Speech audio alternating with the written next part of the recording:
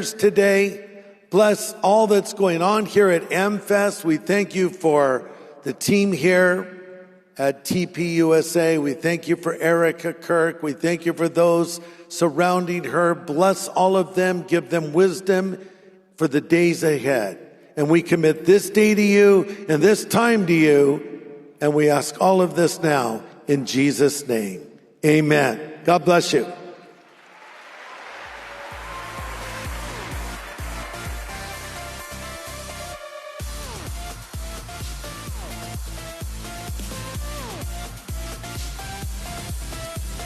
Ladies and gentlemen, please stand for the national anthem sung by country recording artist Jennifer Hart.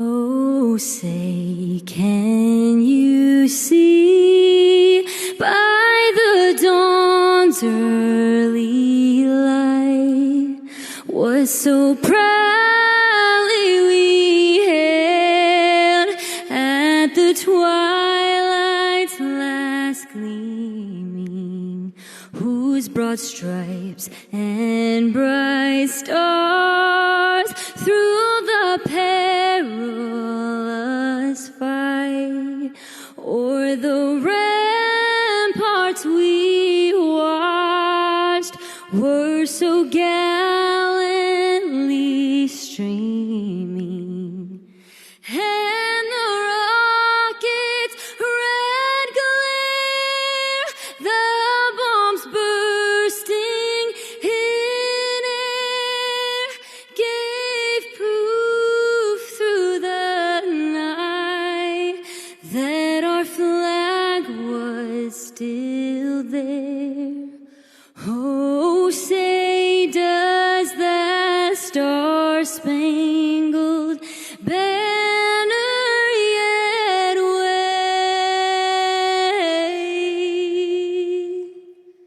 o'er the land of the free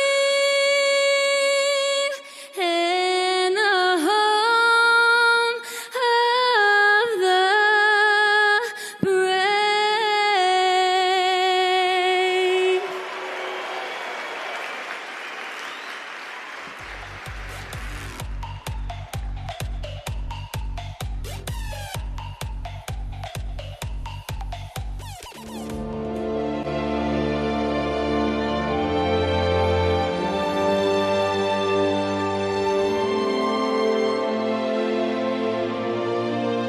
In life, you will realize the more rewarding thing to do might be the more difficult thing to do. That is a guaranteed way that you will experience opposition. The most important question is not whether it is easy or not. It is it worth it? And the more often that you choose the deep, the difficult, but the right path over the easy path is one that will reward you, your family, and this beautiful nation. He fell believing America was worth dying for. And for 250 years, our history has been written by those who stood firm against every force who swore to break this country.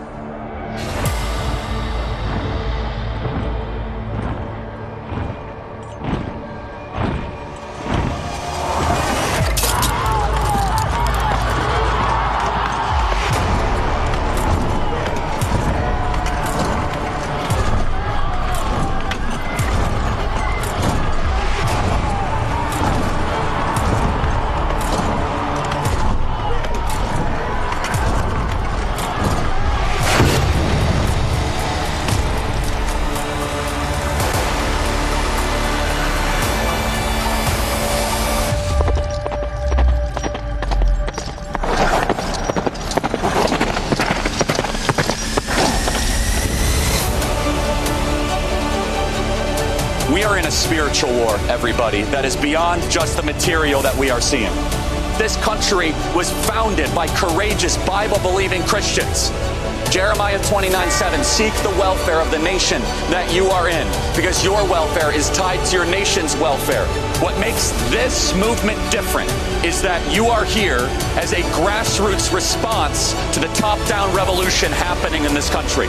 Disobedience to tyrants is obedience to God, because liberty is not man's idea, it is God's idea.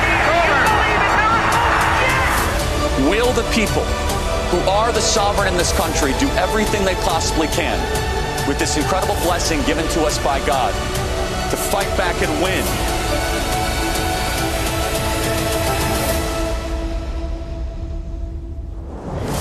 Where then is the road to peace? You and I have the courage to say to our enemies, there is a price we will not pay. There is a point beyond which they must not advance.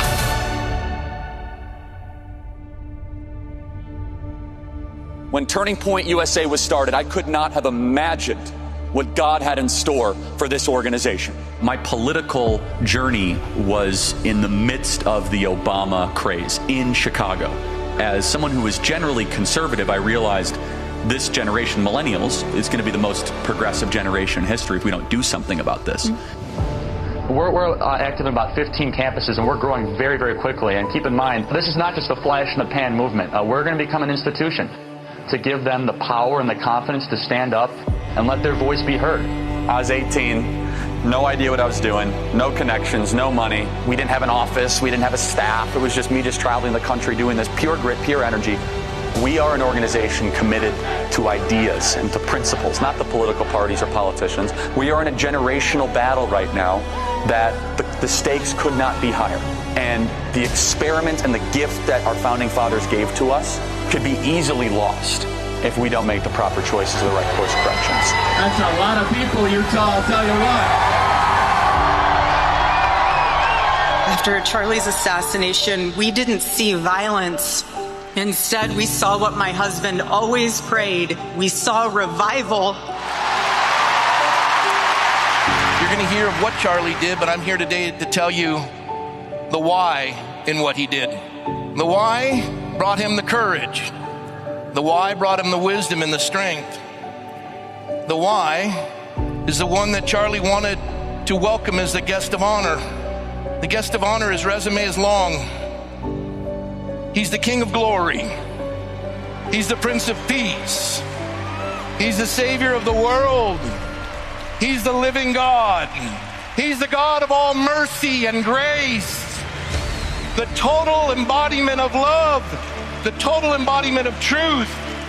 And he's here today to call his children back to him.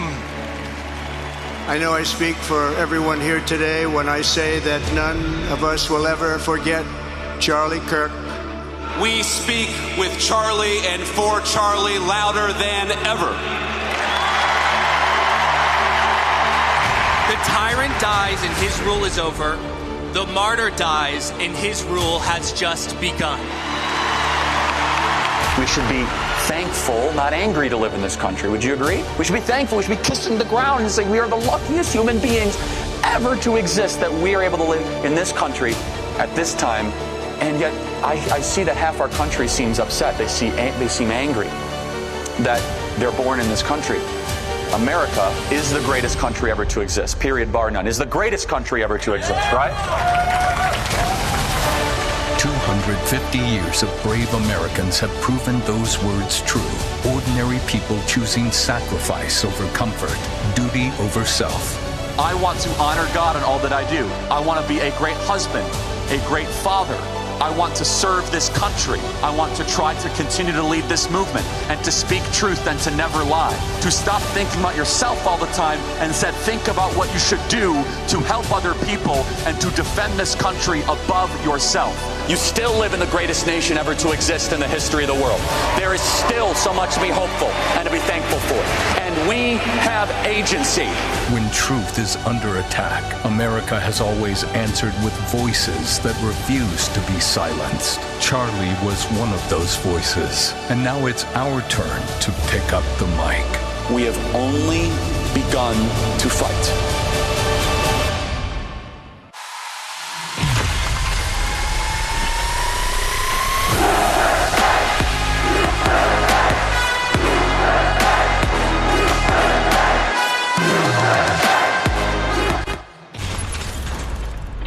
am the mother of 2 woke adults that I pray for daily, but I am also the mother of 2 Gen Zs who are absolutely behind Turning Point USA because of the work Turning Point has done. Thank you, Charlie. And I have no desire to retire. Because you sacrifice does not mean that you're burdened. And sacrifice has a negative connotation. Women have been taught a wrong kind of feminism instead of a positive feminism.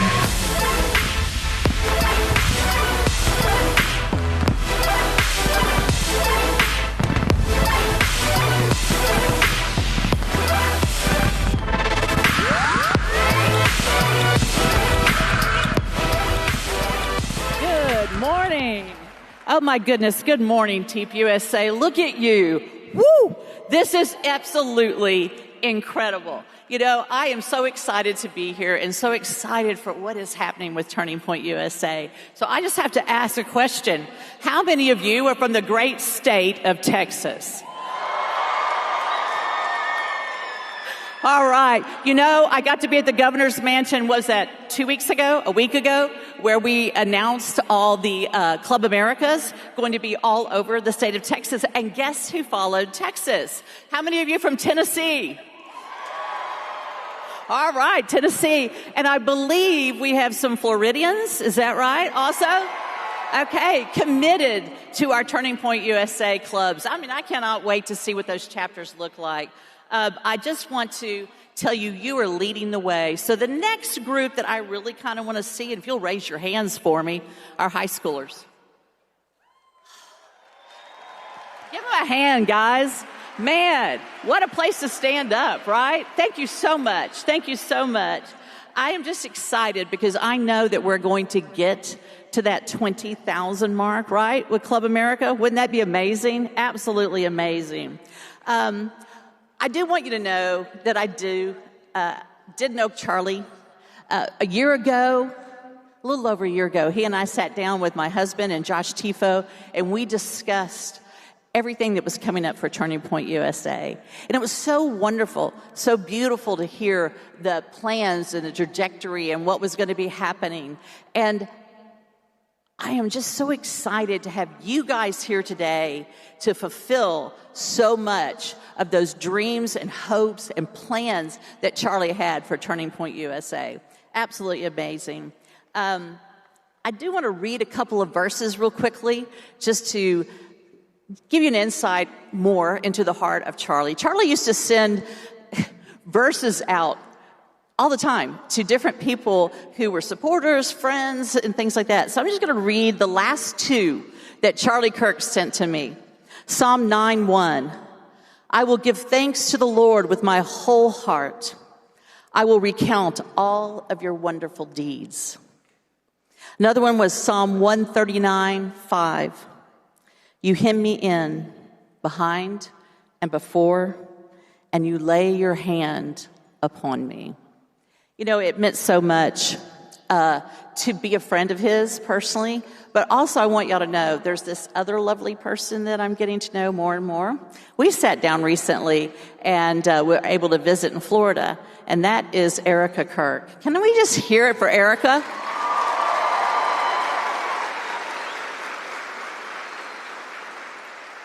What an absolutely amazing woman. I have never seen someone who has perhaps just the grit that Erica has. You know, that determination that follows just such a hard and tragic thing. But what a beautiful, beautiful person. So I have a question to ask you guys. I'm just curious in this room here, if you will raise your hand for me, if you were birthed by a woman. That's kind of what I thought, you know? So I just want to spend just a little bit of time here. You know, I'm a mom. I am a second time around mom through adoption. In fact, I'm going to deter here for a moment. I have one of my daughters here today who turned 17. It's her birthday. Are you there? She'll kill me later. She'll kill me later. But Ella turned 17 today. A couple of weeks ago, Sophie turned 18. So we are at that stage of finding those universities and colleges or deciding if that's what we're going to do or not. But I want to talk to you a little bit about the importance of who you are as women. I'm going to tell you something. This world will tell you that you only identify yourself by your career. Now, I turn 63 in February, and I'm going to tell you something. I believe life is a portfolio. And what I mean by that is what you're doing now, you just never know where you're going to end up. There might be so many different things you do. You may be a writer. You may be, career woman, a lawyer, a doctor, all those things. But I don't think anything teaches you quite like being a mama.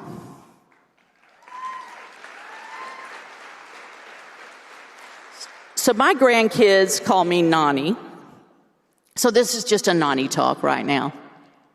I want you to know that the most beautiful thing in my life are my children, my family. Now, I have been a speech pathologist. I've been a special educator. I've worked with birth to 3-year-olds who were blind with the visually handicapped co-op. I've worked with language development with the deaf ed co-op. I have worked as a speech pathologist and just a general special educator. Then I had this crazy career for 15 years as a homeschooling mom. So much fun. I could just tell you all the amazing things that I learned and things that I carry with me to this day. I know that Wall Builders and David Barton were here today, and I'm going to tell you something. Studying that stuff in the 80s, before a lot of you were born. So anyway, but mamahood. I'm a little bit fatigued and tired to know that the biggest voices that have shut down women's voices are women. It's true. I want you to know you're so important to God. Your position as a woman is so important to your children and the next generation and the families you will raise. Now, men, I'm not trying to ignore you, but I just want you to know that when the world tells you there's an unimportant task, there's not a more important task. You know, it's difficult right now in our culture to just stand as a woman and say, I'm proud of being a mama. But I'm proud of being a mom, really and truly, compared to everything else I've done. Some of the later things in my life, this is why I want to tell you life is a portfolio, has been producing on Broadway, producing documentaries. I had the joy of producing Identity Crisis with Charlie Kirk. It's a great thing, wonderful thing. And I hope that you will know this. I didn't start doing that kind of thing till my 50s. So you just never know where life is going to take you. But don't ignore that part of having a family. Now, I also want to tell you something, young ladies. You are a daughter of Eve. You are a daughter of the Most High. Yeah. And He has a plan for you. And you need to listen to Him, read His Word, learn how to be that woman that He intends for you to be. It takes gumption. It takes standing up against the flow of our world right now. But that is the thing that is so important. You are uniquely made. You know, love these guys, and they have their definite part in creating our children. But we carry them. We carry them into that moment that they come out into this world. And when you look at these newborn babes, the one thing that you need to see is one day that newborn babe is an 8-year-old. And very soon they're a teenager. And then you are sending them out in the world to have families of their own. Don't think yourself less than if you decide that for the time and that season in your life, teaching those kiddos, being there for them as mom and dad is so important.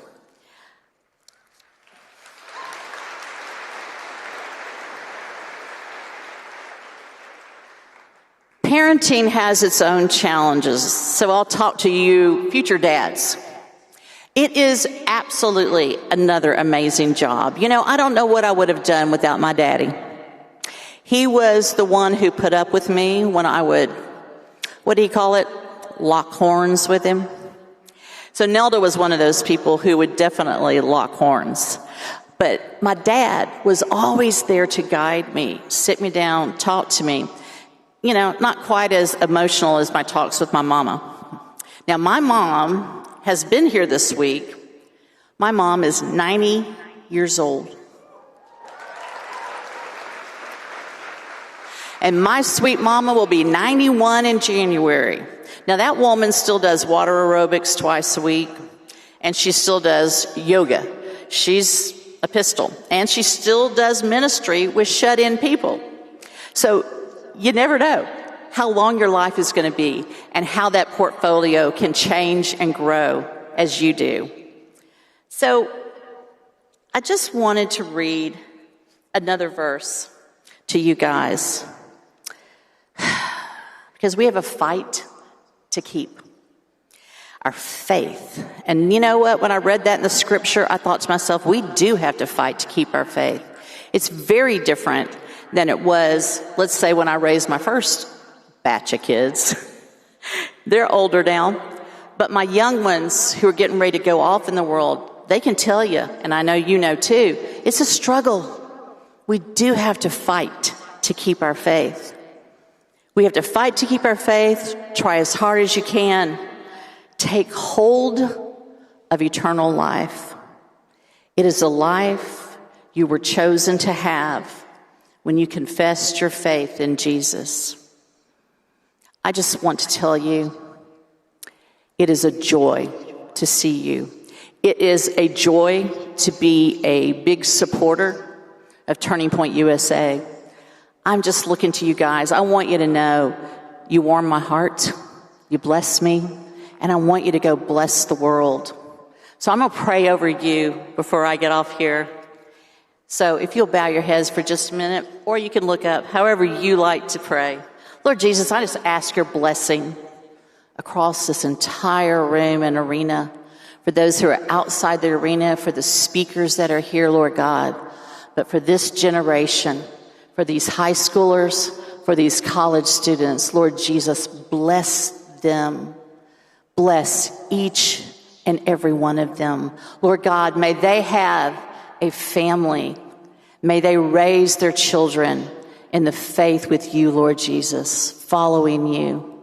I just thank you so much for each and every one because you know them intimately. And I thank you that. Please, Lord God, bless these people. Bless Turning Point USA. Bless Erica and her work. Lord Jesus, we just thank you and we praise you. And it's your holy name that we pray. Amen. Thank you. Thank you.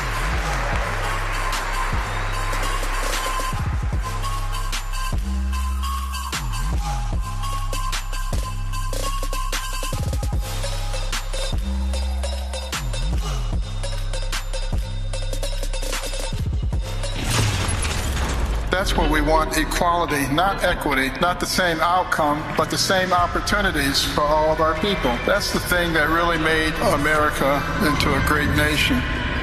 Why did America become a great country so quickly? And do we want to throw those things away? Politics and religion. Those are the areas that we're being attacked and changed in, and evil does not function well in light. So they don't want you to shine the light on it. We can do this. This is America. We are Americans.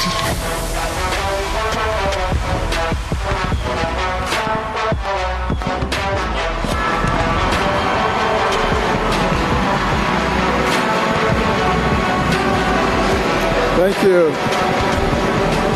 Thank you. Well, thank you so much. Candy and I are absolutely delighted to be here, see so many supporters. And, you know, I miss Charlie like so many of you do, but you kind of have to look at it from the perspective of eternity. From that perspective, if you're here for one day, 31 years, 120 years, it's a snap of the finger against the backdrop of eternity. But for his snap of the finger, how many lives did Charlie impact? That's what we should be thinking about.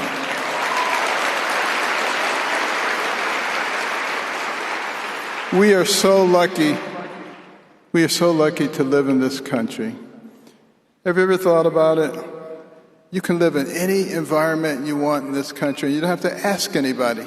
You like tropics, you can live there. You like cold, you can move to Minnesota. It doesn't matter where you want to go. And we have everything, big cities, little cities, the plains, you name it.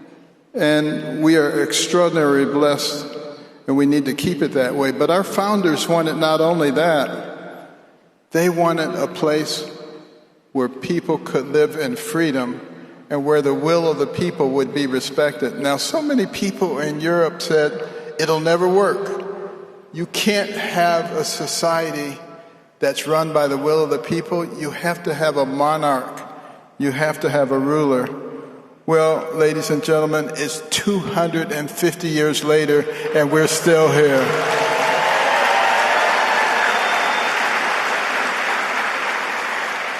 And we've become a land of promise for so many people. Candy and I have been to 68 countries in the 50 years that we've been married. And I can tell you, there is no place like America.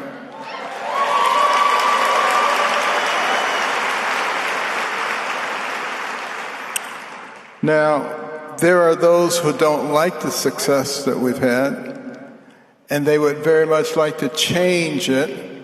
And if they could overcome us militarily, they would do it. But they can't. We're too powerful. But what would you do if you wanted to bring down America? You couldn't do it militarily.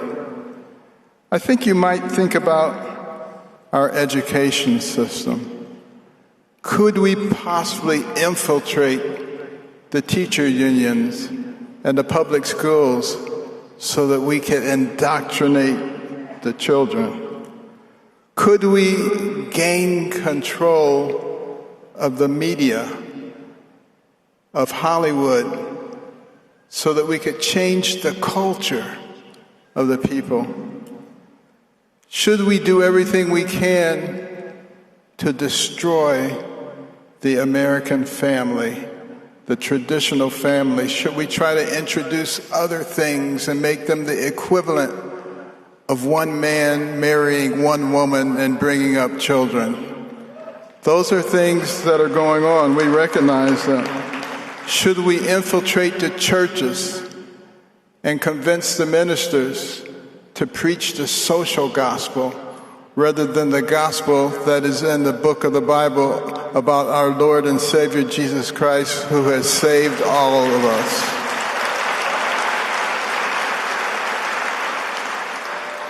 Should we make sexual perversion a normal thing, normal, natural, and healthy?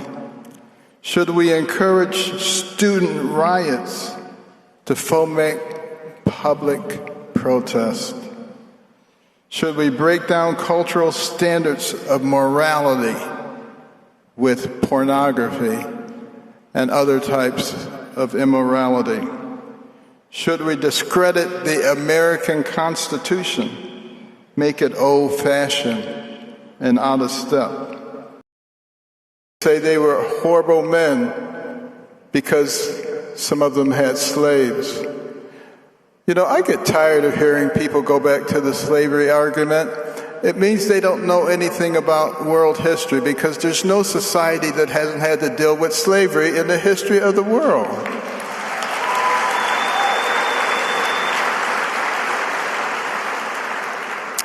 And that doesn't make it a good thing. You just never know where you're going to end up.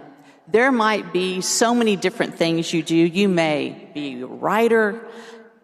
You may be, career woman, a lawyer, a doctor, all those things. But I don't think anything teaches you quite like being a mama.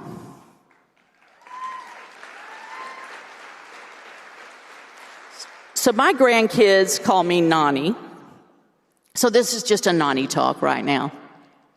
I want you to know that the most beautiful thing in my life are my children, my family. Now, I have been a speech pathologist. I've been a special educator. I've worked with birth to 3-year-olds who were blind with the visually handicapped co-op. I've worked with language development with the deaf ed co-op. I have worked as a speech pathologist and just a general special educator. Then I had this crazy career for 15 years as a homeschooling mom. So much fun. I could just tell you all the amazing things that I learned and things that I carry with me to this day. I know that Wall Builders and David Barton were here today, and I'm going to tell you something. Studying that stuff in the 80s, before a lot of you were born. So anyway, but mamahood. I'm a little bit fatigued and tired to know that the biggest voices that have shut down women's voices are women. It's true. I want you to know you're so important to God. Your position as a woman is so important to your children and the next generation and the families you will raise. Now, men, I'm not trying to ignore you, but I just want you to know that when the world tells you it's an unimportant task, there's not a more important task. You know, it's difficult right now in our culture to just stand as a woman and say, I'm proud of being a mama. But I'm proud of being a mom, really and truly, compared to everything else I've done. Some of the later things in my life, this is why I want to tell you life as a portfolio, has been producing on Broadway, producing documentaries. I had the joy of producing Identity Crisis with Charlie Kirk. It's a great thing, wonderful thing. And I hope that you will know this. I didn't start doing that kind of thing till my 50s. So you just never know where life is going to take you. But don't ignore that part of having a family. Now, I also want to tell you something, young ladies. You are a daughter of Eve. You are a daughter of the Most High. Yeah. And He has a plan for you. And you need to listen to Him, read His Word, learn how to be that woman that He intends for you to be. It takes gumption. It takes standing up against the flow of our world right now. But that is the thing that is so important. You are uniquely made. You know, love these guys, and they have their definite part in creating our children. But we carry them. We carry them into that moment that they come out into this world. And when you look at these newborn babes, the one thing that you need to see is one day that newborn babe is an 8-year-old. And very soon they're a teenager. And then you are sending them out in the world to have families of their own. Don't think yourself less than if you decide that for the time and that season in your life teaching those kiddos, being there for them as mom and dad is so important.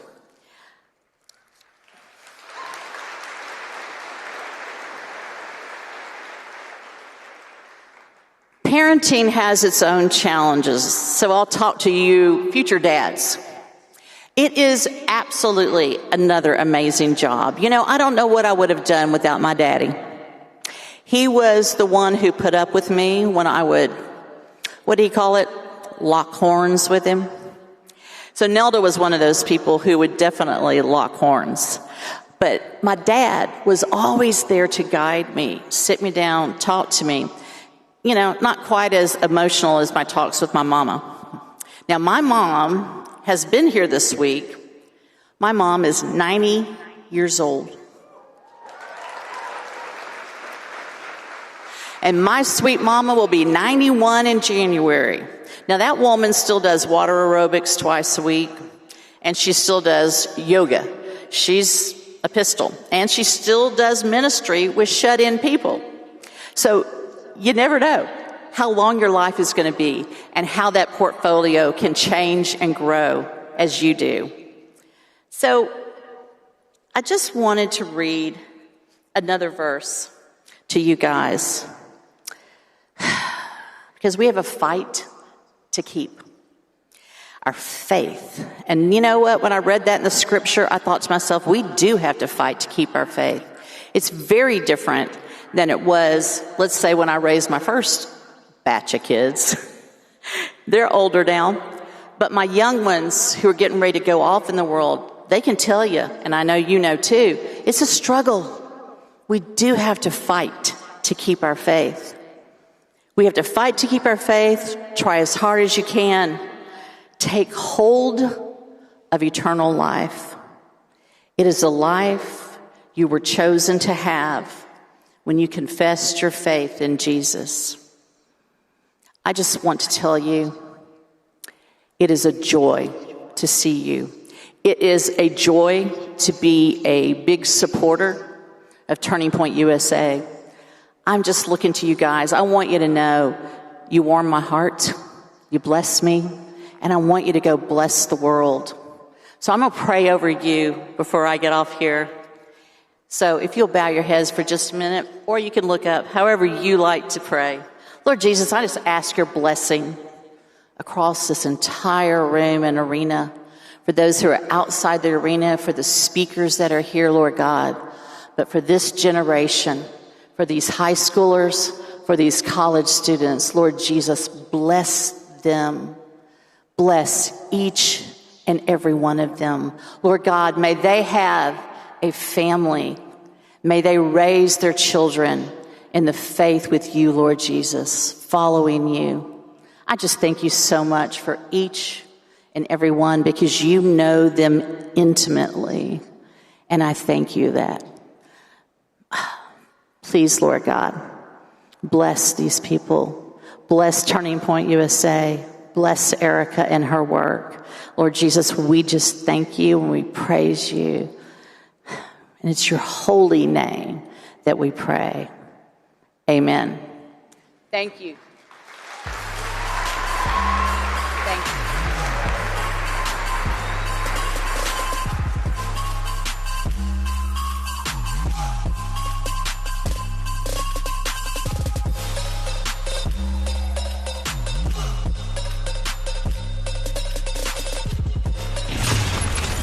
That's what we want, equality, not equity, not the same outcome, but the same opportunities for all of our people. That's the thing that really made America into a great nation. Why did America become a great country so quickly? And do we want to throw those things away? Politics and religion. Those are the areas that we're being attacked and changed in, and evil does not function well in light. So they don't want you to shine the light on it. We can do this. This is America. We are Americans.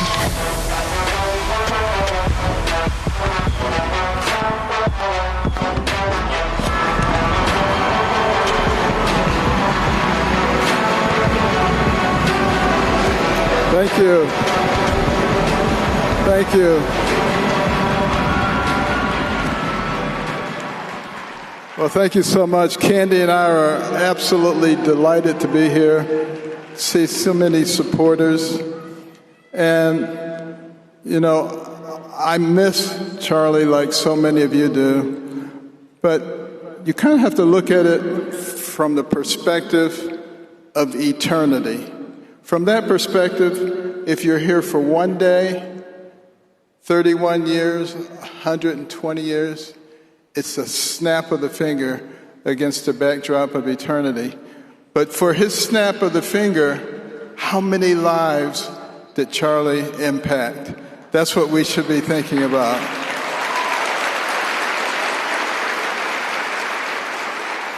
We are so lucky. We are so lucky to live in this country. Have you ever thought about it? You can live in any environment you want in this country. You don't have to ask anybody. You like tropics, you can live there. You like cold, you can move to Minnesota. It doesn't matter where you want to go. And we have everything, big cities, little cities, the plains, you name it. And we are extraordinarily blessed, and we need to keep it that way. But our founders wanted not only that, they wanted a place where people could live in freedom and where the will of the people would be respected. Now, so many people in Europe said, it'll never work. You can't have a society that's run by the will of the people. You have to have a monarch. You have to have a ruler. Well, ladies and gentlemen, it's 250 years later, and we're still here.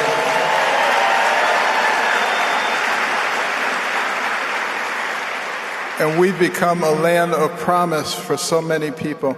Candy and I have been to 68 countries in the 50 years that we've been married.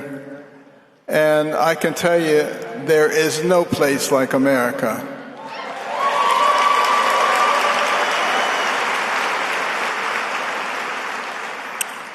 Now, there are those who don't like the success that we've had, and they would very much like to change it. And if they could overcome us militarily, they would do it. But they can't. We're too powerful. But what would you do if you wanted to bring down America? You couldn't do it militarily. I think you might think about our education system. Could we possibly infiltrate the teacher unions and the public schools so that we can indoctrinate the children?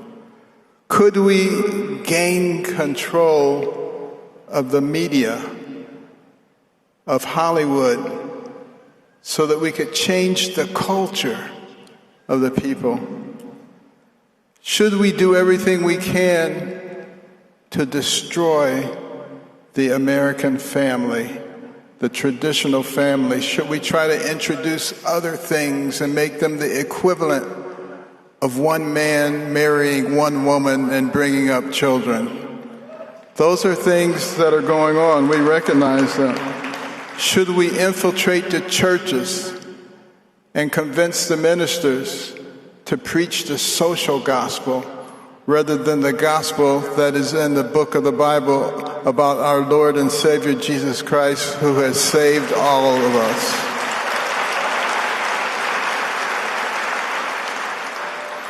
Should we make sexual perversion a normal thing? Normal, natural, and healthy? Should we encourage student riots to foment public protest? Should we break down cultural standards of morality with pornography and other types of immorality? Should we discredit the American Constitution, make it old-fashioned and out of step? Should we discredit the founders of our country? Should we say they were horrible men because some of them had slaves? You know, I get tired of hearing people go back to the slavery argument. It means they don't know anything about world history, because there's no society that hasn't had to deal with slavery in the history of the world.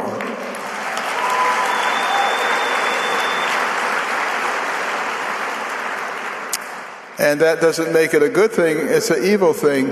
But the thing that really made America unique is that we had so many people who vehemently opposed the evil institution that they fought a bloody civil war and lost a large portion of the population to get rid of it.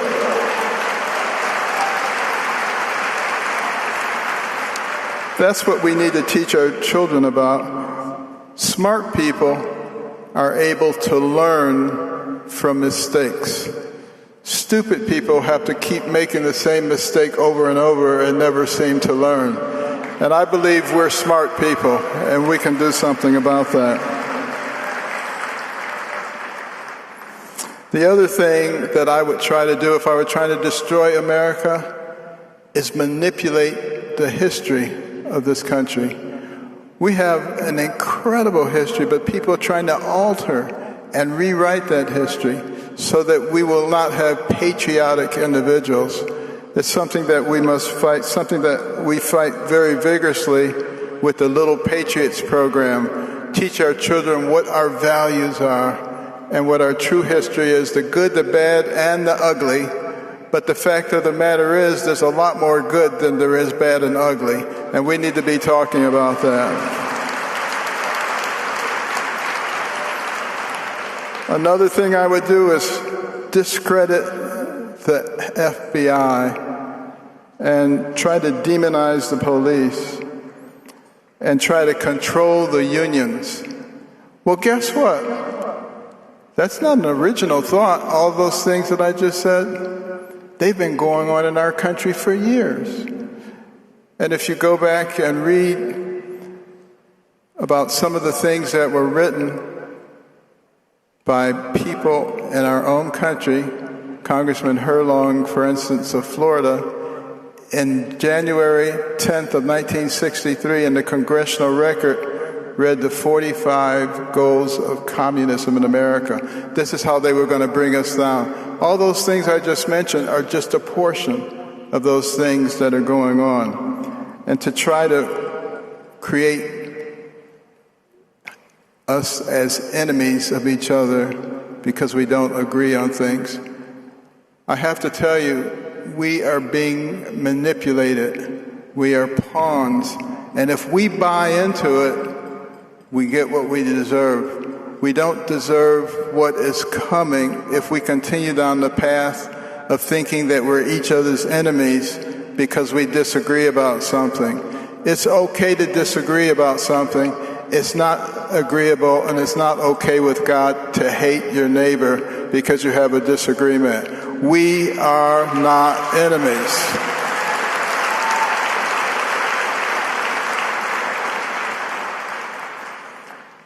You know, I think about all of the people who have come before us and all the sacrifices they made. I think about the sacrifices my mother made, how she prayed for me. And yet, the thing that really gets me is when I think about the things that God has done for us. Do you realize we serve a God who created the universe? He created everything. He is all-powerful, and yet you don't have to make an appointment to talk to him. You don't have to go through lots of layers of people. You can talk to him right now, anytime you want, and he listens. That is an amazing God that we have.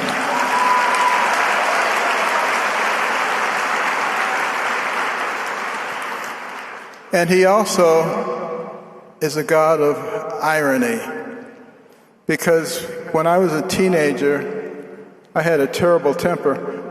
And a lot of people who know me now, they just can't believe that. They say, nah, I can't believe that you had a temper. I did.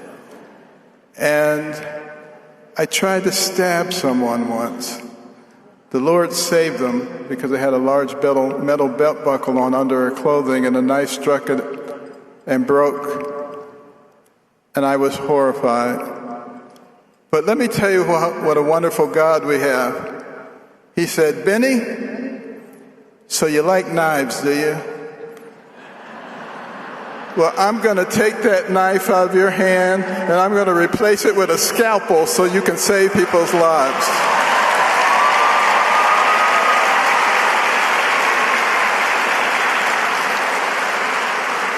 And you know, what we have before us is a choice. What are the choices that we want? When we look back at our country and the amazing country that it is, and how fortunate we are to be here, it doesn't matter what your ancestry is, what country they came from. You're better off here than you would be in that place. And we're very fortunate. And that's why we have to fight hard to maintain this. We have forces at work. We often talk about Republicans and Democrats. This is not about Republicans and Democrats. This is about evil and good.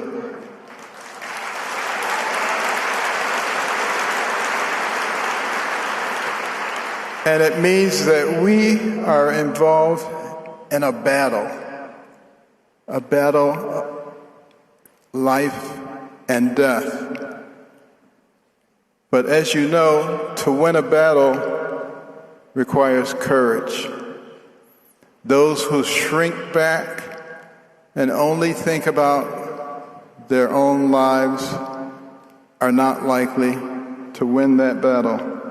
This is a cultural war that we're fighting for the soul of our nation. Charlie realized that. We had many conversations about it. And he was, particularly toward the end, always asking God for wisdom. Wisdom is the way that he speaks to us. And he has provided a great deal of it. But it also requires courage. And that's what I want you to go away with, remembering that we have a lot of knowledge. We know a lot of history. We've accomplished a lot of things. But what we're up against right now requires courage. And you cannot be the land of the free if you're not the home of the brave. Thank you.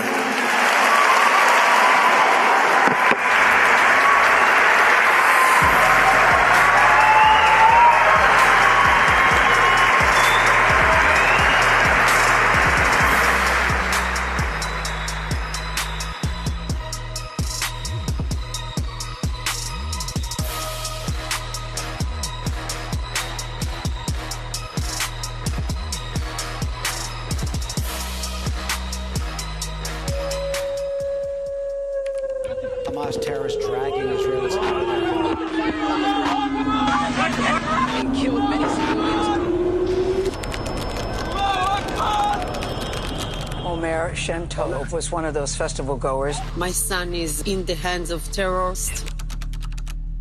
A 33-year-old man took part in the Hamas attack on Israel, then traveled to the U.S. on a fraudulent visa. Two members of the West Virginia National Guard were shot this afternoon. Came in through Biden's Operation Allies welcome. You can have a president who throws radical Islamic terrorists the hell out of our country. If all of the hostages aren't returned, let hell break out. We ended the war in Gaza and we secured the release of all of the remaining hostages. For the first time in 2 years, Hamas holds no living hostages. Today, the emotions pouring out. After 738 days, 20 Israelis are finally back home. I look forward to having the hostages come home to their parents. The only operation and entity to blame is the leadership of Hamas, not the Israeli government, for fighting this defensive war after they were invaded. Oh, man! We've been sent by God to release them. Ladies and gentlemen, please welcome Omer Shem Tov, free after 505 days in Hamas captivity.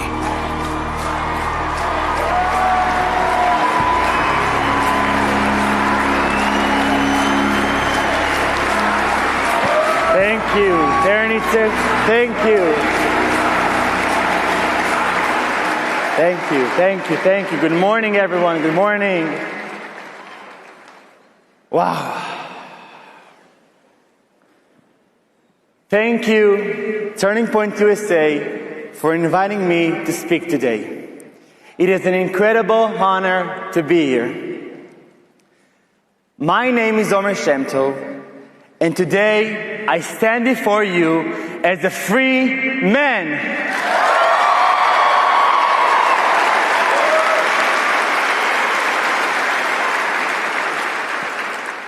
But not long ago, I was a hostage in Gaza. On October 7, 2023, I was at a music festival in Israel. One moment, I was dancing with my friends, and the next, I was at the back of a pickup truck being dragged into Gaza. I spent 505 days underground in terror tunnels.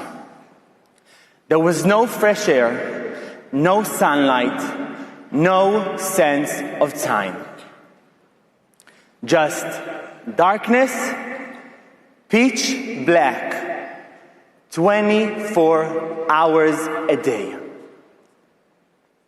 I couldn't see my hand in front of my face. At one point, I thought that I have gone blind. The hunger was constant. I was weak, dehydrated, and starving. Many days, all I had was a single cracker and few drops of salty water. But the hardest part was the loneliness. Some hostages were held together. I wasn't. For more than a year, I did not see another hostage.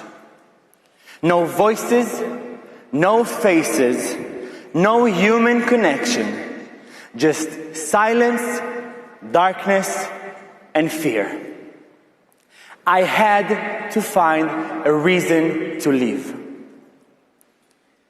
Before my captivity, I had never really spoken to God before. But alone in that darkness, I began to pray. Every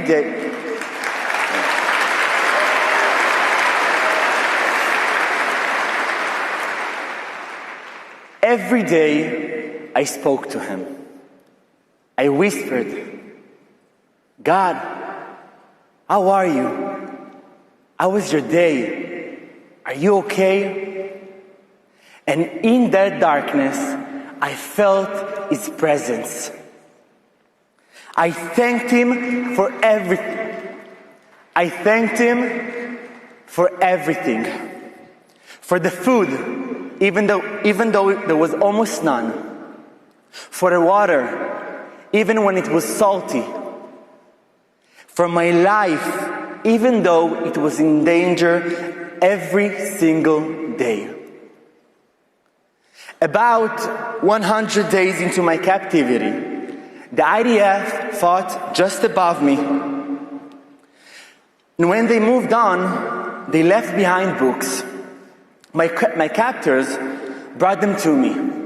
And inside, I found a small card with Psalm 20. A card I somehow managed to hold on to, and I memorized it. Some trust in chariots and some in horses, but we will trust in the name of the Lord our God.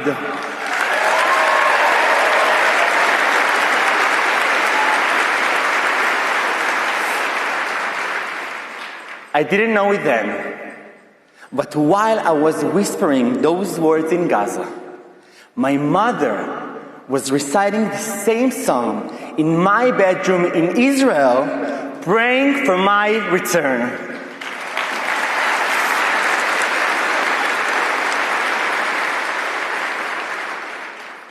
The psalm continues, Lord, answer us when we call.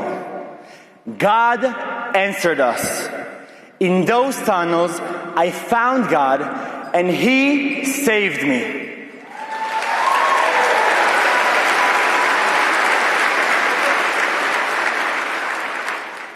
What I experienced is not just my story. It is a part of a much larger fight. We have seen these same radical terrorists commit violence in Israel, in Europe, not long ago, just last week in Australia, and even here at the United States, including the attack in Washington, D.C., where 2 National Guardsmen were shot. This is the evil we're fighting. This is not a distant conflict. These are terrorists who attack freedom wherever freedom is undefended. And that is why Turning Point matters. Because you see the truth, and you stand for freedom.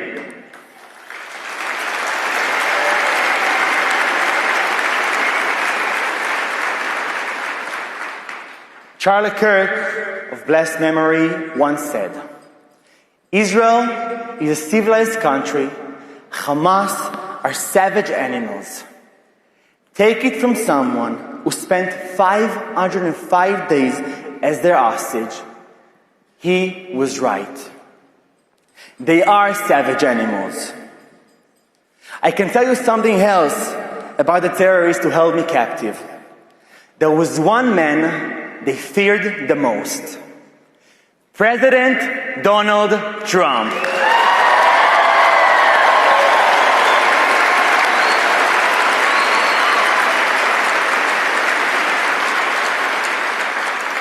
When he was elected, the way they treated me changed completely. They were terrified of him. And I want to state this clearly so the whole world hears it now. On behalf of the hostages, our families, and our nation, thank you, President Donald Trump, for our freedom. He fought for us. He brought us home.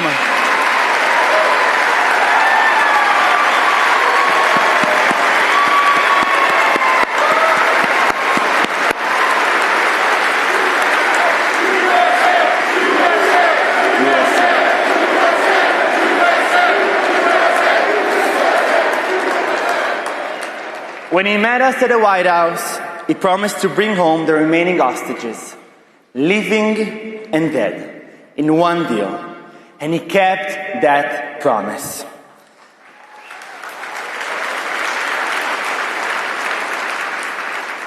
I told him he was sent by God. And I thank him. And I also thank you. Thank you to everyone who prayed for us, who stood for truth, because this fight is between good and evil. A fight against terrorists who turn hospitals into torture chambers, schools into military bases, who murder young people at a music festival, who kill Jews because they're Jewish, and Christians because they're Christians. This evil is spreading. But when I stand here with you today, I feel strong. Because we're united, we are free, and together we will defeat evil.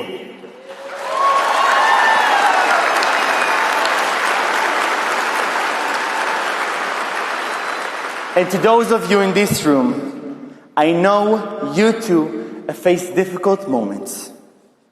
And you chose how to respond. You chose action over apathy, faith over fear, strength over surrender. That is the story of Charlie. That is the story of Turning Point, and it is my story too. So I stand here not as a victim, but as a witness. A witness to what faith can build, to what resilience can sustain, to what happens when a person and a nation refuses to surrender. Thank you, Turning Point USA, for standing with me. Thank you for standing with freedom. And you should know this: Israel will always stand with you. Thank you.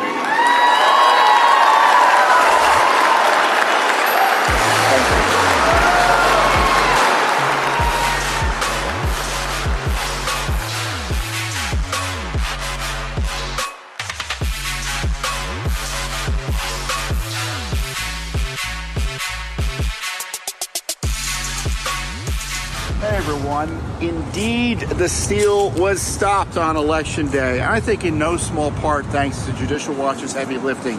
In just the last year and a half or two, we've cleaned up 4 million dirty names from the rolls. We also got that huge Fifth Circuit ruling the other day that found counting ballots received after Election Day is unlawful. You can be sure that all helped ensure cleaner elections on Election Day, but there's more work to be done, so be sure to support Judicial Watch's election integrity work.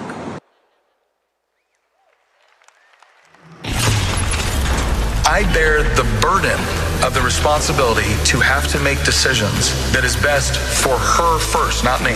They think they are rescuing these poor children from the ignorance of their parents who couldn't possibly be able to educate them and raise them in the way that they should go. And I think once we start to understand that when you create a mass-produced system that the vast majority of people use, you now create an incentive for people that want to use a system in order to push an ideology to work themselves into positions of power and authority within that system.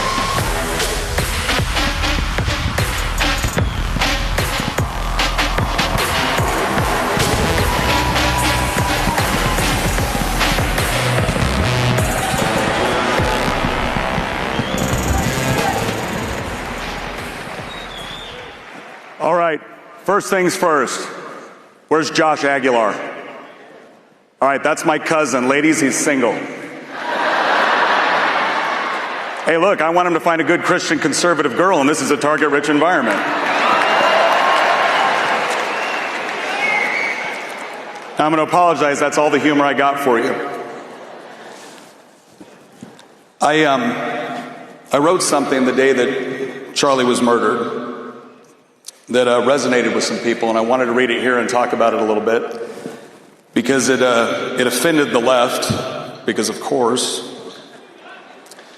but I think it was true, and that's why I wrote it. I said, I am told as a state representative this is the moment where I'm supposed to express my heartfelt condolences and then stand in solidarity with those on the other side of the aisle as we condemn political violence and stand unified as one people. But we aren't one people, are we? The truth is we haven't been for some time now, and there is really no point in pretending anymore if there ever was. We are two very different peoples. We may occupy the same piece of geography, but that is where the similarities seem to abruptly end. I convinced myself for a long time that whenever the left called me a racist, a bigot, a sexist, a fascist, a threat to democracy for even the most innocent of disagreements, that it was simply hyperbolic rhetoric done for effect. And now the effect is a widow and 2 children without a father because the left couldn't bear the thought of a peaceful man debating them and winning. I don't think they realize yet, but murdering Charlie is going to be remembered as the day where we finally woke up to what this fight really is. It is not a civil dispute among fellow countrymen. It is a war between diametrically opposed worldviews which cannot peacefully coexist with one another. One side will win and one side will lose.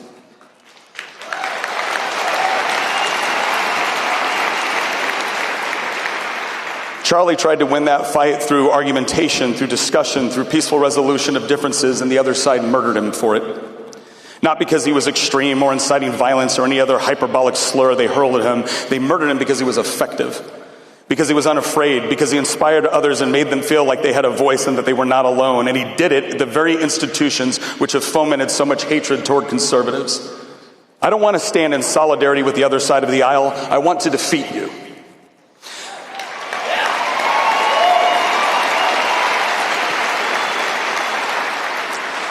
I want to defeat the godless ideology that kills babies in the womb, sterilizes confused children, turns our cities into cesspools of degeneracy and lawlessness, the ideology that murdered Charlie Kirk.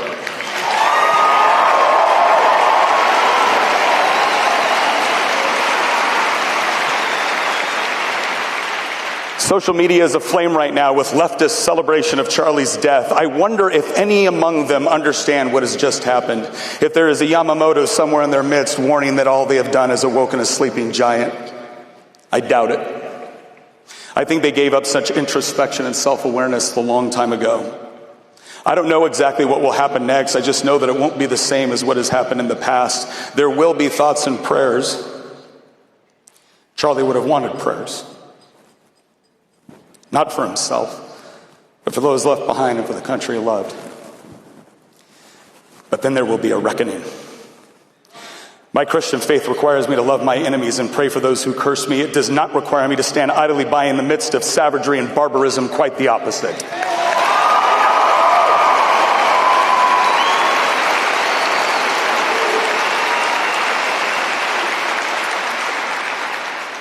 So every time I feel tired, every time I feel discouraged or overwhelmed, I'm going to watch the video of a good man being murdered in Utah. I will force myself to watch it. And then I will return to the work of destroying the evil ideology responsible for that and so much more. Rest with God, Charlie. Your fight is over. Ours is just beginning.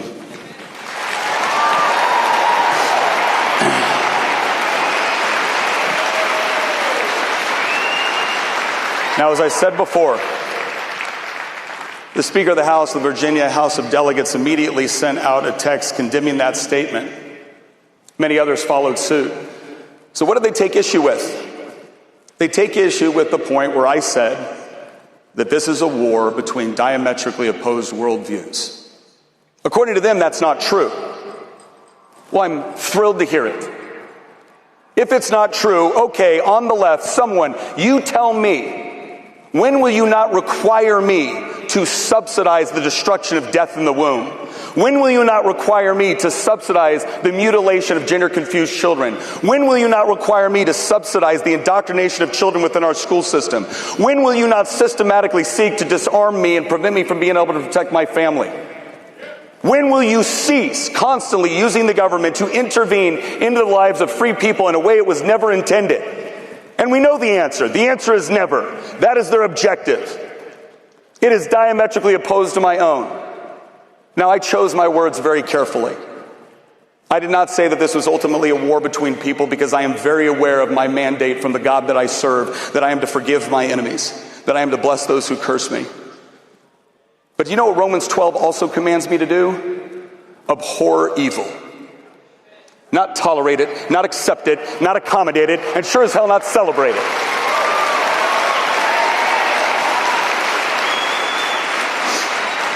For too long in our politics, in our schools, in our churches, evil has been comfortable.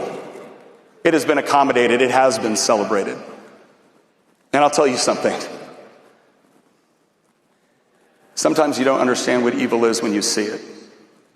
But you do understand what it is when it looks back. And the question that we all have to answer going forward is, what is it going to see when it looks at us?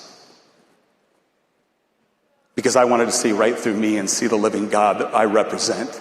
I wanted to be terrified of my presence.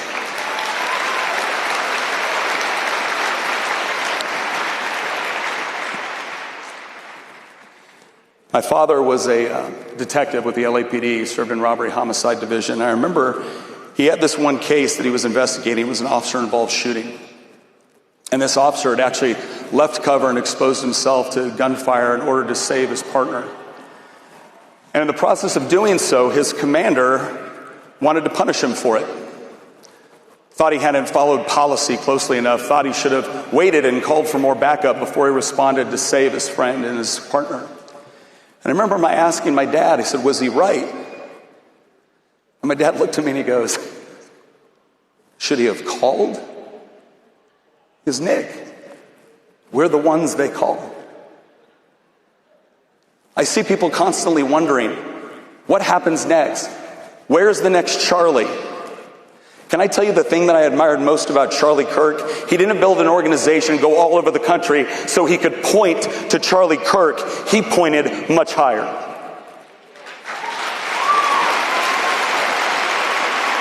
He knew that our country would not ultimately be saved by another election cycle. It was going to be saved by godly men and women, becoming godly husbands and wives, becoming godly mothers and fathers. You show me a nation comprised of those sort of people, and I will show you a country whose politics you don't have to worry about.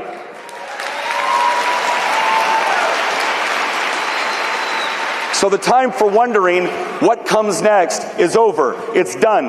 There is no more being afraid. There is no time for it. Our God commands us to be bold. He doesn't allow us to be afraid, because why should we be? He already fought the hardest battle on our behalf. And now he asks us, not because he needs us to join him, but he asks us to join him in this fight for not just the salvation of our country, but the salvation of souls. And how do we respond to that? The only appropriate response is, here I am, send me.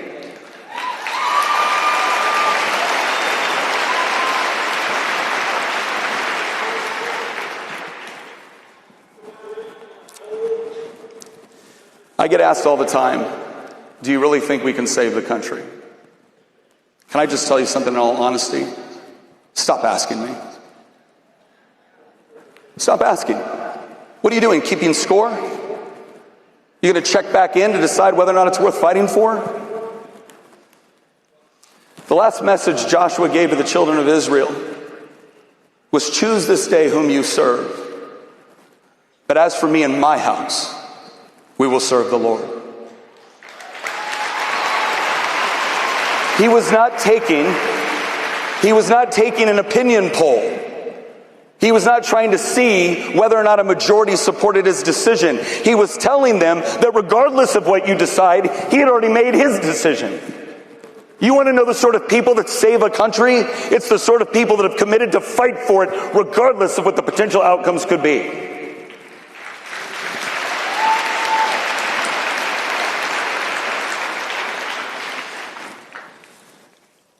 So, I want us to understand something. There are a lot of different voices out there telling young men that all of the world's problems are your fault, that your masculinity and the instincts that God gave you are somehow wrong or toxic. I want you to understand something. They are telling you that not because you have no power. They're telling you that because they understand how powerful you could be as a young man on fire for God and determined to save his country and his family.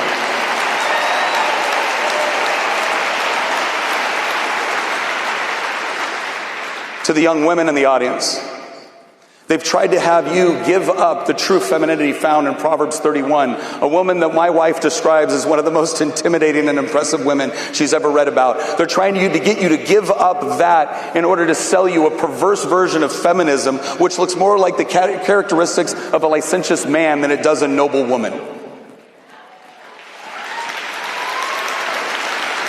And I'm begging you to reject both and actually choose what God says about you.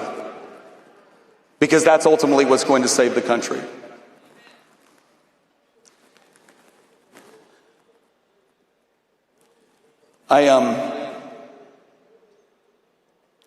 When my dad told me about that idea of we're the ones they call, I can remember thinking for the rest of my life, the rest of my military career, that's who I wanted to be. So when I get asked, what do we do now? What do we save? What do we do to save the country? My answer to that is actually relatively simple. I will be the husband my wife deserves. I will be the father my children deserves. I will be the servant my God deserves. And I will be the patriot my country deserves.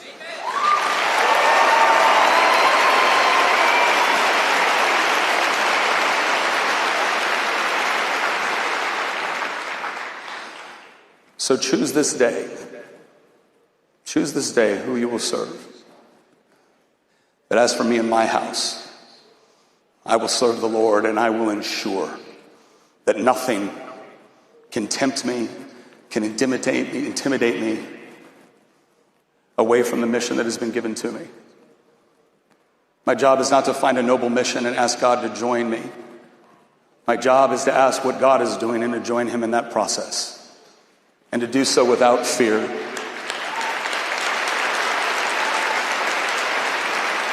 And without hesitation.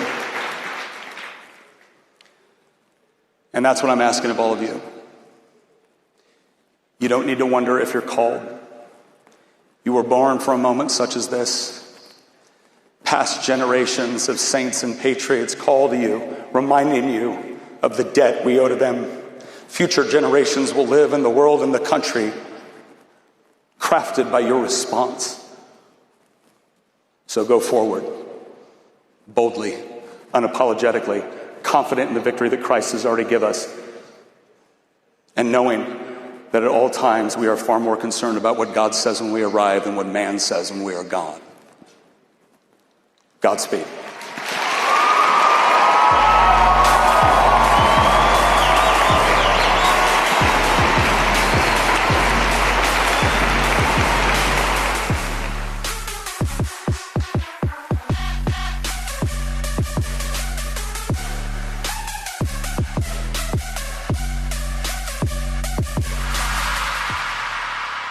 Hi, folks. You may be hearing a lot about Y-Refi these days. Student loans are now sitting at $1.8 trillion.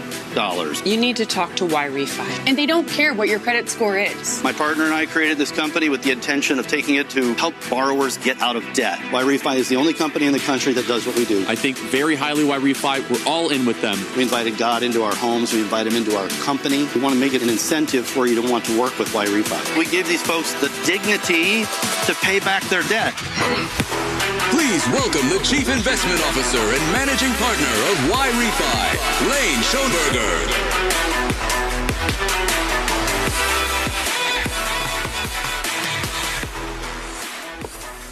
Good afternoon. What an incredible energy in this place. That is hard to follow. I mean, seriously, wasn't that something?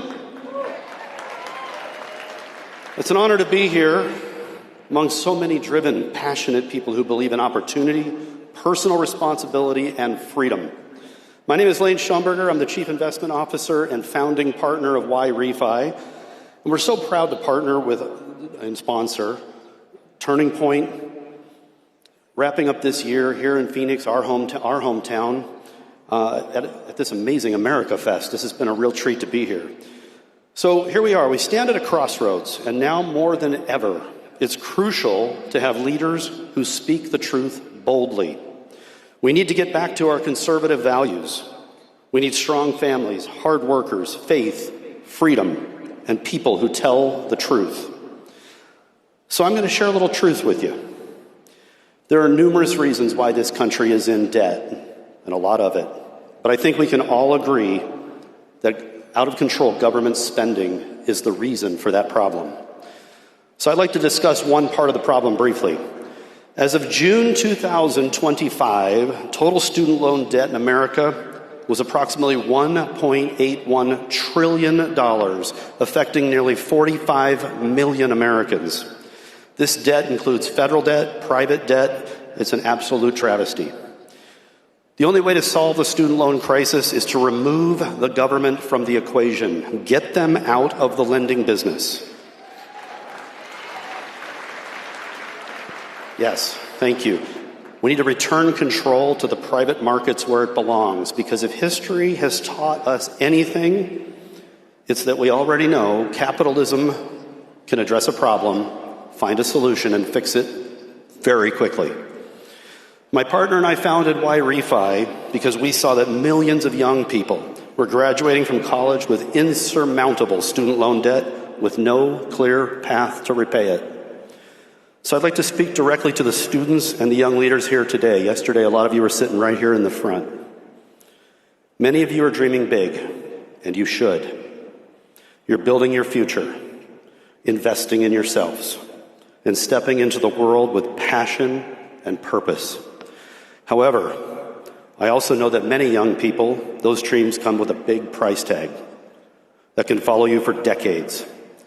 At Y-Refi, we hear those stories every single day. Bright, capable, hardworking individuals who did everything right. They went to school, they tried to build a better life, and yet they found themselves trapped under the weight of crippling student loan debt. And here's what I want you to know. That debt does not define you. It does not erase your potential. And it does not dictate your future. In many cases, parents, grandparents selflessly co-sign those loans with you, driven by the simple desire that their child or grandchild would be able to receive a college education in the hope of providing a better life for their family. Sadly, borrowers who fall behind on their student loans have very few options. Many of the stories we hear about students drowning in debt are heartbreaking. Parents and grandparents who co-signed on those loans only find out there's a problem when the collection calls start. It causes great strife. It tears families apart. It's indentured servitude, and it does not have to be. At Y-Refi, our mission is very simple, yet powerful. We help people find a way out of the most crushing form of student loan debt. Y-Refi helps turn that burden into a breakthrough, enabling borrowers to rebuild their lives. It's exactly what we do. We refinance distressed private student loans, not by chasing people down not by writing them off, not by making them feel bad, but providing a manageable, sustainable way to get out of debt with dignity. We believe in second chances. We believe in accountability. We believe doing what no other company has done before. We help borrowers succeed by quickly paying back their student loans with dignity rather than punishing them with predatory loans. We built YRefi because we believe you deserve a second chance and a real path forward. Our work isn't just about the numbers and interest rates. It's about restoring hope. It's about saying you are more than your student loan balance. You are worth believing in. If you need our help, give us a look up. Go to yrefi.com or stop by our booth in the exhibitor hall. When you call, you won't be directed to some offshore call center. You will be directed right here in Phoenix, Arizona, to a real human being that wants to hear your story. So whether you need our help or not, I want you to carry this with you.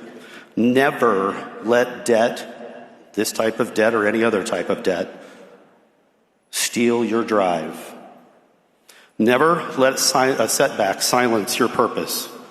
There's always a way forward, and people like us who believe in you.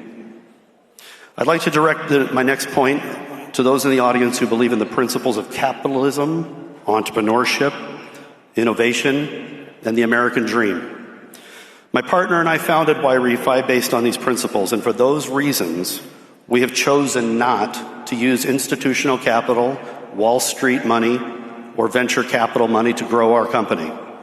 We've elected to invite people just like you to join us in our mission. So if you are seeking an investment opportunity, we'd like to invite you to visit us at investYRefi.com. Our motto says it all: do well by doing good. To do the amazing work, we raise that capital from accredited investors who share our values and missions. So please come visit us at investYRefi.com, visit us at our booth, or in the VIP suite. We have a booth over there.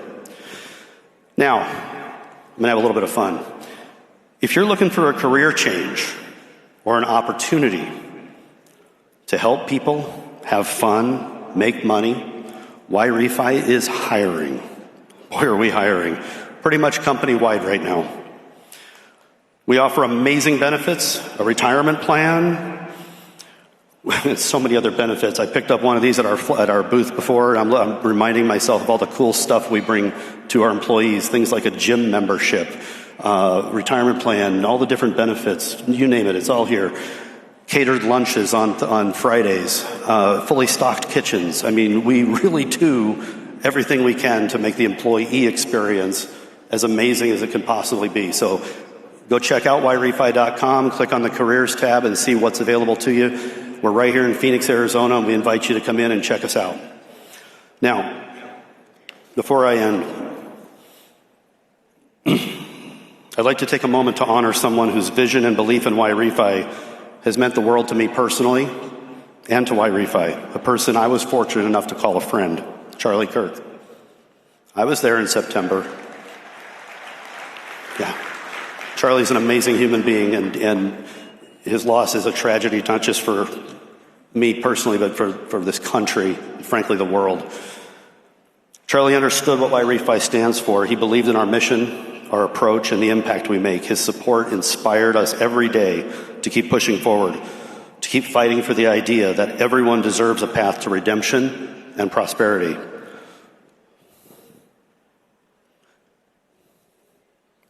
Charlie, thank you for believing in YRefi. And to everyone at Turning Point, thank you for believing in America, in freedom, and for giving the microphone back to the truth tellers. YRefi continues to stand by Turning Point because our visions are so closely aligned. Together we can transform lives and help people find their turning point.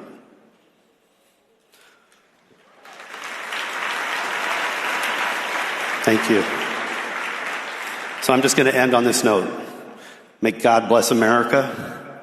May God bless Turning Point. May God bless YRefi, and may God bless every one of you. Enjoy the rest of AmericaFest.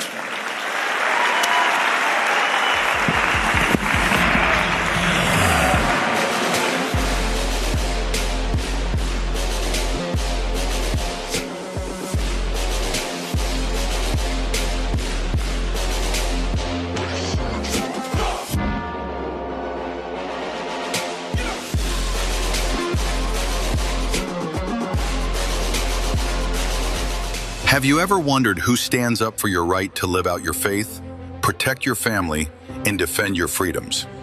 At Pacific Justice Institute, we are that force. Since 1997, we've been on the front lines, fighting for your rights, your values, and your future.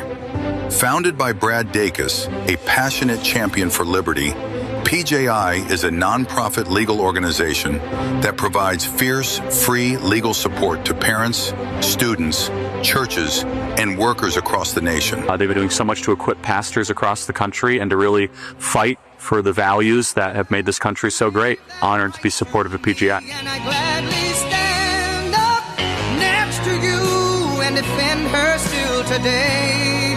'Cause there ain't no doubt I love this land. God bless the USA.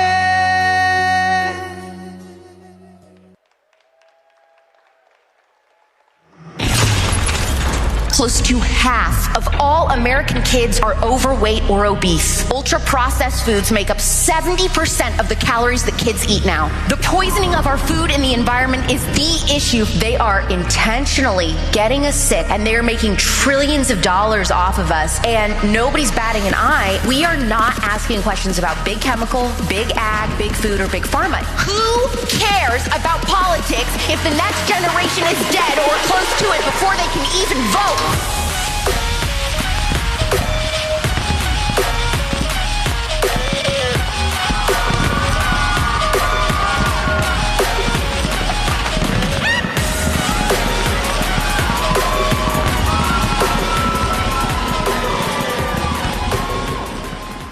My name is Alex Clark. I am the top health and wellness podcaster from a conservative perspective. My show is called Culture Apothecary, and today I am taking a risk with this speech on purpose because the American people are sick and tired of being sick and tired. We are in the middle of a baby-making health crisis, and this is not a left-right issue. This is a future, no future issue. In our mission to make America healthy again, there are lobbyists right now trying to infiltrate the conservative movement, people who want to protect profit and industry over people, including vulnerable children. If we care about MAHA, we have to stay on mission. We have to define our terms, and we have to decide what legacy we're leaving behind. Because a movement that won't protect children's bodies will not ever protect the country.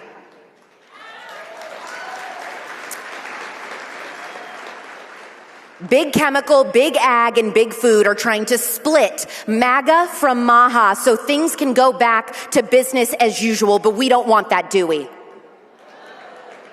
There are people in this very room who would rather I not say what I'm about to say today, but I'm saying it anyway. They are trying to change your mind on a core coalitional issue, the unpoisoning of America. And we will not let them succeed because the health of the next generation depends on it. People aren't talking about the chemicals that we are consuming every day that are quietly altering our hormones when they should be. Right now, the U.S. fertility rate is 1.6 births per woman, well below the replacement level of 2.1 needed to sustain a nation. Today, 15% of American women experience infertility. 13% of men report sterility or difficulty fathering a child. Men and women across this country are struggling to start families and asking the question, what is happening to us? Our biology is being altered quietly but profoundly.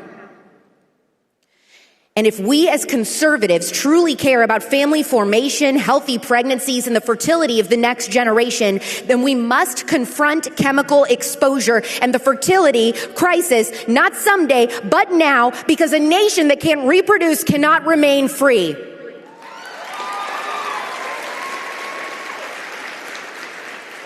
It's gonna get spicy. Let's start with the men. Guys, this part should concern you. Testosterone levels in young American men are declining sharply. Scientists estimate that 1 in 5 men now has testosterone deficiency, and that number is rising. And testosterone isn't just about muscle or libido. It's the engine behind sperm production. At the same time, sperm counts have dropped by roughly 50% in the last 50 years, and that decline is accelerating. How is this happening? We're drinking from plastic bottles and door-dashing hot food in plastic. We're eating food sprayed with toxic pesticides and surrounding ourselves with synthetic fragrances in our homes, our cars, and on our bodies. All of these impair testosterone and fertility. They didn't weaken men with ideology first. You see, they weakened men with chemical exposure that are basically like kryptonite to testosterone. Take glyphosate, the active ingredient in Roundup, the most widely used weed killer in human history. It's found throughout our food supply. Eating weed killer with every meal sounds delicious, right? But here's the part that should stop everyone cold. Glyphosate can cross the blood-testes barrier and end up in semen. Studies show it impairs sperm motility, making it harder for sperm to reach the egg, which means, yes, weed killer could be in your baby gravy right now. I mean, that should concern you. And then there's atrazine. Who's heard Alex Jones talk about some chemical that makes the frogs gay? Raise your hand. Turns out he wasn't wrong. When frogs were exposed to atrazine, some were chemically castrated and feminized. Genetic males developed female reproductive organs, and some even produced viable eggs. What is less known is this. Human exposure to atrazine in the womb is linked to genital malformations in men, like when the pee hole isn't in the right place on the penis. And it even could be contributing to shrinking penis sizes.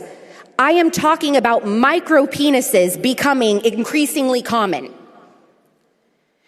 Despite this, atrazine, the micropenis chemical, is present in the drinking water of 40 million Americans. Europe banned it, we didn't. Talk about a war on masculinity.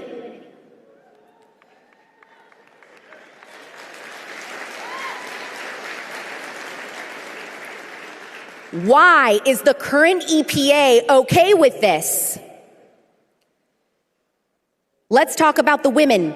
We are often more heavily exposed to endocrine disrupting chemicals through makeup, lotions, fragrances, and food. And because the female endocrine system is more complex, it's also more vulnerable. You've seen it. Your friend's struggling to get pregnant.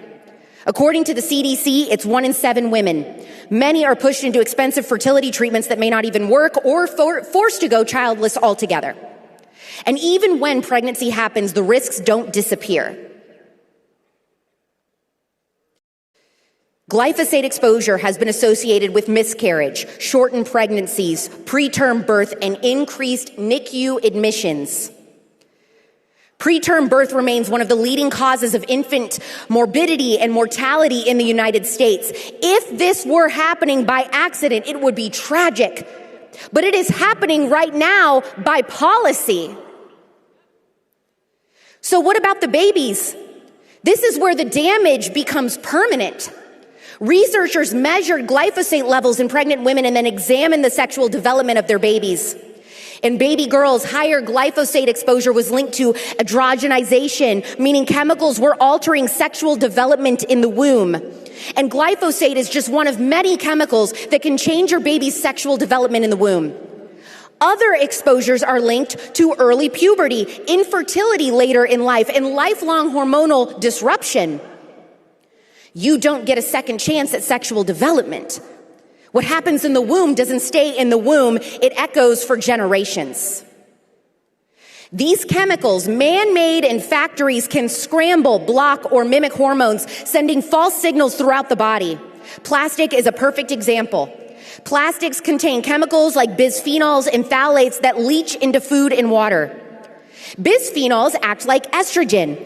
Phthalates reduce testosterone. They're found in water bottles, fragrances, pesticides, and personal care products. Hormones are precise. They are sex specific. They are age specific. If a baby's hormones are altered by chemicals, like if estrogen or testosterone shows up at the wrong time, like when these hormone mimicking chemicals leach from a plastic bottle into your drink, then it can totally change the course of a baby's sexual development. If that sounds like a problem, that's because it is. So why is this still happening? Because the system meant to protect us is corrupted.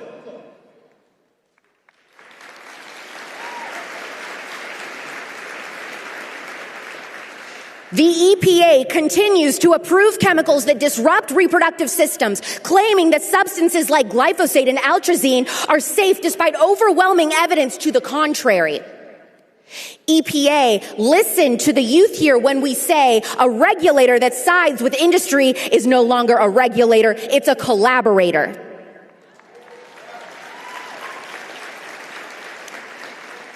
President Trump promised clean food and water for the American people, and I know that he will keep that promise. But the EPA is central to achieving MAHA, and right now, industry lobbyists are helping write the rules, and we did not vote for that.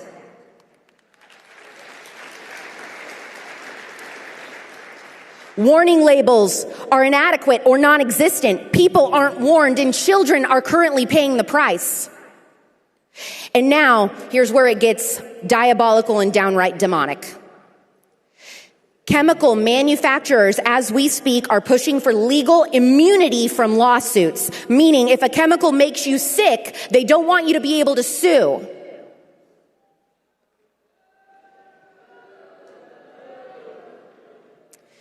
Bayer is taking this fight all the way to the Supreme Court.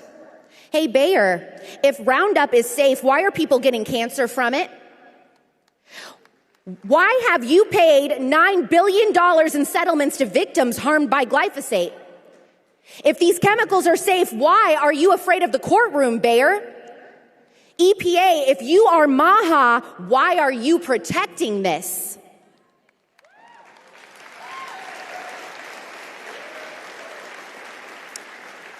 These companies want immunity because they already know the verdict. Guilty. When corporations get immunity, children pay the consequences. If they are given immunity from lawsuits, hear me when I say this, they will be putting the proper sexual development of an entire generation in grave danger. That cannot happen.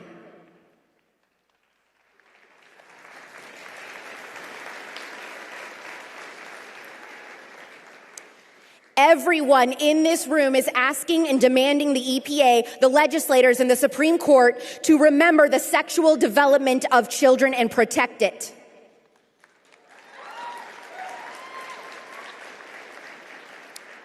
We cannot let the EPA remain captured by an industry willing to sacrifice your children's fertility. Do not let the same industry rewrite the laws meant to protect families. And certainly don't give legal immunity to companies that continue to lie about the safety of their products.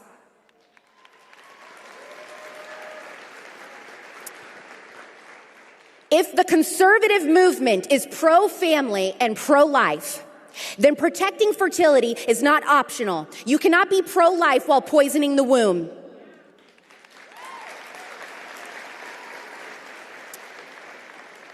Now, in fairness, the EPA this week has recently been talking to MAHA leaders, my friends and I, and have said publicly that they are presenting a plan to start to address these issues. It's good to see that they are listening to our concerns. However, it is worth noting that one of the people they sent this week to have a conversation with us is a chemical lobbyist. You thought we wouldn't figure it out?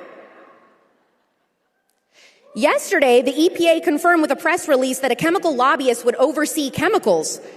He has spent his entire career lobbying for weakened chemical regulations for industry, not for children's health. Now, I was born at night, but not last night.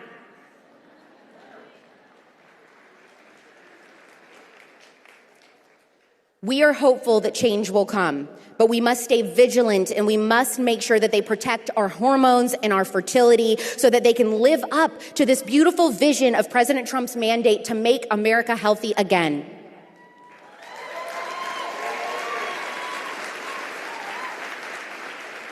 The chemical crisis is at the root of our fertility crisis. And the American family is sick of being poisoned, tired of being sick and tired of struggling to conceive. This AmericaFest is about deciding what kind of country we want. We have a limited window to make America healthy again, and we were given a gift to win 2024, and that was motivated Maha moms.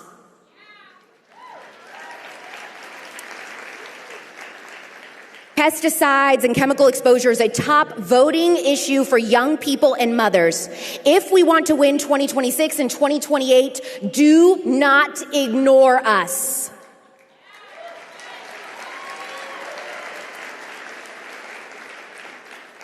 I love President Trump, and I love this country, and I know that you do too. But we will not recognize America in a few short years if we allow the chemical castration of our children to continue. Is our current EPA with us or against us? History will not ask how cheap our food was, but whether our children were healthy. And we must not be the generation that chose profit over fertility.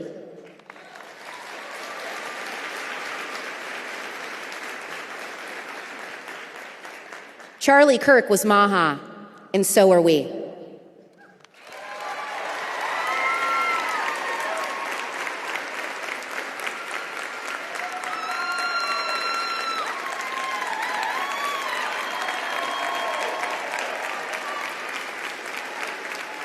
Before I go, I should say if you like hearing from Firebrand women, we have just opened up early registration for our rebranded Women's Summit, WLS, the Women's Leadership Summit for all ages, June 5th through 7th in San Antonio, Texas.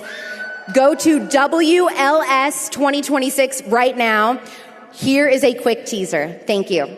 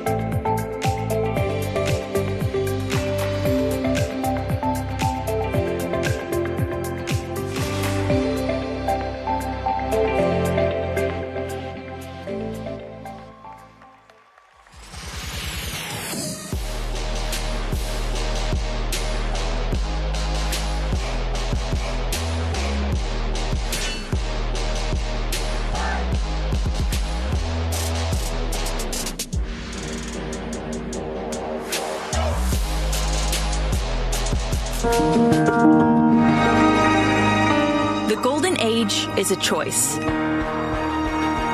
It's a choice to prioritize families and empower local communities. A choice to find dignity in prosperous and honorable work. A choice to prioritize our nation's safety, protecting our homeland and standing strong against foreign threats.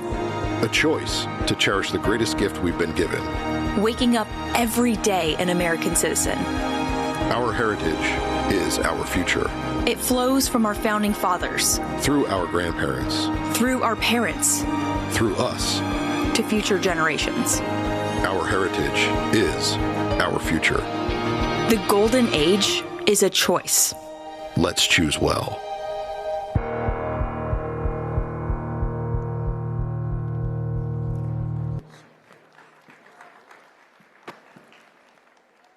Thank you. It's great to be with you. I'm Kevin Roberts with the Heritage Foundation. And thanks. We're always pleased to sponsor, along with many other great organizations, this great gathering. And I wanted to share with you at the top if you think about the video that we just showed, the most common question that I'm asked as I travel the country, and it is, Kevin, are you still optimistic about the United States? And I give them three answers. Number one, for those of us who work in Washington but are not of Washington, how could you not be optimistic given all of the great successes of the Trump-Vance administration? I mean, how many of you believe that the American dream is more feasible for you over the last year than it was when the other guy was in office? But the second reason is, I always tell people, I get the privilege of working with a lot of great colleagues, a lot of great people, believe it or not, on Capitol Hill. And most of them are the average age of the people in this audience. And so I say the future of America is actually here at AmericaFest. But then the third reason is, as my friend Nick Freitas said so well, don't discount that God has not given up on the American Republic. And so I'm here today to make a deal with you. We at Heritage are going to be focused on ideas and policies. And there are four big ideas that we're working on, we invite you to be part of, but then there's a deal in there for you as well. The first is, thinking about the last talk, we have to be focused on the future of the American family. We have to make sure that all of our policies, including tax policy and safety net reform, focus on the future of the family. The second is we have to make sure that we're focused on the dignity of work and free enterprise. Those of you who are in college or high school or just out of college know that the free market, as great a concept as it is, has been dominated by corporate welfare, by the big companies being in collusion with big government. We need you and small businesses to be the successes in the United States. And the third is, as the Trump-Vance administration has done so well with all of the peace deals that they've secured, we've got to secure our national security.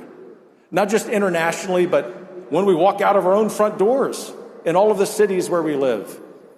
And finally, something I know is important to your generation. It's important to Turning Point. It's important to Erica. And it was important to Charlie. What does it mean to be an American? What is the future of America? So as we celebrate America's 250th birthday, we ought to ask the question, what is America going to be like in the next 250 years? And so now, for the part of this that involves you, in the days after Charlie's assassination, Heritage, which is situated on the Senate side of Capitol Hill, hung a gigantic banner with a beautiful picture of Charlie and Erica.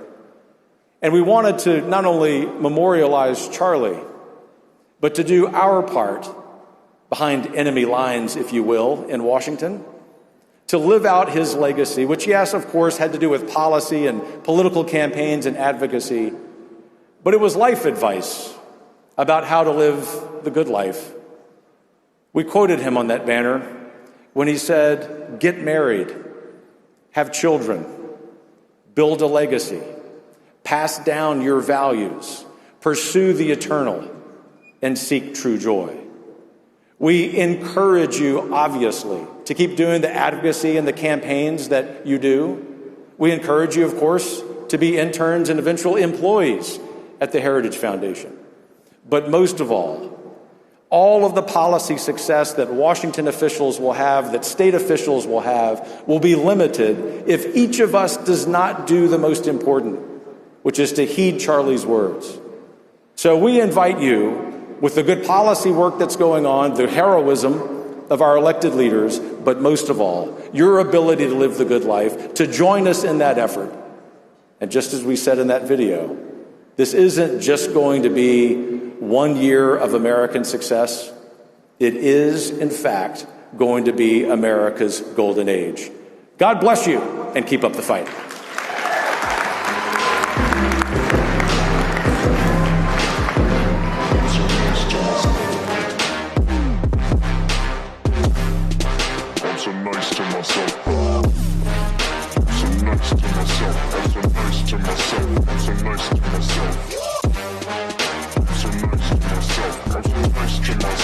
So nice to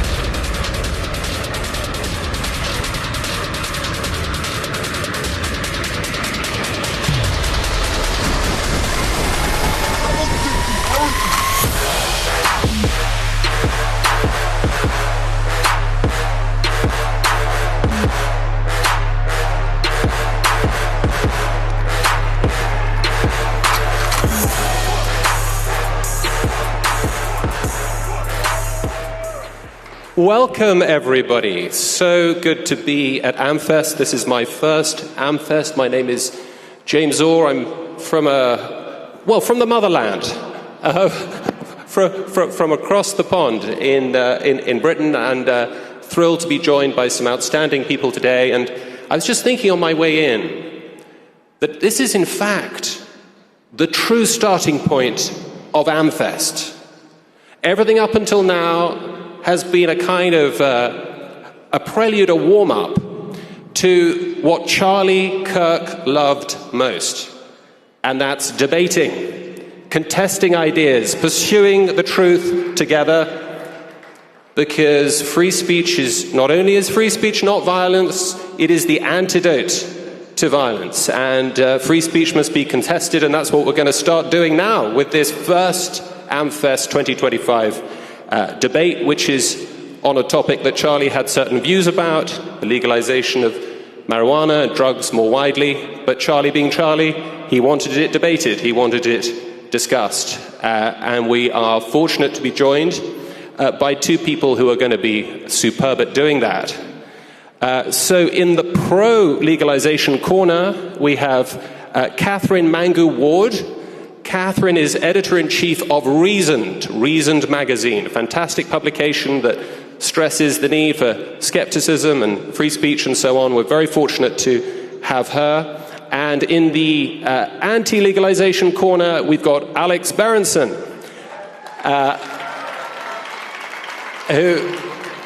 and from that response, I can tell he's a figure who's familiar to many of you. He was a hero over COVID.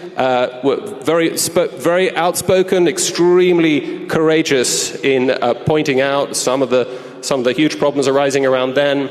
But he's also author of a book called Tell the Children, where he sets out his views on the legalization of drugs, marijuana, and the question of pharmaceuticals more generally. So we're going to have an opening statement from each of them, and then we're going to move into discussion, and we'll invite you to contribute some questions and thoughts as well. So first up, Catherine Mangu Ward. Thank you so much. Sometimes debates like this one can devolve into fights over your study versus my study, your facts versus your facts. So I want to start with the big picture, which is that if you value freedom and rule of law, you should be in favor of marijuana legalization. I, as it happens, am a big fan of freedom. I don't like it when people tell me what to do, especially when those people are politicians. I also believe that virtue is only possible when it is freely chosen. If you want Americans to be good, they must first be free. I bet a lot of you feel the same way, and that is because I have seen the word freedom on more shirts here today than I have ever seen in my life, and I say that as someone who has spent the last 20 years as a professional libertarian. So very, very happy to see everybody wearing freedom on their hats, on their shirts, on their banners, on their backpacks. Nothing but good news. The war on weed has enabled all kinds of incursions on liberty. Aside from the obvious, which is that over just the last 3 decades, there have been about 20 million arrests for marijuana.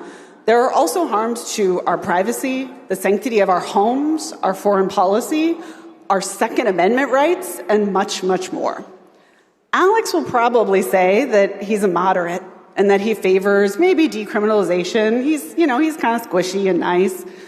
But decriminalization without legalization is fundamentally incoherent, both morally and logistically. I'm a mother, and if there's one thing that I've learned, it's that it's really important to be consistent.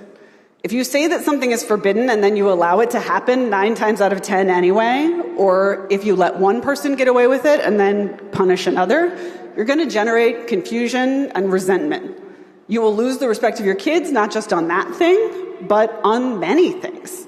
Laws should be clear, just, and consistently enforced.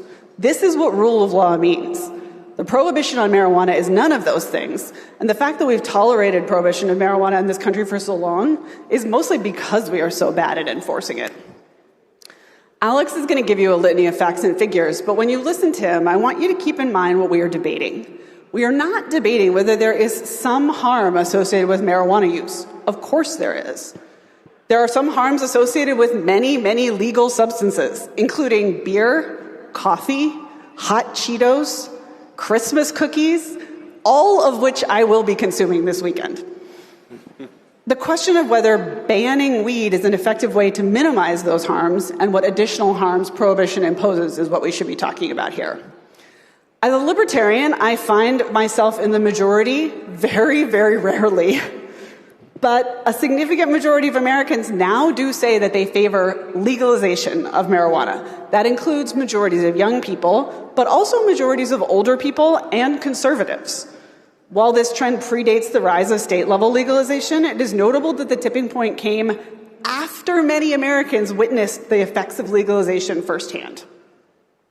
Finally, while this argument doesn't necessarily resonate with every audience I talk to, it feels pretty relevant to note that President Donald Trump agrees with me, at least a little.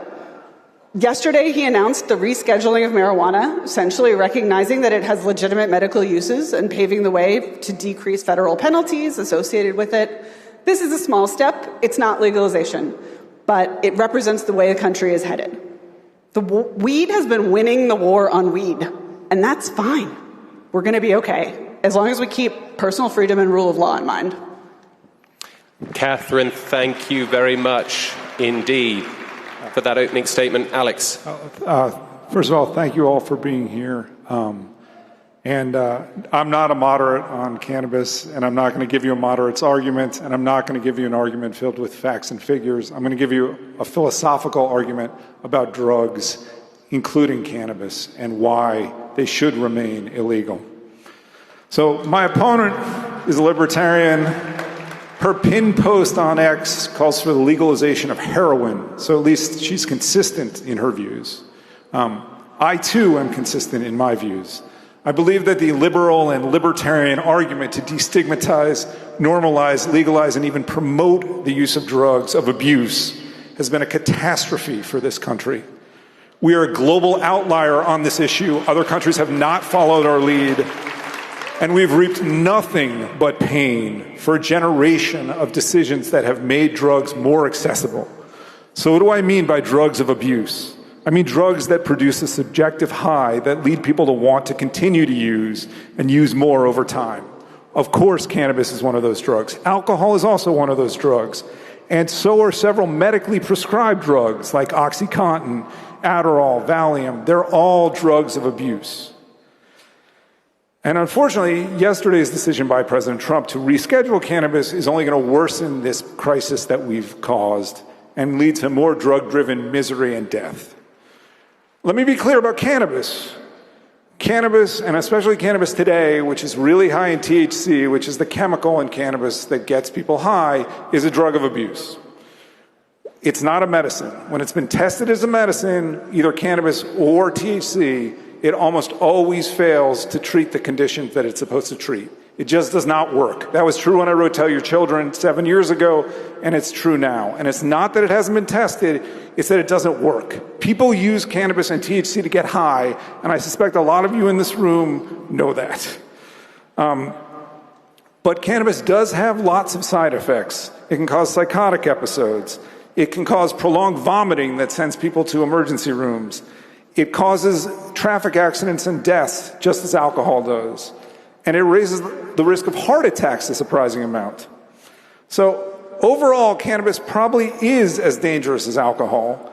It's less obviously physically dangerous, but it's more psychiatrically harmful. So now we get to the libertarian argument, which is, well, alcohol's legal, so cannabis should be legal too. In fact, all drugs should be legal, Catherine would tell you. I do appreciate, again, that you were honest enough to say that out loud. It's your drug, it's your body, it's your choice. That's the libertarian argument.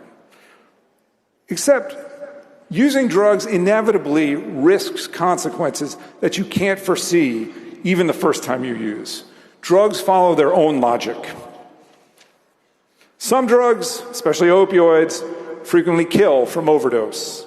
Many drugs cause people to behave in antisocial ways. And all drugs that are drugs of abuse, that are worth being abused, have addictive potential. So the libertarians say, well, too bad, we'll just ignore this downstream problem. If you use and you get addicted or you do something terrible, it's your problem. We'll deal with it legally. It's a nice fantasy, but it has nothing to do with reality. The reality is that the children and families around users and addicts are the people who bear the brunt of their behavior, and the rest of us can't ignore the public harms. Even when you don't have full-bore addiction, drug use that's more than casual often worsens the times users have turned to use to solve. Drug use is the most selfish of acts.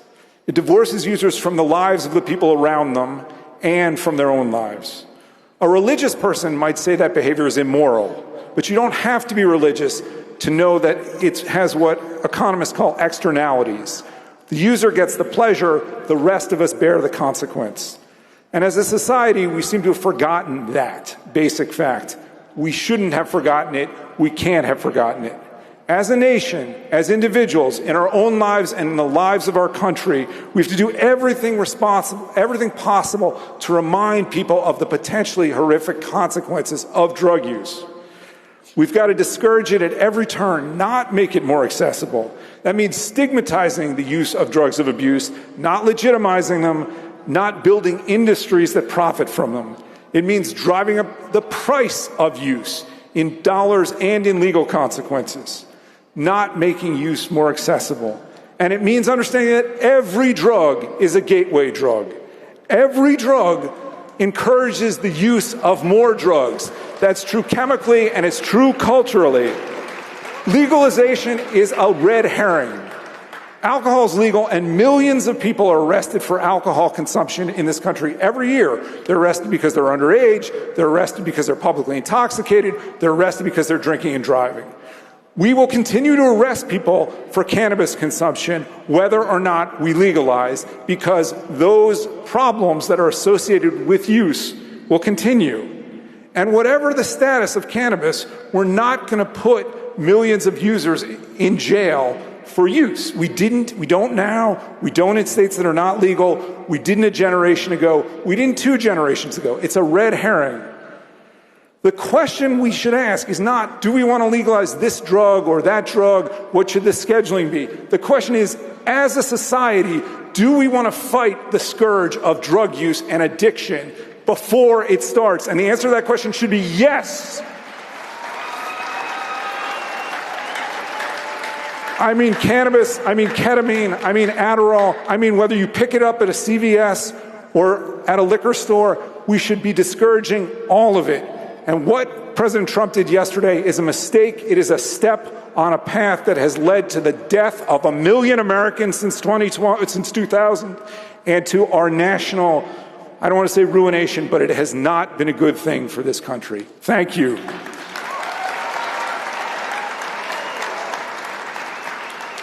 Alex, thank you very much indeed. Well, I hope you've enjoyed the debate as much as I have.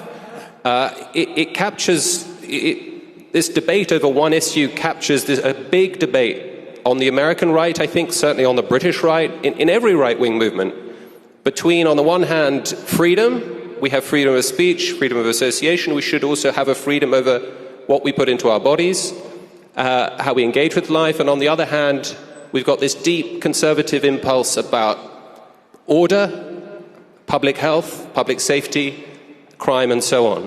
So I just want to open with a question for Catherine.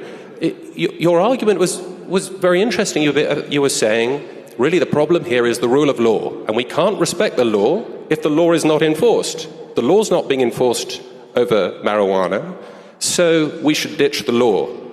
But couldn't you also say, well, couldn't you actually say instead, no, well, just enforce the law. Right. Just we need better enforcement. Yeah, that's a very natural response. And I think it's also reflected in Alex's remarks that he's sort of comparing a world or a country where we've legalized marijuana to an ideal prohibition regime. We've been fighting the war on drugs for decades, and we are not winning. We cannot compare legalization to imagined perfect prohibition. Through the entire time that weed has been illegal in this country, it has been cheap. It has been plentiful. It has been, the demand for it has not decreased because of the way that the law has worked. There is simply, to compare legalization to perfect prohibition is to miss, first of all, the efficacy. And then on the flip side, I would say, there's also this problem of imagining that prohibition has no downstream costs. And of course it does. It has tremendous, tremendous downstream costs. And I mentioned in my remarks, Second Amendment rights. That's just a small one. That's a little nibble. But for this crowd, I think it might be salient. There are people with drug arrests, drug convictions on their records whose Second Amendment rights have been taken away. Now, you may feel one way or the other about that, but it is an incursion on people's rights. Similarly, our foreign policy has been radically reshaped around the war on drugs. Student loans policy, if you have a marijuana arrest, you may not be eligible for student loans. On and on and on. The war on drugs creeps into every part of our politics, and we should be aware of that. Thank you. Alex, a question for you. I mean, you're worried about legalization of marijuana, legalization of other drugs, but towards the end of your speech, you noted that there's all kinds of pharmaceuticals in your local CVS pharmacy that have got psychoactive effects that are not clearly positive. So does the law make a difference either way? Well, yes, the law is a signaling mechanism to tell people, we don't think this is a good idea. I mean, I am calling for something more, right? I'm calling for a cultural change. And yes, we have incarcerated a lot of people. But one thing, and I'm thinking about writing a book about this, I mean, the libertarians and the legalizers on the left and the far right have sort of taken the moral high ground here with this argument that it's all prohibition and as a society we can't tolerate that. And what I'm saying is there is an argument, a big argument to be made about why we should do everything possible to stop use. And that argument has not been made in a powerful way, at least from what I can tell, and I've looked. Well, Catherine, what do you make of Alex's argument that marijuana is a gateway drug, or that there's always a gateway drug effect? Whichever drug gets legalized, the next hardest one will get legalized 10, 15 years later. There's a kind of domino effect. Do you think that's plausible? Is that a valid concern? The gateway drugs argument to me is, it's sort of interestingly retro. Like, I'm a graduate of the DARE program for all the good that did me. I don't know if there are other folks in this room who are. And that was always the big bugaboo is, okay, it's a gateway drug. I think maybe being a human being is the gateway drug. Humans have a way of seeking intoxication. They just do. Yeah, it's a thing that's about why how there we need are. to be at least some constraints on human behavior. Well, so I think, this is a case where we have a great historical example. Alcohol, humanity's favorite intoxicant. America tried an experiment in Prohibition. And, it is true that during the period that we had Prohibition, alcohol consumption was somewhat reduced. But America, as a nation, thought that the experiment was such a catastrophic failure that they went through the process of re-amending the Constitution to reverse it. And I think that is again, just a clear indicator of how Americans actually receive Prohibition when it is done fully. Thank you. I just wonder if a difference there might be you've had a drug that's been legal for a very long time, all the bars kind of pop up, but alcohol's part of the culture. then it gets shut down. That's a very difficult thing to do. But that's slightly different from what would be happening in the case of marijuana. You've got a drug that's pretty much always been illegal, and then you just keep the gate shut. Well, I wouldn't say it's always been illegal. Nixon did that, but I do also think that there's another example here, which is cigarettes. Cigarettes remain legal in this country, and yet their use has dramatically declined because people who argued very, very effectively the case for why they were bad for you won. And to me, that's the way to do it. We're here because Charlie Kirk believed in debate, and he believed in persuading people, not, there are other ways to do it besides at the point of a gun, which is fundamentally what prohibition is, and cigarettes are a good example. Mm-hmm. Thank you. Alex, the fountain of all truth and wisdom, Wikipedia, tells me reliably that your book, your 2019 book setting out your position on this issue, has been roundly denounced by the scientific and medical establishment, and I thought, I've got to read this book. This guy's enraging all the right people. But the truth of the matter is, you're fighting a contested position in the public square. A lot of people say you've got the data wrong. A lot of people say you've got you're cherry picking. How do you respond to those criticisms? Well, I don't think people say that as much as they did in 2019 because more and more data has come out. I don't think anybody can argue at this point that cannabis isn't psychiatrically harmful. To give you just one example of this, so The Guardian, in your home country, published a piece in January or February 2019 about how terrible my book was. The Guardian, about a month ago, ran a piece about psychosis among cannabis users and how severe a problem it was. So look, we can legalize this drug. We can say, hey, you know what? People's right to get high is more important than the fact that some people's brains are actually going to get baked on this in a way that they will not come back from. That's life. Alcohol's legal, and people occasionally die of alcohol overdose, and we tolerate that as a free society. I don't agree with that position, but I don't think anybody at this point is saying that cannabis is not a harmful drug. Thank you. Thank you. Well, we've got some time now to hear from you. Anyone who would like to put a question to either Alex or to Catherine or to both of them, but it'll have to be short and to the point. If anyone would like to come up, I can't. Can I see any takers? Yes. Over there, question over there. Could you come up to I think someone will direct you to where you need to go. There are people. Yeah. Oh, up there. Hi, I would like to thank you both. I have a question specifically for Mr. Berenson. In speaking to several medical professionals that I know, they've complained of people coming in suffering from the struggles that alternatives to cannabis have given them. And to them, that's a sufficient justification for keeping cannabis legal where it is, because the ones I've spoken to have said that alternatives are sometimes worse. I was wondering what your opinion is on that justification, if you would argue that those alternatives should also be illegal, and if so, what's the basis by which you determine that? Thank you. It's a little bit of a vague question because I don't know the conditions. People often talk about cannabis as a pain-relieving drug. Unfortunately, when THC was studied in a placebo-controlled trial, which it was several years ago, to see if it had long-term pain-reducing effects, it didn't. And there's also good data showing that people who use actually don't use fewer opioids, which sort of makes sense if you think about it again, because drug use drives drug use. And long-term pain is a problem for many people, but when we try to treat it pharmacologically, it often does not work.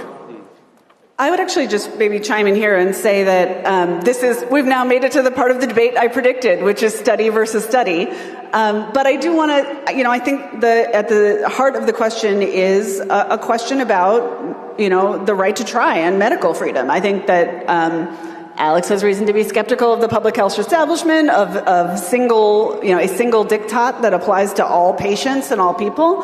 And I think it's fair to trust doctors and patients to see that for some of them, cannabis might be the right medicine. Great. Gentleman over there. Yeah, my name is Bart Bright, and I have a question for Alex. Should cannabis companies be held responsible for the, say thousands or hundreds of thousands of cases of cannabis-induced psychosis, and also scrutiny, which is the CHS, where they keep vomiting over and over? I think yes, essentially, especially because they're selling a product without warning labels and telling people it's medicine. Whether they will be held accountable, I don't know. I do think that those lawsuits will be valuable because they will force the companies to be more honest. I think where we are right now is the worst possible place, because full legalization at least would give the federal government the chance to have warning labels, to improve packaging. These companies, these for-profit companies, have shown that they are not interested in any of that. They're interested in selling as much THC to people as possible, no matter the consequence. And so, to me, what happened yesterday is so unfortunate because it continues to perpetuate this myth of cannabis as medicine. And I wish we hadn't done that. Lady over there. Hi, Teresi Bodie, and in the interest of brevity, just a question. Catherine, you mentioned you're a mother. How old are your children? 12 and 14. Okay.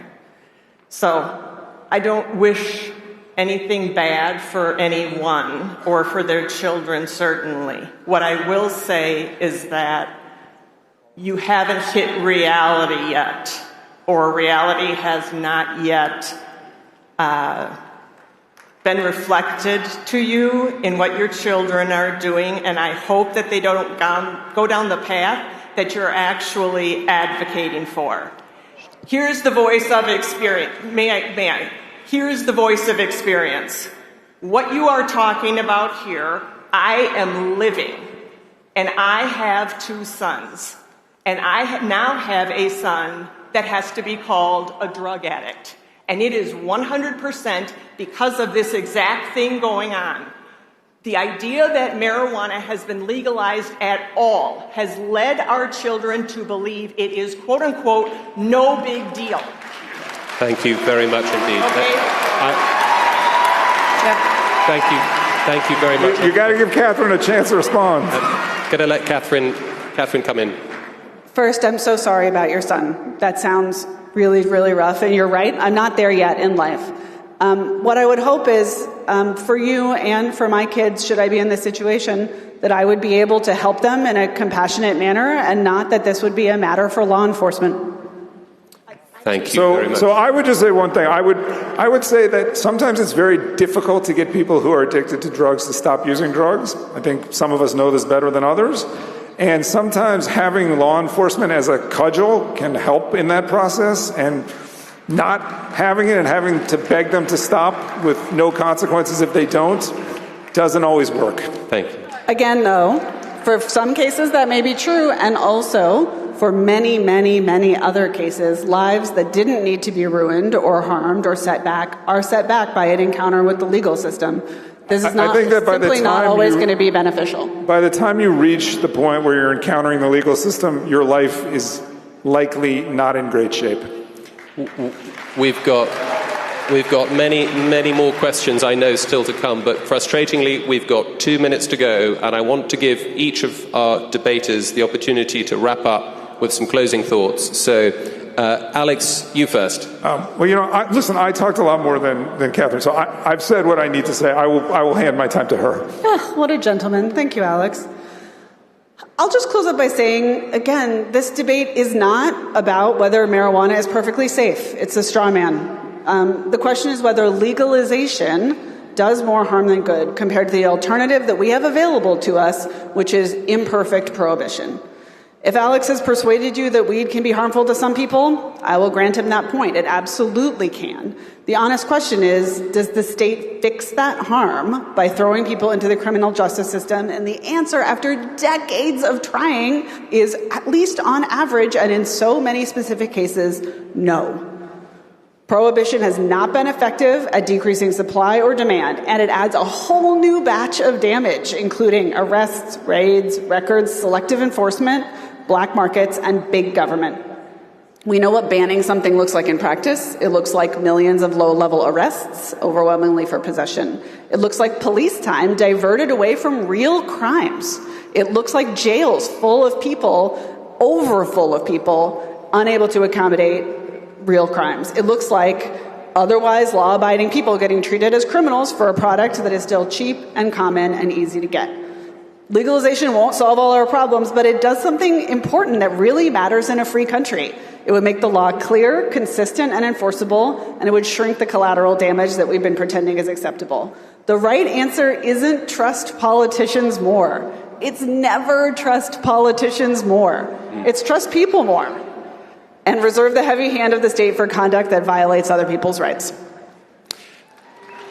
Catherine Mangu-Ward, Alex Berenson, thank you for a fantastic kickoff to Amfest, a fantastic first debate. Thank you all on freedom and order. Thank you for all your questions and for being with us for this great kickoff. Thank you all. All the best.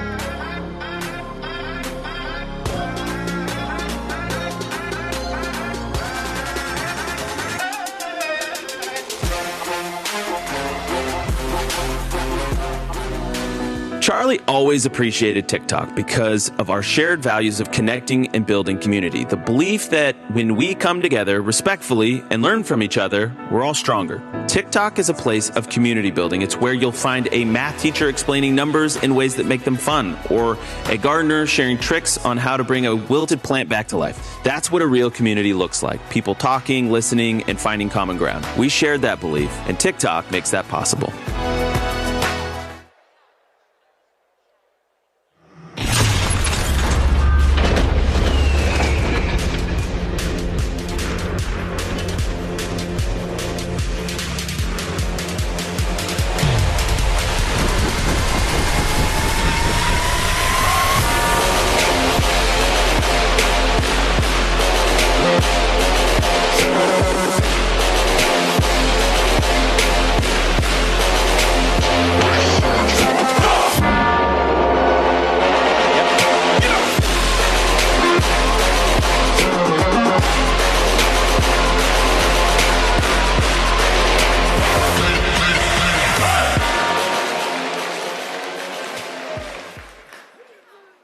Good afternoon. It is amazing to be here. I've never quite had an introduction like that ever. A slight change of pace. We're going to go from weed to the word. From weed to the word. Let me say a short prayer. May the words of my mouth be pleasing and acceptable, O Lord, my rock and my redeemer. Amen. Well, a big thank you to Erica and Lucas and TPUSA for the honor of being asked to speak at this amazing conference celebrating Charlie's trailblazing life and ministry. It's a real privilege for me to be here. Now, this was originally going to be a Protestant-Catholic debate discussion, but we struggled to find a sparring partner on the Catholic side for me in the end, and turns out Pope Leo was not available at short notice. So we're just going to focus on what unites us right now. And you may be asking, well, who is this English fellow from the mother country? Well, let me just say this. I love America, and I'm here as an ambassador of the crown. Not of King Charles, but the King of Kings and the Lord of Lords. Now, we gather in America and in the West right now, and we're confronting an epoch-shaping foundational question. What is the relationship of God's word to our real life in the world? Familial, cultural, and political. Is there a relationship between God's word and our real life in the world? And this question takes us to the religious root of life. Life is religion. The word religion is Latin in origin, from religio and religere. It means to tie or to bind. It's an agricultural metaphor, and it's concerned with getting our lives moving and growing in the same direction. What is it that ultimately binds people and society together? Well, the one whose birth we're about to celebrate claimed to be the ultimate bond as the founder of a new, all-encompassing kingdom. This is what Scripture says about him. He is the image of the invisible God, the firstborn over all creation. For everything was created by him in heaven and on earth, the visible and the invisible, whether thrones or dominions or rulers or authorities, all things have been created through him and for him. He is before all things, and by him all things hold together. He is the head of the body, the church. He is the beginning, the firstborn from the dead, so that he might come to have first place in everything. For God was pleased to have all his fullness dwell in him, and through him to reconcile everything to himself, making peace through the blood of his cross, whether things on earth or things in heaven. Now notice the expression, all things and everything. What does that leave out? Nothing. These are the first principles which actually gave us Magna Carta, a free church, a free nation. The apologist G.K. Chesterton once said, "The man who thinks without proper first principles goes mad. He begins to think at the wrong end." And madness would seem to be an appropriate term, wouldn't it, to describe the religious direction of our culture in recent decades. The Word of God has ceased to be the direction-giving life for our social order. We've reduced it to a contractual relationship that we can update. Political life has been reduced to a contractual view that we can update as we see fit. We can redefine life and sexuality and morality and so forth on a whim. The vertical covenantal relationship with God has been neglected. And consequently, understanding that the nature of the relationship of the claims of Christ to culture has never been more important for this nation. Now, what do we mean by culture? Another interesting word goes back to the word cultus, worship. We remember this in our use of the word cult or cults for forms of worship. What is culture then? Culture is basically the public manifestation of the worship of a people. It's our religion externalized. It's applied beliefs. All culture is therefore the expression of a people's worship in terms of which they cultivate their society. If you were to get on a plane today and fly to Riyadh, land in Saudi Arabia or Indonesia or Pakistan, what kind of a culture would you experience? An Islamic culture. If you got on a plane and went to the major cities of India today, what culture are you likely to experience? Hindu culture. If you get on a plane and fly to New York today, what kind of a culture do you experience? Well, a humanistic, secular culture, deeply influenced by pagan spirituality, that still displays the cultural vestiges of Christianity. But Christian truth is not giving direction at the present time to the historical development of our culture. And as such, we're in a precarious place. We hang right now in the balance. Now, in the Bible, culture is what human beings make with God's creation. Grapes, creation. Wine, culture. And this is what our first parents were set in the garden of God to do, to subdue and develop all things under God and turn creation into a God-glorifying culture, cultivating everything in terms of God's will and purpose. And so this is inescapable for all God's image bearers. Human beings will turn the visible and invisible aspects of creation into culture, including political life, either as covenant keepers or covenant breakers. This is an antithesis that the Apostle Paul talks about in Scripture. There are only two possible directions for culture ultimately: the worship of the true Creator or the worship of the creature, Paul says in Romans 1. The worship of the creature, even if it's the philosophies of men, is called idolatry, where we exchange the truth for a lie. And so it follows that there is no such thing as a neutral culture. Now, of course, you might say, well, Christians and those who don't know the Lord do many of the same cultural tasks. They all get married and establish educational institutions, do politics, make films, and so on. So what's the difference? And the important distinction here is structure and direction. Take music, for example. Johann Sebastian Bach and Lady Gaga. Both are working with the same musical scale, the same notes. There's no such thing as a demonic B flat. But the direction of their music is altogether different.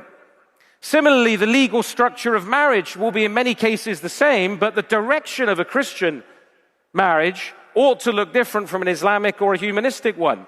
The structure of something concerns God's creation or laws that pertain to it regarding family and church and state, whereas the direction of these spheres of life concerns the religious orientation they have. And so it's either toward God or against God. We either have a central place for His Word or we don't. Christians then recognize the problem of sin in all human activities and institutions. The essential challenge of family life, of cultural life, of political life is not that God's ordained structures for these institutions is broken, but that because of the hearts of men, worldviews and ideologies emerge that are hostile to God and His Word. Put it another way. People might sometimes come and say, well, my marriage failed, but it wasn't God's structure for marriage that failed, was it? It was the issue of sin in the hearts of one or both in the relationship that caused it to break down. So when a state fails, we shouldn't conclude that God's ordination of a limited government is at fault, but that the various actors involved in its corruption failed. In short, cultural and political challenges are at root fundamentally religious challenges. Now, in view of the meaning of culture and the claims of the Lord Jesus in Colossians 1, it's obvious that the gospel is a culture centered in the worship of the living God through Christ. If culture is the public expression of the worship of a people and the gospel restores us to true worship, then the gospel restores us to true culture, which the Bible calls the kingdom of God. And this concern for transformation is found everywhere in Scripture. From Moses confronting Pharaoh, Nathan confronting David, Elijah confronting Ahab, Daniel confronting Nebuchadnezzar, Elijah confronting Ahab for his lawlessness, Amos prophesying against the lawlessness of the surrounding nations, Jonah confronting Nineveh, the Apostle Peter confronting the Jewish Sanhedrin, the Apostle Paul in Athens before the court of Felix and Festus and Agrippa. Why did these great saints interfere with the cultural life of the people, with the life of the nations? Well, a clue is given to us in Psalm 2. Now, therefore, O kings, be wise, be warned, O rulers of the earth. Serve the Lord with fear and rejoice with trembling. Kiss the Son, lest he be angry and you perish in the way, for his wrath is quickly kindled. Blessed are those who take refuge in him. Let me conclude by saying this. Christ is king not because we accept it. His word is not true only if kings or politicians acknowledge it. Christ's lordship is total, absolute reality, irrespective of the desires and will of men. Nowhere are national cultures, kings, or rulers commanded to be neutral or impartial to various religious claims in the public space as if we would judge over God. All men and rulers are required to acknowledge the authority of the Son and submit to him. Scripture is plain. that all things are being made subject to Christ in heaven and in earth, and we are commanded, how did Jesus command us to pray? Your kingdom come, your will be done, where? On earth as it is in heaven. Remember what the prophet says? We're reminded of it at this time of year, of the increase of his government and of his peace, there shall be no end. We didn't elect the king, so we can't remove him. You can't impeach him. He's not going to resign. Nothing matters but his kingdom. But because of his kingdom, everything matters. Amen. If you want to learn a little bit more about Christian worldview and culture and its application, the application of the Word of God to every area of life, please come and visit the Ezra Institute booth in the exhibition hall.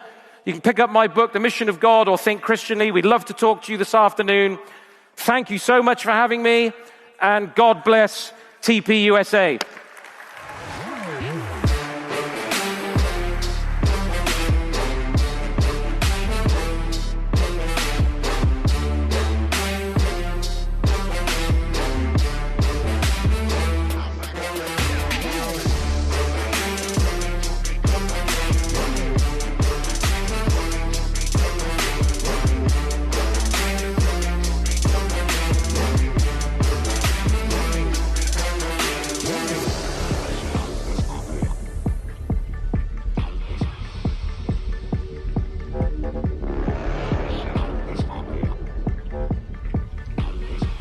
Hi folks, I'd like to tell you about YRefi. Did you know that as an accredited investor, when you invest in YRefi, your interest rate is fixed? And did you know that you can invest from 1 to 5 years and you can spread your investment over those terms to best suit your needs? And you have the freedom to take your monthly interest income or reinvest it, whatever you choose. When you invest in YRefi, your interest is calculated daily, you're paid monthly, and should you need your money back early, there is a liquidity feature. Would you like more information? All you have to do is call 877-80-INVEST. That's 877-80-INVEST, or log on to investyrrefi.com. That's investyrrefi.com for complete details. And make sure you review the private placement memorandum and scan this QR code to view the disclosure at your leisure. YRefi, investing in America's future.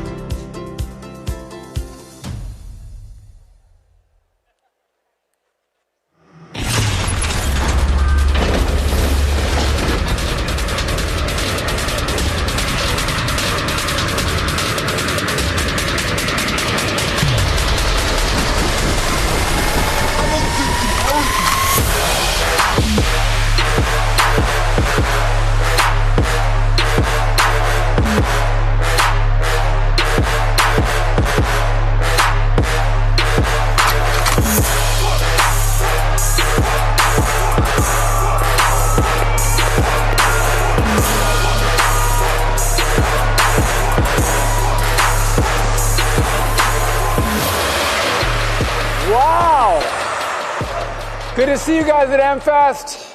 Man, this isn't something you see every day, huh? Not every day. It's great to be here. It's special. It's special. So excited to spend some time chatting with both of you.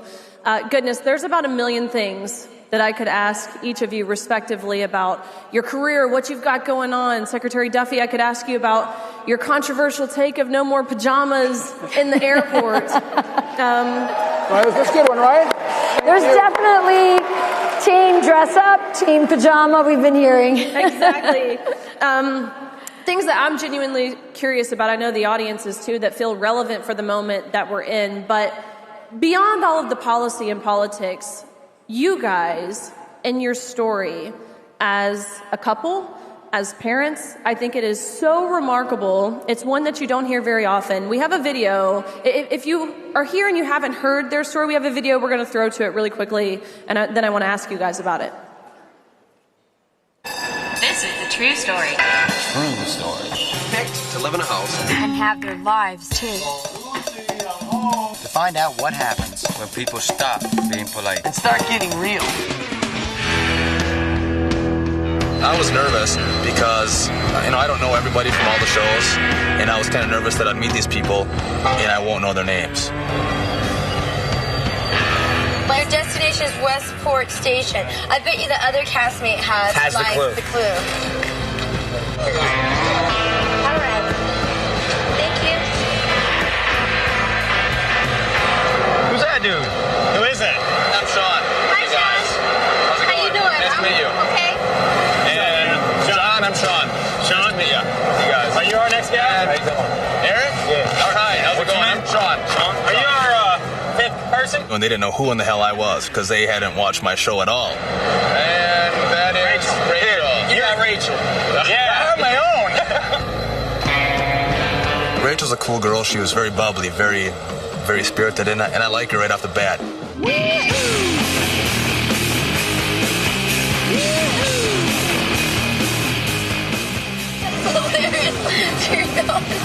He seems nice. He flirts with me all the time. I don't know what we'd do without her. She's crucial to our success here.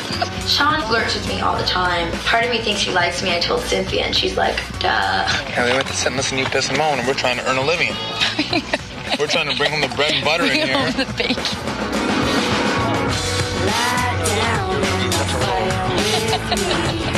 Wait till it gets under your skin. Stop getting fresh with me. I want to have this relationship with her. But he's like such a great guy. I've enjoyed my time with Rachel, and the little bit of kissing that may have went on. It's been a good time. And so that's it. Sean. Here's our on-camera kiss. I think it's amazing that I have the meeting between me and Rachel on TV. Most people don't have that opportunity to look back and say, oh my God, that's the moment that I met my wife. Let's bring her out. She's got a little special guest with her. Rachel, where are you?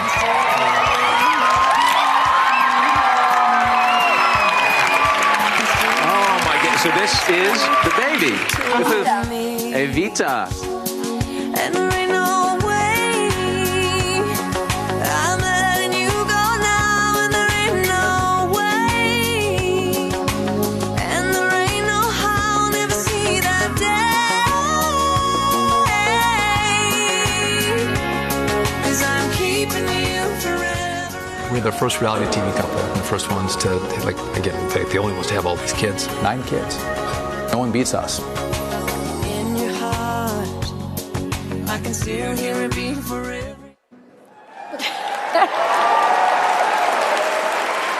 Can I explain that for a second? So MTV used to be a big thing right back in the day, and so we met In the on 90s. We met on a reality TV show called The Real World and Road Rules. And by the way, you can tell Rachel hasn't aged one bit at all since back when we met. And if you saw in the video, they gave me her bag, and I say I've been carrying her bag ever since. True. First day we met. I think the best thing about that video when I watched it the first time is your laugh sounds exactly the same then as it does now. Man, there's been a lot of life lived in the time that some of those clips were recorded to now. We saw a video of you with your baby daughter, Evita, who's here today, and she just had a very exciting announcement. Do you want to share? Yeah, well, Evita, that little baby that you saw in that video, is our very first of our 9 children, and she's pregnant, so we're excited. And her husband, my son-in-law, who I love like a son, is one of 2 people that have been endorsed in his race for Congress in Wisconsin, and he'll be speaking on Sunday night. So we're excited. That's pretty awesome. But if anyone tells you you can't find true love on a reality television show, don't believe them. Was there like a specific moment for you guys early on when you realized that this wasn't just a relationship, but something that you wanted to build a life around? Well, listen, we got to spend 3 weeks together traveling around the country. We went to New Zealand. And then on the show. Then we were able to spend time after. And I spent a lot of time pursuing Rachel. She spent some time rejecting me. But here's what's interesting, Riley, is after she rejected me for a little bit, she was doing a speech in Milwaukee and then was having to fly through Minneapolis where I was going to law school. And she stopped over for a layover, and I took her out for breakfast and a cup of coffee. And we sat there for 3 hours just talking. Yeah. And in that conversation, she said, I think I love you. I think I'm going to marry you. It's true. Which for any 26-year-old man will freak you out, right? I was like, wow. But it was great. We did get married. We've been together ever since. Yeah, we've been together ever since. That's special. And so now here you are. Yeah, that deserves an applause. And now here you guys are with incredibly demanding schedules in your professional careers, public service, media, family life. How do you two intentionally prioritize each other and your marriage and protect that in the midst of all the chaos? Wow. It's such a great question. And we both have always had this philosophy and we've stuck to it. And by the way, at every moment, it's not perfect. I mean, you're trying to, you have to recalibrate because things get off kilter. And we've done that, like when Sean stepped down from Congress because it was just getting to be too much and we needed to refocus on our family. But we've always said that the relationship between he and I is the foundation of this marriage. If we are not focused on each other, if we're not prioritizing our marriage, we're not the only ones that suffer. The entire unit suffers. And so that's something it's a constant reminder. But we've made sacrifices. As I said, Sean stepped down from Congress when things got too much. I had a Spanish show called Vox Noticias that I started before Sean got into office, and it just got to be too much. And I just said, I can only do so much. I've got a husband, I've got a family, and so I did not renew that contract, even though I loved the job and I wanted to continue. So it's just a reminder about sacrifice, that those things have to happen if this is going to be the priority. And I would say I have the privilege of working for, I think, the greatest president that this country has ever seen, Donald J. Trump. He's amazing. He is the greatest boss I've ever had, and I love working for him. And I love my department, and I'm trying to tackle every single problem that I can to make travel better for the American people. And it's an honor. It's an amazing honor to serve, and especially with this president. But my most important job is to be a good husband. My most important job is to be a good father. And so I think all the time, and Rachel and I were talking about this morning, I think about what are we doing to spend time together? Because we're really busy. And so I plan. He's the thinker. I plan every single trip that we're going to go on. Every time we're going to go back to Wisconsin, I book everyone's flights. I coordinate the travel. Rachel and I have to spend time together. So when are we going to spend time together? How are we going to, whether it's 4 days or a week together, where we can get away and recalibrate and rekindle. And travel stresses Rachel out. And so I got to force her, cajole her, elbow her. I just think about the packing and the unpacking, and I get just frozen. And that's like another example of that balance between the sexes. And, Sean's really good at planning. If it was up to me to plan, I would get overwhelmed and the trip might not happen. Sean takes charge of that, and I really appreciate that. And just another point on that, I get to meet a lot of people.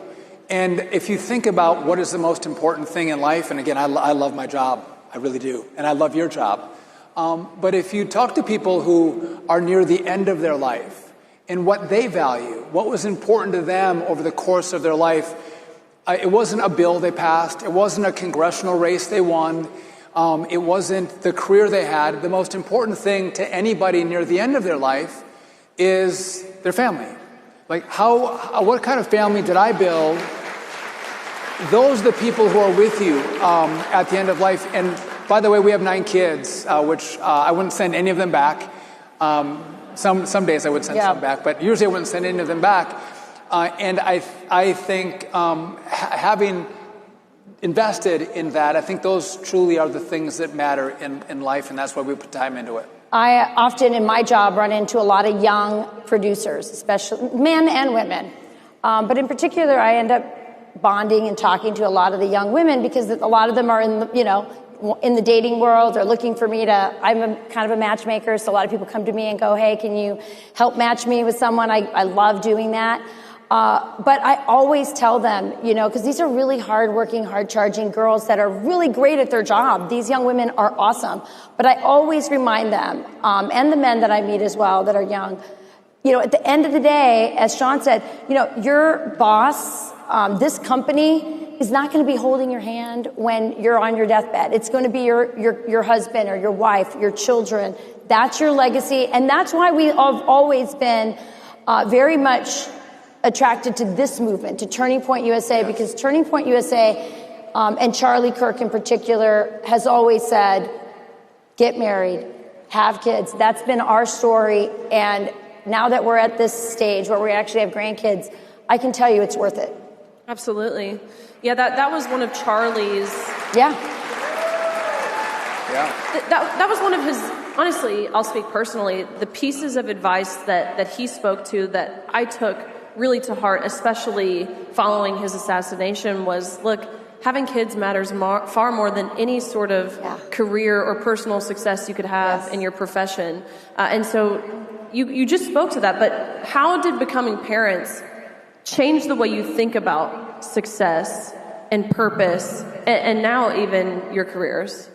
Well, so can I just take a sidestep on that? For all the young men in the room, I think obviously culture's changed since I got to meet Rachel on reality TV. We didn't have cell phones then.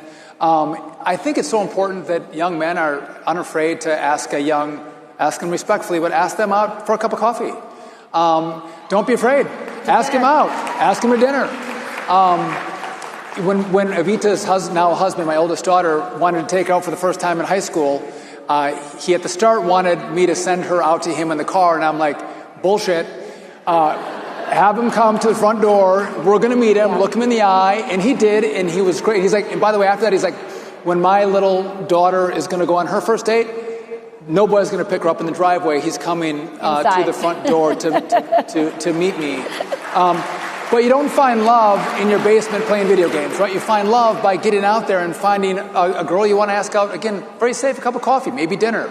And again, young women, don't be too mean to a guy you don't want to go out with. Let him down nice, right, if you don't want to. Or take a chance and say yes, right? Yeah. Say yes, and who knows, you might like him. This Rachel said no at the start. I had to pursue her. And she finally saw the brilliance of that's interesting because there's so...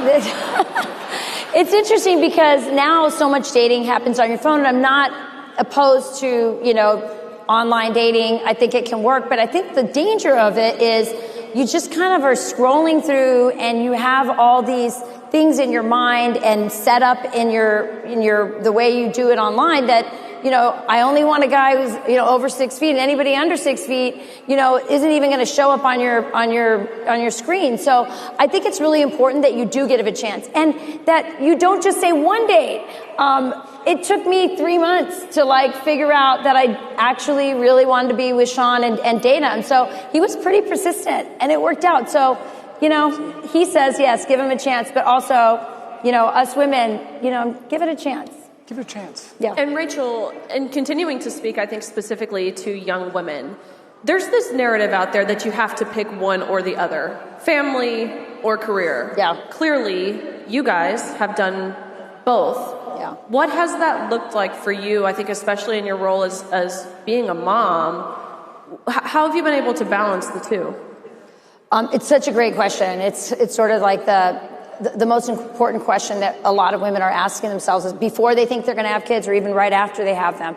Look, my journey is not traditional at all. I was an at-home mom for 14 years. And then actually out of financial need, I started to work part-time. And luckily I had a boss who was very flexible and I was working for the Libra Initiative. And then I eventually ended at Fox News, where Fox News is the most family-friendly company you can ever imagine. So I've been very blessed in that way. But if you look at people who was the CEO of Sheryl Sandborn, the CEO of Facebook, she would tell women, as soon as you graduate, put your foot on the gas pedal, go, go, go, go. Mine is just the opposite. I think you really, as a woman, need to prioritize your love life. And it's kind of the advice that a lot of women's studies departments might, not like to hear that from me. But I think prioritizing your love life, yes, getting your education, yes, getting your career, but always knowing that, your family is the most important. So I've taken breaks. So when I have a baby, I take a break. What I just told you happened with my job just now. I love my job at the Spanish show for Fox News, but I had to make that decision. And what's interesting is they've polled women who make professional sacrifices for the sake of their family actually poll higher in happiness. And it absolutely makes sense because they understand intuitively what's most important. 100%. Now, Secretary Duffy, you alluded to the fact that the world that you're raising your children in, which I don't think we've explicitly said it. Can you say, you talked about booking everyone's travel. How many is everyone for you guys? Yeah, so we have 9 kids. And 2 are married. And 2 are married, and we're going to take them too. My oldest is 26. Our youngest is 6, she has Down syndrome. She's the little light of our family. She's wonderful. Yeah. By the way, there's no other Downs kids in her school because all of them have been aborted, which is shameful because she is the most wonderful little baby, and we would have never made a different decision. And every one of the kids love her dearly. But can I tell you this?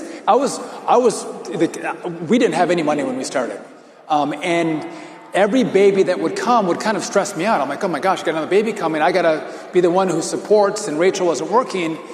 And we just had faith that something was going to happen, that we were going to be able to pay for the babies that we were having. And every single time, what's the Spanish phrase that? So we believe in providence, and it's true. But there's a Spanish saying that says every little baby is born with a loaf of bread under their arms. And it's absolutely true. I feel like every single time something would happen where we were able to have enough money to pay for each additional child. And again, we have 9. So we, at Thanksgiving or Christmas, if I have 5 at home or 6 at home, my house feels really empty. I feel like, where is everybody? It's like, I wish I had more. Someone's going. And for most families, that's a lot. But it is so much fun to have all of them home for the holidays. And the spouses. And then we all get together back in Wisconsin for the summer. And it is the best time that we have is with all of us together. Well, I will say I love when pictures of Valentina and the president pop up on my timeline, and watching him interact with her, it's really a beautiful thing. But Secretary Duffy, you said you're raising your kids in a world that you guys didn't grow up in terms of social media and constant connectivity and public attention. How do you guys talk with your children about social media and about fame and about personal identity? So first off, what's great with so many kids is your first child, you're a first-time parent, right? You've never done it before. You're new at it, and you make mistakes. And then with the next one, you make less mistakes, and then less you learn as you go through with all these kids. You're saying we got do-overs. We got many do-overs, that's right. So the first ones got cell phones earlier. They were younger.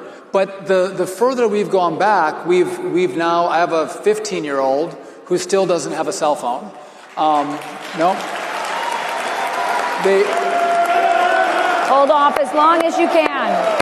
Hold off as long as you can. We think about when they start to drive. That's when they have to be able to communicate if something goes wrong. So that's when we think about the cell phones. But it's challenging because social media is so consuming for this generation, and what you put out and how many likes you get, and so. We try to talk about a little more reality and less about what social media is and is not. I don't know, Rachel, what you're... I just think that, we learned our lesson. We keep going further and further out before we give them a phone. It's tough once they start driving. Obviously, you want them to have the phone for an emergency, for directions. But the more you can hold off on that, the better. Remember, we had a discussion once on the couch, Will Kane and I, at Fox and Friends, and he was like, well, I'm just worried that my kid is going to miss out, right? If he doesn't have a phone and everybody else. But I think it's more it's like you're giving your kids back their childhood. You're giving them back. I love seeing on you see all these videos coming back of high schools in the 80s, when people actually talked in the hallway and, at their lockers. I do think we've lost something. And I'll tell you what, when Charlie Kirk came out with this book about finding a 24-hour period in your life where you're completely disconnected with it, I think that is one of the most powerful, important messages in the world, honestly. What do we want? I agree with that. That's something that, following Charlie's assassination and this book, which you guys have done a fantastic job at Fox News over the past week in talking with Erica and explaining the vision of Turning Point USA and the book and everything. It's been fantastic. But even me and my husband, that's something that we have certainly started to implement in our own household. We've talked about your faith as well. It's clearly very central to your family and how you conduct yourselves in your professional roles.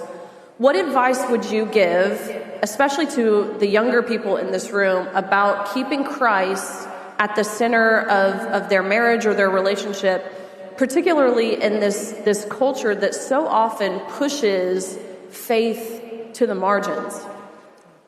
Well, I mean, I think when Sean and I got married, and this is sort of Catholic theology, I'm sure it's true for a lot of other Christian faiths, I mean, there's 3 people getting married. You know, it's me, Sean, and God. And I think that what's wonderful about a Christian marriage is the permanency of it. I mean, there's something, I mean, a lot of people get caught up in the, you know, all the aesthetics, especially with Instagram of a wedding. But the reason for the ritual is that it's a really important thing and it's a permanent thing. And so I think it saved our marriage that we got married in a Catholic mass with God right between us, because I mean, we fight. I mean, when people tell you, you know, we never fight, like we hear that sometimes and we're always like, they're going to get divorced. Because fighting is just part of being married. But these fights don't end in the end, because our marriage is forever. That's the vow we took. And so that just never happens. That just never is the conversation. We actually will fight about this conversation sometimes about marriage, because I think sometimes we put a rosy picture on marriage is always wonderful every single moment of the day. Well, if you've been married, it's not. Anything that gives great value takes hard work, right? And we put a lot of hard work into our marriage. I love Rachel, and as you go through hard times and good times, but you work through that. And some people, I think, might give up. They give up too early. They don't put the work in, the effort in, and think that it might be rosier if they just give up and go to someone else. And I don't think that's necessarily the reason he says we have this fight about this is I feel like he's right in that he says we need, you know, it's hard work. You have to fight for your marriage. But I also think that the culture doesn't talk enough about how great marriage is. And so that's the debate we're always having. That's true. That's what do we tell people about marriage? It's both, and it's great. But I think with regard to faith, I mean, it's for us, again, we got married with God. Pete Hegseth, at the end of your show, I always used to say on Sunday, go to church. We go to church every Sunday. We attend church on all the Holy Day of Obligations. We pray virtually every single night. There might be a few that we miss. But we pray before the kids go to school. We do pray before the kids go to school. But the church, the Bible, church tradition, it just being in a marriage and a family that's Christian is a roadmap. I don't know how, honestly, I don't know how we could get through our marriage if we didn't have that. How many of you have looked at Erica Kirk and said, how does she get through? I mean, if she didn't have her faith, how would she get through it? And so I'm just so grateful that I entered into a marriage in that way. And I'm really grateful to my parents. And I'm really grateful that his parents raised him as a good Catholic, because that has helped our marriage. We were at the Fox News lighting of the tree a few weeks back, and the Cardinal was there, and he's walking through, and I had my little baby, I think at the time she's, 8-9 weeks old, and he's walking through, and we're sitting there, and you say, wait, Cardinal, can you bless this baby? And it was I'm like, you got to get to work, Cardinal. You got some work to do here, yes. Did Dana take your baby too? Was Dana walking around with your baby? No, that was not her baby. That was a different baby. Okay. She's around here somewhere, all 11 weeks I was like, old. don't take the baby. Yeah. I know, it's a really special time. Now, Secretary Duffy, you mentioned working for the best boss. We've seen some recent family-friendly initiatives to implement in airports. Can you speak to what some of these will be? So first off, my number one job is to fix the air traffic control system. That's job number one, to make sure we update a very, very old system. Copper to fiber, analog to digital, 90s to 2026. is what we're doing. Brand new radar and radios and voice switches. So that is my first job, and that's what I focus on. Bringing in more air traffic controllers. I want people to be less delayed, less canceled, and more safe. And you have had more air traffic controllers. We do have more. We've increased air traffic controllers through the academy by 20%. But with that, I also think that when we travel, we should also bring our best selves and our best personalities and best spirits, and bring civility. And so I've asked people to be nice when they travel, and most people are really nice when they travel. But some people aren't. I've asked people to dress a little more respectfully. Maybe to all of you, when you travel home, no pajamas or slippers on the airplane. More North Pole elves, less South Pole elves. That's right. Yeah. But in regard to the terminals, I thought, how can we make this better? And so a lot of families travel. I want more play areas where if you have a child with you, a lot of parents will just give their child an iPad or a phone. Wouldn't it be great to have more play areas for children? There's a conversation about where can a nursing mom go to nurse? I want more nursing pods for mothers who are choosing to nurse their babies, and nursing pods that are clean and are actually functional. Mm-hmm. And then I want the liberal media mischaracterize this, but a little micro workout area. If you're walking through and you want to do 3 or 4 pull-ups, a couple push-ups, don't get sweaty, don't have a full gym workout, but a little micro gym where you can actually do some exercise. And then I'm open to anyone else's ideas on I want to make the travel experience better in America. And how do we do that? This is my first foray into making suggestions, but we can take information from all of you and our airports to then improve the American experience. By the way, we should have the greatest travel experience in this country as compared to the rest of the world. And that's what we're working for under this president. Riley, would you use a gym and do a micro workout? I mean, you're a pretty athletic girl. Oh, heck yes, I would. I love that video of you and Secretary Kennedy, which remind us, how many pull-ups did he do? And you, by the way. He did 20, and he's 72. And I did 10. And our daughter did 12. 13. They all I was a low performer. To be fair, he broke his shoulder. What was it, 3 years? I'm 54. I did 10 pull-ups, and I did real pull-ups, by the way. I'd like to see one between these two. Yeah, I know who will win that one. No, I totally would use this. The amount of traveling, and you're right, delays and cancellations that you go through in an airport. This seems like a fantastic use of time in a layover or whatever the setting might be. Yeah. Absolutely. Well, I think that what you see with President Trump is there's no problem that's too big that we won't try to fix. We are going to fix the problems that this country has. We're going to lean into them. And so what happened is each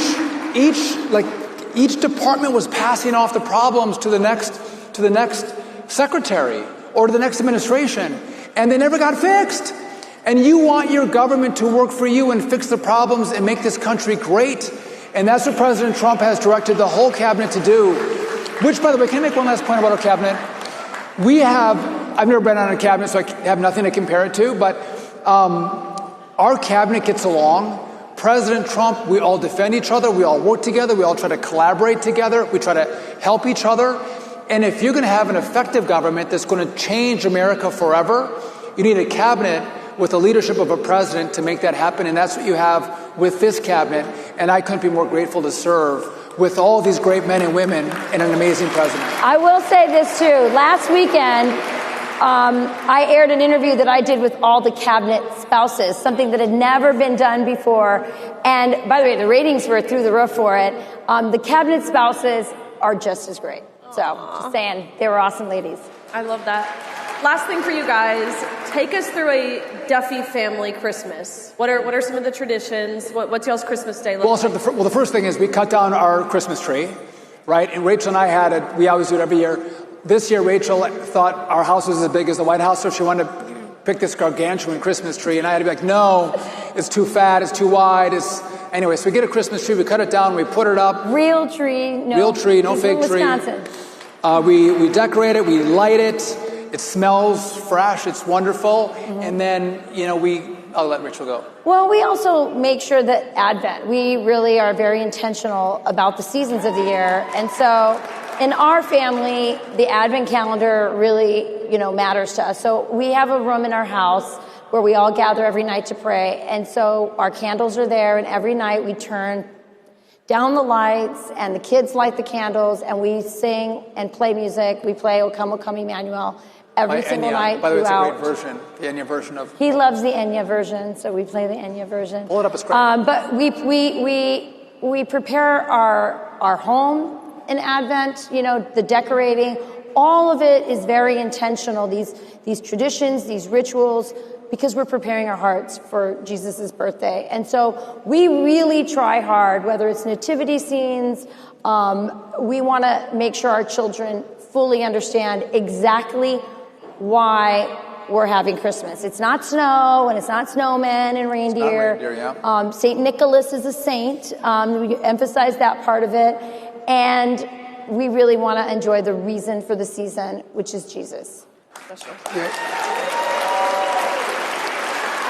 And by the way, on Christmas morning, all of our kids have to stay upstairs. They can't go down to the Christmas tree, and so if we're tired... They stay on the stairs, yeah. So it's torturous for them. He makes them sing, before they can come get their presents, they are all on the stairs, and they have to sing Away in a Manger. And we sing horribly, so it's pretty rough. But can I give a front run for everybody? So NORAD usually tracks Santa. Okay, have you been to the website for NORAD? But just so you know, the FAA under DOT controls the civilian airspace in America. So we are working for this year to make sure that there is an FAA DOT website that's not from 1994, but a great website that will track Santa this Christmas Eve. So stay tuned for that announcement. Stay tuned. Santa Tracker coming to DOT. He did not want. Was Norris run by who? Is that? Well, that's the Pentagon. The Pentagon. Oh boy, Pete might get involved. Tail number. Tell Pete he's fine. Excess fine. We're taking Santa back. We're watching it in our household. Thank you guys for everything, for your service, both of you. I know you're headed back today. She'll be on Fox News tomorrow. Everyone make sure you're tuned in. Just very grateful for each of you and how you lead your family. It's an inspiration for all of us here, so thank you. Thank you, Riley, and congratulations on your beautiful baby. Thank you. Thank you.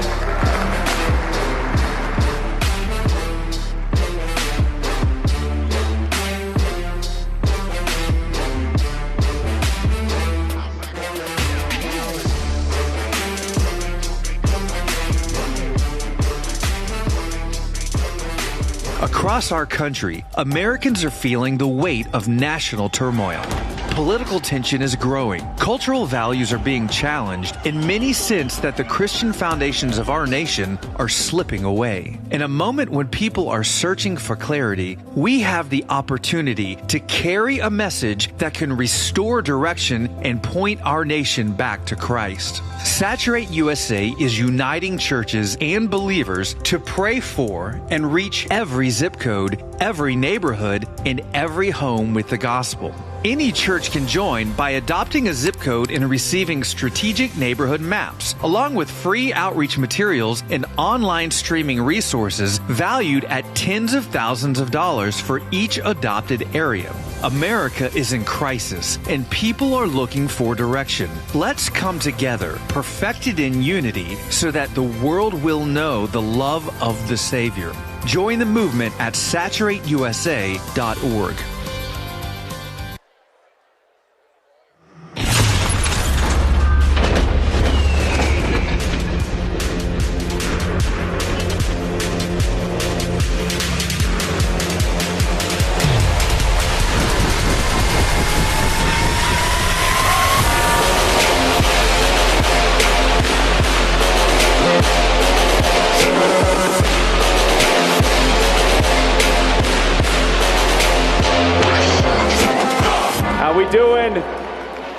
Amfest, what is up?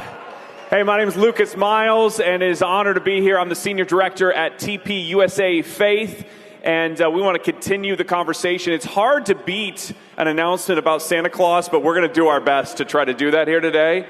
And I am honored to be joined here with Scott Baller from Saturate USA, as well as my good friend Dr. Frank Turek, one of the greatest apologists in this nation and just a tremendous friend to Charlie and both the Liberties. So thank you for being here with us. So I want to start by saying that the Rumble chat is open, and we're going to be taking a few questions from that. So if you're watching, go ahead on Rumble, go ahead and leave those in the chat, and I will be pulling up a few of those questions as we get into the conversation a little bit later. We want to talk a little bit about revival. We want to talk about sharing our faith. You know, we heard from the Duffys in this last session just the importance. Christ is the reason for the season, but we have to get people there first, right, in order for them to understand it. And so, obviously, here at TPUSA Faith, we are very involved in developing resources and equipping people to be able to share the gospel, to be able to stand firm, to be able to navigate all of the cultural issues today. And you guys at Saturate USA are doing a lot of that as well, and I want to talk about that. But before we get to that, Frank, I want to start with you. And I want to ask, here we are, we're almost 100 days since Charlie's martyrdom. And we are, have seen such a tremendous move since specifically the memorial, which you were part of. It has been said that this was the greatest evangelistic moment in possibly the history of the planet and Christendom. And I want you to unpack a little bit about where you feel like we are in the church today. What is the state of Christianity as we kind of move forward and frame this conversation? Well, the signs are positive, thankfully, but why does that matter to our country, not just individual souls? Dennis Prager, who, by the way, was a mentor to Charlie for many years, even before I met Charlie, used to ask this question, and the question was this. Suppose you're in your car, and your car breaks down in a very bad part of town. You get out of your car, it's in the middle of the night, and you see 10 men walk out of an alley toward you. Would you or would you not be relieved to know that those men had just left a Bible study? You would go, these guys are here to help me, not hurt me. I don't know what would have happened on September 10th had we as a church been better at evangelizing, but it could be that Charlie would be alive today if somebody like Tyler Robinson had been engaged in a Bible study. And my friend Scott here has a way to help us get more people engaged with the Lord that will not only save souls, but may save people's lives here and help our country. So, Scott, let's talk about this. So you guys have developed a platform at Saturate USA, and I want you to walk through the process. You're targeting zip codes, you're equipping the church with packets to be able to help people, to be able to take to their neighbors. So break that down. What does evangelism look like through Saturate USA today? Yeah, well, Lucas, thanks. So our goal is to share the gospel with every home in the United States. So it's approximately 120 million homes. We have approximately 352 million people in the United States. And so the goal is to empower the church, individuals, TPUSA chapters, prayer groups to go out and share the gospel with their neighbors. We drive by these people every day. We wave to them. Maybe we don't know them, but I know the one thing that the Christ talks about and the Bible speaks about very clearly, we need to love our neighbors. And so we want to get out there and do that. It's a very simple process. Individuals, churches, chapters can go and adopt their zip code, and we will provide evangelistic gospel materials to them free of charge to go out and share this with their community. The only thing we ask that they put in the packets is church information to bring these people back to a local church, because that's the goal. But it's also the goal to get us out of the four walls of our church and start loving our neighbors and sharing what's the most important thing, at least in my life, which is my relationship with Jesus Christ. So let's dive into that a little bit more. Yeah, we can clap for that. That's all right. Let's dive into that, because obviously, it's been said that one of the greatest, we have neither, although I play in this space a little bit, neither one of us want to debate this guy right here when it comes to apologetical matters, right? And so, apologetics can be it's something that you can study your whole life and still, seek proficiency in. You never arrive. It's almost like a martial art where you're just constantly improving on what you're doing. But it's been said that one of the greatest resources that we have to be able to share the gospel is our personal testimony. So let's talk maybe a little bit about why is this so important to you, and how did you first come to faith in Christ? Well, I think as you just said there, I'm not going to debate him on any stuff in the Bible. I am not a pastor. I'm just a lay person, go to church every week, love Christ. But when I was younger, I had an opportunity to work with a group, which is Campus Crusade for Christ, which is now Crew, and got challenged to take a year off of school and go live in Russia. And had an opportunity there when I first got there to share my faith. And as I found out, it's really not about an incredible story. It's not really about knowing the Bible perfectly. It's about just planting that seed. And I find it interesting. I had a mentor of mine tell me, it's amazing. You can have some people that'll go to church for months, never feel that need to accept Christ. They can hear a story from a total stranger that connects with them because it's the Holy Spirit inside, and they hear that thing that they needed to hear, and they accept Christ. And so what we wanted to do is saturate is not have some elaborate way that we've got to spend months trained on how to share our faith or what to do. We wanted something that's going to be simple for the normal person like me who reads my Bible, I wish every day. As normal, I'm human, so I miss those days, but that's my goal. But also knowing that I want to, go out there and share my faith with my neighbors. And, we've just had hundreds of stories about what could have been lost opportunities if a person in a church hadn't gone and shared something with their neighbor. So that's kind of the goal. No, I appreciate you sharing that. Very powerful. And Frank, I want to kind of push in on this a little bit more because, sometimes we hear, oh, my neighbor, they go to church, or they said that they go to the church up the road or whatever. Can we take for granted that everybody going to a church today has actually heard the gospel? Talk to us about that. No, many of them haven't. And unfortunately, so many churches now are very reticent to even talk about the major issues of the day. One of the things that made Charlie Kirk so great was that he was afraid of nothing. He would talk about any issue at any time, because as Christians, our Christian worldview is supposed to inform every single thing we do, not only in church, but also at home, at work, online, in the voting booth. Everywhere we go, we're supposed to bring our Christian beliefs with us because, number one, they're true. Yeah. And number two, Jesus told us to be salt and light everywhere. So a simple invitation to a good church might be the thing that exactly somebody who's already going to church needs. They just don't know it. This kind of reminds me, I know the great Tyler Boyer here at TPUSA Action, who goes out door to door with other folks to try and get people to vote. This kind of reminds me of that approach just for evangelism. You're just going door to door. You don't even have to talk to people. You can just hang something on their door.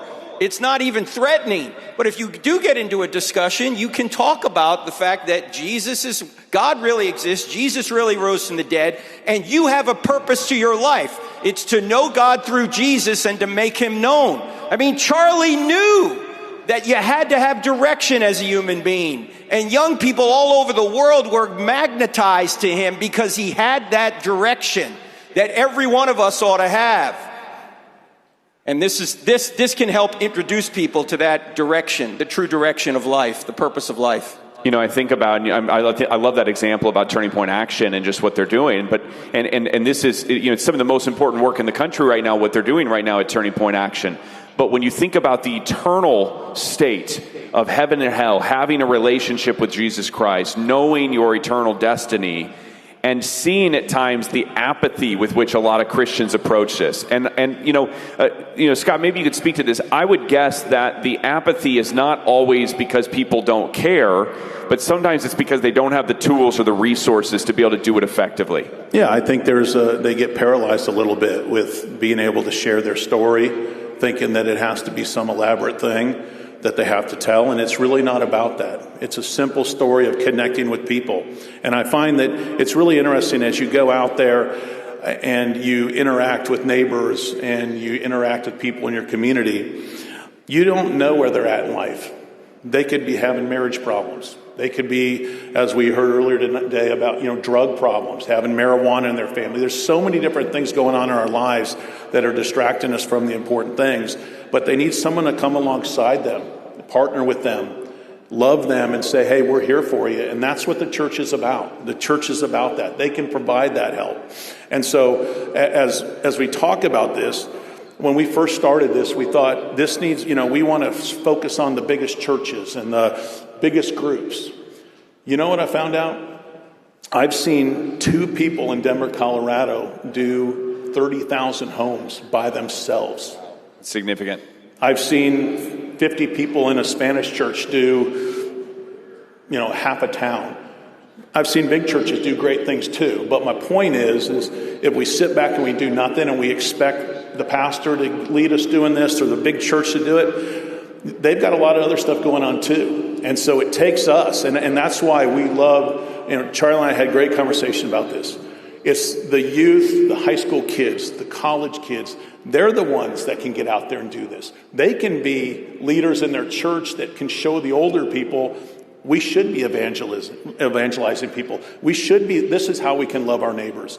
And so that's what's great about it. It can be for old, young, many, few. It works for everyone. So. You mentioned a Hispanic church, and I want to talk about that for a minute. One of the things we've done at TPUSA Faith is we've created a whole, deck of various courses and classes that you can utilize at your church free of charge. Has anybody been through a TPUSA Faith course at their church before? We got a few hands out here, maybe. All right, I see a couple over here as well. One of our most popular courses right now is our First Truths course. And this is a course that goes through basic foundational principles of primary doctrine, works through that. We just dropped this course in August. It's brand new. We've already had, I think, 70,000 people who've gone through this course in a church setting. And one of the powerful things that we've done with this is we've been able to put these resources into Spanish. And I know that, because look, if we're going to talk about things like immigration and assimilation, let's just set illegal immigration aside for a second. Obviously, we all know that that's an issue that we have to continue to find, very strong solutions for. But if you look at legal immigration, if we're talking about how do we assimilate somebody who's moved here, what gets them to this foundational place to where they see they embrace the way of life that makes us unique? It's their faith. Right? And so faith is such a massive, I would say it's the foundation layer. It's what Charlie believed. It's the foundation layer to assimilation. And so you guys have resources in some various languages that you've been able to put together. Talk about that. Yeah, I think that's an interesting thing. We did some research on this and found out that just over 40% of homes in the United States, the heart language that's spoke in the home is not English. So, what we have done is we look for tools that we could provide in multiple languages, and the online tools we provide are the movies and so forth are in over 3,000 languages. And so what's great about that is you can have a family who is from Romania. They can now watch these materials about Christ and about his life and about Magdalene and movies for children in their heart language, which is really important. And also something that's very eye-opening to them because that's something they don't get that opportunity to do living here. Just don't. So it's a huge tool, and it's a great opportunity. Obviously, nothing's perfect, but one person, and that's Christ. Yeah, that's good. So, yeah, please. Lucas is not just the leader of TPUSA Faith, but he's also a pastor himself. So I'm going to ask him a question in a minute. But I want to point out that you noticed that when Erica stood up here yesterday, and even before yesterday, 2 days after her husband was assassinated, She went on national TV and she said, we're going to continue doing what we were doing. We're going to continue with the college tour. We're going to keep going to campus. We're going to keep doing the radio show. We're going to keep moving forward. Do you know how much wisdom there is in that? Because right now in our country, our hearts are tender. They're open to Jesus. They're open to purpose. They're open to God. They're open to direction like they've never been open before. On my own college events, I've noticed that questions have shifted from skepticism to evangelism. What do I mean by that? Instead of getting a lot of hostile pushback, I'm getting people saying, how do I bring my neighbor or my friend to Christ? What he's doing, and we're going to show you how to get involved here in a couple of minutes, what he's doing is exactly what's needed in our country now. And Lucas, who's a pastor in South Bend, Indiana, can tell you the same thing, because since Charlie has been murdered, there's been a rise in interest in church, and your church and churches around the country talk to that, if you would. Yeah, so my own church has tripled since September 10th. Tripled in size. It's remarkable. We have people who showed up to church for the very first time. We have people that had never been, they'd never been to church in their entire life, and they came. We had people buying Bibles for the first time. We had people who hadn't been in church in 35 years show up. We had one guy who got on ChatGPT and asked Chat, is there a church near me that would teach the Bible the way in which Charlie Kirk believed? And that's how he ended up at our church. That's just remarkable to me. And it's so cool to see that revival, take place. We only got a couple minutes left here, and I want to grab one of the conversation or one of the questions here from the Rumble chat. Okay, and so first one here, I want to pitch over, and Frank, I'm going to give you like you got 90 seconds or less on this one here.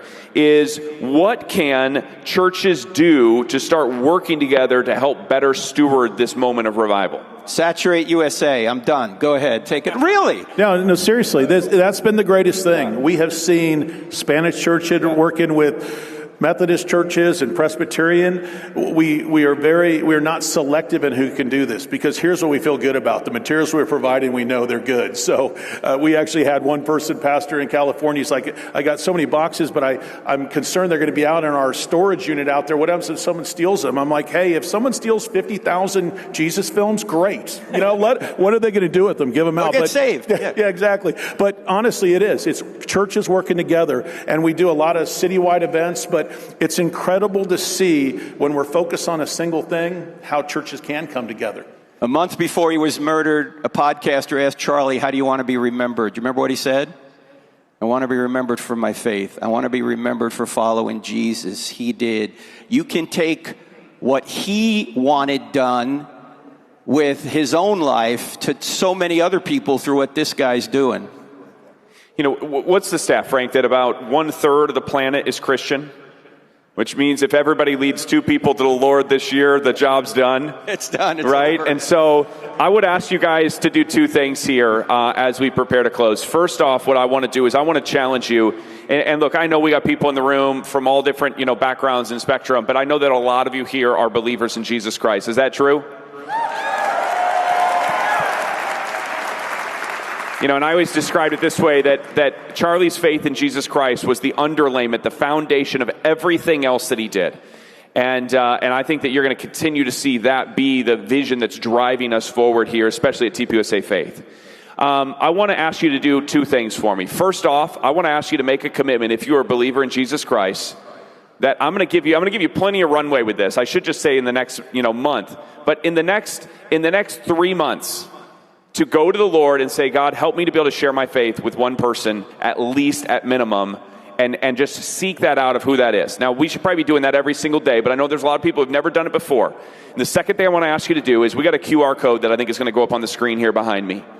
And I want to ask that you guys just scan this, download this, go ahead and just get that. We have that on the screen here. There it is. Okay, there we go. So go ahead and scan that and share this with your pastor. Share this with people in your church. You can do this as a small group. You can participate in this on your own. You don't have to have your pastor get involved. And it's free, right? It's free. 100% free. It's free. This is 100%. totally free, like many of the resources that we utilize at TPUSA Faith. This is just getting. There's not a sales pitch here other than just we want to get this in your hands so that you can start using this to share the gospel of Jesus Christ with your community. Yep, everything's free. We ship it directly to you. We provide maps to help you do and work that area of interest, and it's a great opportunity, so appreciate it. Awesome. All right, we appreciate you guys. Let's give it up for Dr. Frank Turek and Scott Butler and Saturate USA. I'm Lucas Miles. We'll see you soon.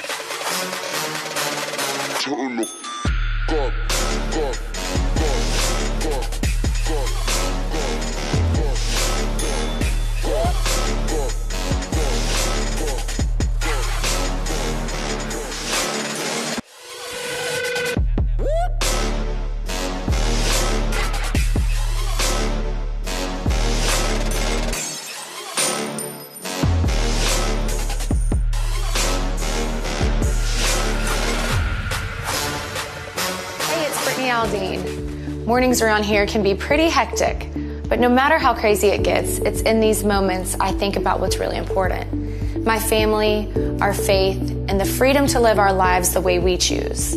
That's why I love Patriot Mobile. Patriot Mobile isn't just a phone service. It's a community that upholds the values we treasure: family, faith, and freedom. Join me and my family with Patriot Mobile today and stay connected to what matters most.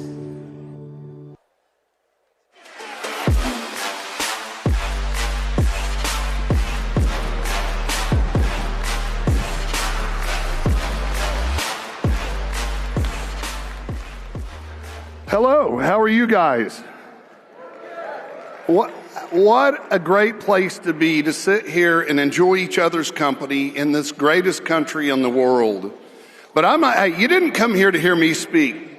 I'm here to introduce some great folks. However, before I do, if you give me a microphone, I'm going to tell you my story very quickly. Anyway, Patriot Mobile is America's only Christian conservative cell phone service provider. How do you call us a Christian, or how does that come about? Well, it's pretty easy. We put God first in everything we do. He's at the helm of our business. We're His stewards, and we live by biblical principles. And here's a real beauty. We carve out a portion of every dollar and donate back to causes like this. Conservative causes. Yeah, that's right. And you know, it's when we put God first in our business, that's when Charlie took a real liking to Patriot Mobile. He came to us, or we talked, and he says, that is an admirable thing to do. All companies should put God first. And that's what we want to really do. And I encourage everyone in here to put God first. And so last thing I want to do is I want to introduce a couple of incredible folks. Jenny Story, our COO, my wife for 29 years. Britney Aldean is coming out here pretty soon, and she is, everybody here knows who she is, an incredible, incredible person, knows fashion, and most importantly, she is a Christian and she loves this country. And then her husband, I think he may show up at some point in time as well. So Jason Aldean, has anybody ever heard of him? All right. Well, come on out, guys.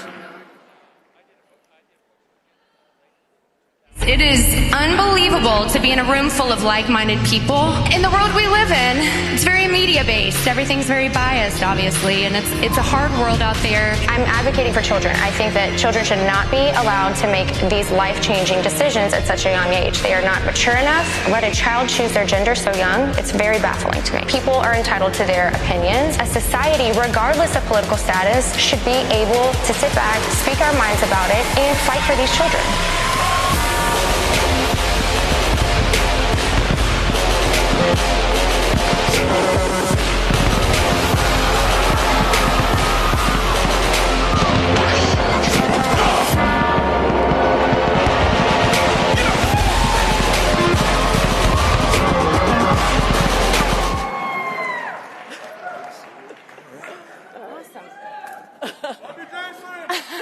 lot of guests, you guys.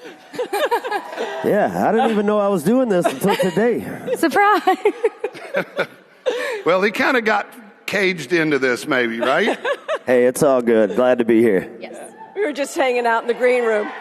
Anyhow, we want to ask you some questions because we know that you've been through some hard times, but you've held your head up strong. And both of you guys, in 2021, you came out powerfully for the cause and the movement, and you said things that people didn't necessarily agree with in the country world, and you went forward. How did you protect your family? How did you continue to be strong?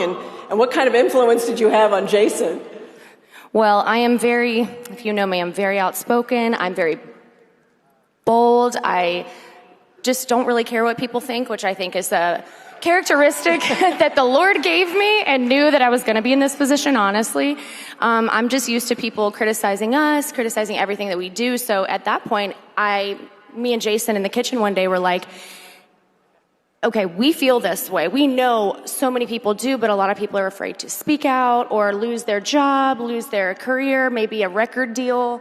So is this something that because of the position we're in, we're going to just full steam ahead and talk about it and say, this is where we stand. We know a lot of you are with us. Let's go. Let's get on this train together, And so Jason and I just decided from that point on, this is what we're doing. That's right.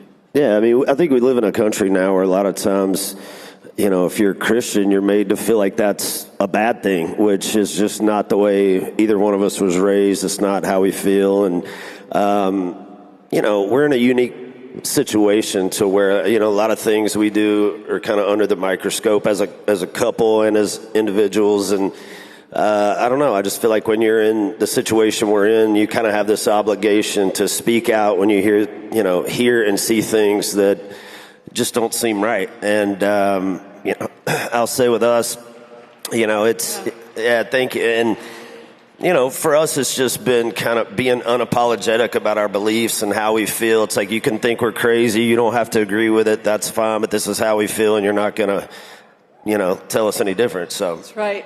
And I think we all appreciate it, particularly when you released your song, Try That in a Small Town. I think that gave a lot of people courage, right? And there's a lot of people who just felt like, finally, we've got somebody who's willing to risk their career, because you risked a lot to do that. Well, yeah, like I said, I mean, I think we live in a culture where if, somebody doesn't or they read something the wrong way or maybe don't necessarily agree with what you say or do.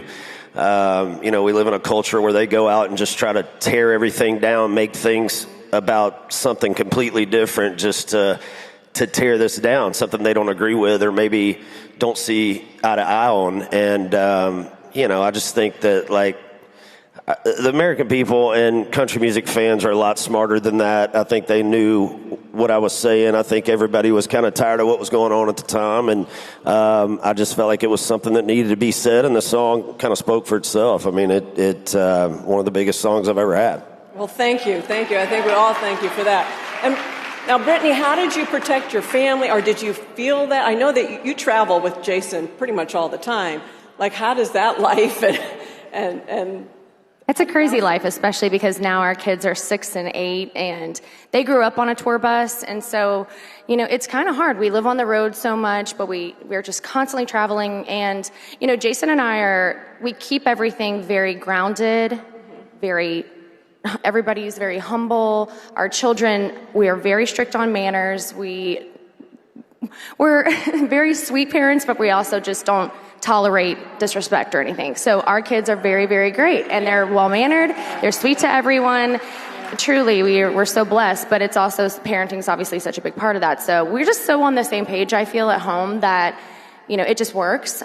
He's gone a lot, but also I try to make it a point to come out and see him and allow him and the children and me to be able to see him perform and have those memories. So now we're in the swing of things, after being together for 13 years, but it's been a journey. Yeah. And I don't go more than 2 weeks without seeing them. So I'm, refuse to be gone longer than that. So I kind of build my schedule around kind of like a 2-week max, and that's pretty rare, unless they stay in Nashville. I go to the West Coast for a couple weeks.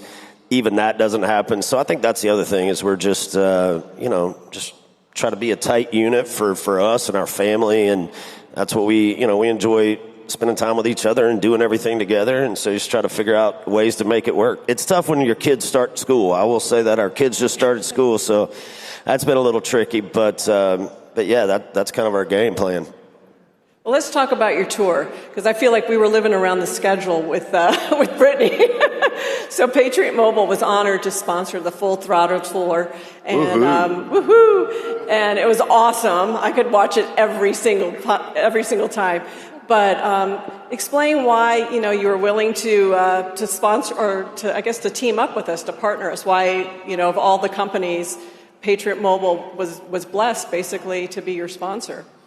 Well, a lot of companies I don't think like me anymore. We love you. We love them. No, I think that's one thing in my career over the years is that I don't want to align myself with somebody just for a paycheck or for whatever. It's like if I partner up with somebody, I truly want to be invested in, what they stand for. If it makes sense to me, I just feel like people can read through those things. If Pepto-Bismol was like my tour sponsor, like that's kind of weird, right? Like, I don't know. I just pink bus going down the street. I don't know. So the fact that you guys came to I love what you guys stand for. Obviously, we're on the same page as far as that goes. I love what you guys are doing, and proud to have you guys on board as sponsors. And it's been a huge year for us. So thank you guys so much for coming on board. A lot of fun. So I'm not the one supposed to be here. I will tell a quick story. Jenny just found out she was going to be on stage about an hour or two ago. Hey. And Jason She's had more of a heads up than I did. Anyway, hey, Brittany, I've got a quick question. We spent many days on the tour with you guys. And what was amazing to me is just what Jason said. They love their family. The kids are grounded. You guys are as grounded as I've ever been. And I just admired that. And I think you are a great role model, and you're influencing and your fashion and all that. It's incredible that you're a great role model. And I just want to applaud that. Thank you. I applaud appreciate you. that. Thank you. Oh, and by the way, Jason might be a great golfer. I've golfed with him, or kind of, sort of. I'm not a great golfer.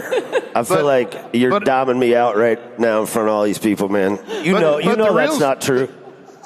He was over at a different area, and I was in one area, and Britney came through. We let you play through, right? And she was like, her and her foursome, they got out there, and Britney goes, I'm not very good. And she hit a shot that just went whoosh, up here and landed right in front of the green. I was like, oh, that's beginner's luck. Beginner's luck, for sure. I am athletic. Okay, so it didn't surprise. No, you could win a car at this hole. So I was like, oh, I'm going to get that dang car. Trying to win the car. That's why she had it. That's what it was. So I really put my all into it. No, it was luck. I don't know what I'm doing at all. Yeah, I barely made it past the ladies' tees. I won't say anything other than that. But, there's a big game tonight, right? Yeah, I know. I don't think we're favored. She graduated from Alabama. So you got one fan. I right have there. one fan, thank you. I have one word, boomer. It's fine. It's all right. I'm used to it. It's going to be a long night. So going back, I guess, a little bit towards business, again, why did you choose to sponsor Patriot Mobile? What particular cause, or what did you notice that? Well, the philanthropy that you guys do, we have a charity event we do every year with the Sentinel Foundation, and it raises so much money for child trafficking. The amount of children we save per year is unbelievable. And we actually don't speak on it a ton. I mean, socials occasionally, but we raised well over $1 million this year, and there's just no telling how many kids that's going to save. But the fact that you guys came on board and helped us with that and sponsored, and just everything you guys stand for, family, your conservative feelings, your morals, everything about you guys is what we stand for. So we couldn't be more proud to work with you. Thank you. Well, thank you guys for joining us. I see the clock is... We're out of time. We're on negative time, actually. Go for an encore, though. We got to have another... Thank you, guys. Hey. Thank you, guys. All right. Have a good evening. See ya. Thank you for having us.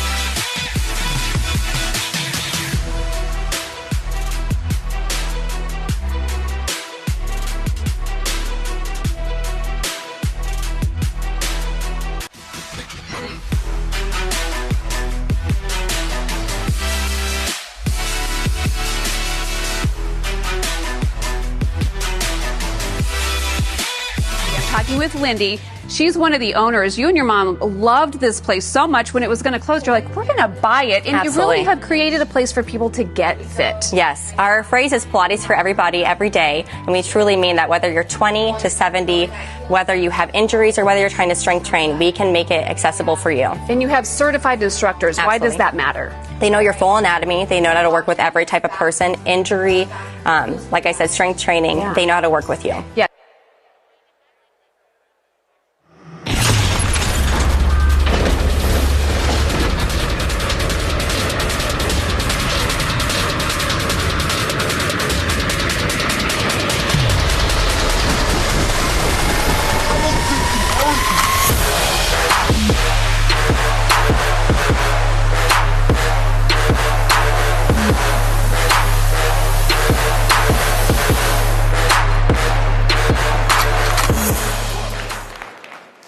All right, how we doing?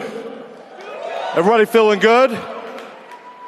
I'm so proud to be here with you today. And for those of you who don't know me, I'm Nate Morris, and I'm proudly running for the United States Senate to replace Mitch McConnell once and for all from the United States Senate.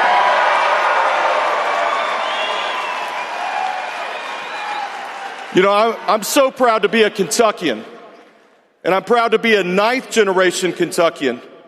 My family were some of the first to come to the Commonwealth. They came over the Cumberland Gap, fighting and scrapping for everything they have. And I grew up like many Kentuckians in a tough way. I was raised by a single mother. My mother was on food stamps. I had a dad that left when I was very young. And he even got locked up for not paying child support and left me and my mother to fend for ourselves. But I had grandparents that helped me get the kind of life to live the American dream. I had a grandfather that was head of a local union, the United Auto Workers. 19 of my family members worked in an auto plant in Kentucky building cars. And whenever I see big trucks rolling up and down the road from Ford Motor Company, I think about my family who helped build that. And I'm so proud that right now in this country, we are celebrating the American worker once again because of President Donald Trump.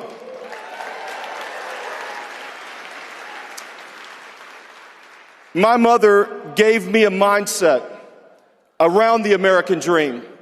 She used to tell me all the time, she said, Nate, we may not have a lot of money, but thinking big is free. And if you're going to be thinking, you might as well be thinking as big as you can.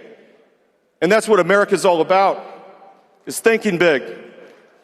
And I had the opportunity to get a great education in Kentucky. Ended up going to some great schools, eventually getting some scholarships, working my way through some of the world's best schools. And when I got finished with that education, I decided to become an entrepreneur. And a lot of people say, Nate, why did you become an entrepreneur? And I said, it was really simple. I said, I was broke. I said, when you're broke, that's a powerful place to be. You get inspired real quick to figure out a way out of the situation. And I started learning about the waste management industry. Does anybody watch The Sopranos out there? Anybody seen The Sopranos? Now, you know the people in The Sopranos are not the nicest people. And the garbage business was the ultimate mafia business. Tough business, tough people. And what a lot of people don't know about the garbage business is that Bill Gates is the biggest garbage man in the world. Did you all know that? Bill Gates owns more garbage stock than anybody, and he controls the big companies in our country. But you know, as a young entrepreneur, I was 28 years old, I said, you know, we could take on every one of them and win. I believe that. And I thought about what my mother said, to think big. And we started with about $10,000 on a credit card and built what would become a working pilot of a company that would grow to $700 million in revenue and go public on the New York Stock Exchange. And I'm so proud. I can't think of anything more American than making money with garbage. That's very American, as we know. And you know, as an entrepreneur, I had the opportunity to meet a lot of fascinating people. And I'll never forget, about 10 years ago, I met a guy who was a venture capitalist. And for those of you who don't know about venture capital are the folks that help fund businesses, help American dreams become real. And I started talking to him, and he had Kentucky roots. And I said, where are your folks from? And he said, Breathitt County, Jackson, Kentucky. I said, oh, really?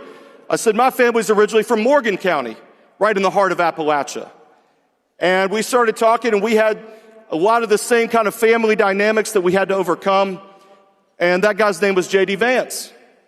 And we became buddies. By the way, I'm so proud of my friend J.D. Vance. What a vice president we've got.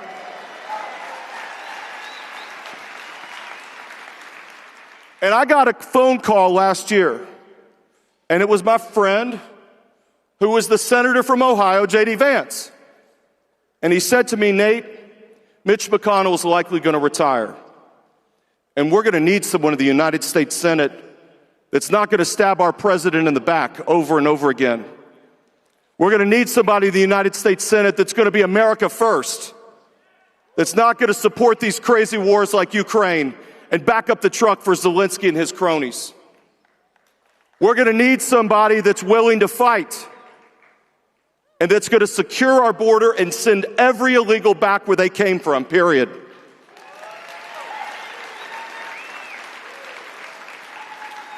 And I said, JD, I said, you've called me at an interesting time. I said, I've got a son on the way for the first time. I've been married 13 years. By the way, I'm so proud of my wife, Jane. She's the best lady in the world. And we just had our son 5 months ago, JR, my little boy. He's a good-looking kid. He's got a full head of hair. He's in the 97th percentile for length. I'm so proud. I'm trying to get a basketball in his hands as quick as I can. But I said, JD, I got a lot going on. I said, I got a son on the way. I've just gotten into a new business. But it became very clear that this was something way bigger than anything I could imagine. And one of the other people I talked to after the vice president was Charlie Kirk. And Charlie said to me, Nate, he said, we need somebody who's willing to fight. Because we're in a battle right now of good versus evil. This is not just Republican and Democrat. This is good versus evil in our country. And we need outsiders. We need non-career politicians. We need business people like President Trump. And he said, Nate, this race is so important that if you do this, I will come to Kentucky and I will help you launch your campaign. That's how important this race is, that we send someone to stand with President Trump and an outsider, not another Mitch protege. And I will never forget Charlie Kirk launching our campaign, coming to Kentucky. And we talk about our great hero, Charlie, and his leadership, his charisma, his ability to captivate a generation. We're all here because of him. And he came to Kentucky for me and for our campaign because he knew that this was the most important Senate race in the United States this cycle. Because as he would say many times, Mitch McConnell is the final boss for MAGA to defeat in the bluegrass state. President Trump has defeated the Bushes, the Clintons, the Cheneys, the Bidens. Well, the McConnell machine is the last vestige of that old rhino global establishment that has run our country off a cliff.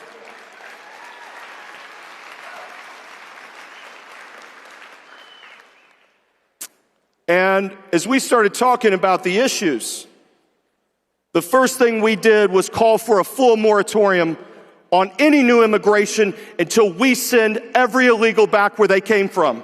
No carve-outs, no exceptions. If you're here illegally, you go back, period. We also said we're going to stay out of these globalist wars that we should never be in. I think about the generations of veterans in our country that went to Iraq. They're scarred. Their families are scarred. And we got nothing for being in Iraq. And I saw a lot of the same thinking that got us into the conflict in Ukraine. We should have never been there. And then I think about things like a balanced budget. And we know that for our young men in particular in this country, it has been difficult for them to get into the economy and live the dream. And I've been broke. I've struggled. I've fought to build a business. But a lot of our young men in particular today do not have the hope that they should have living in this country.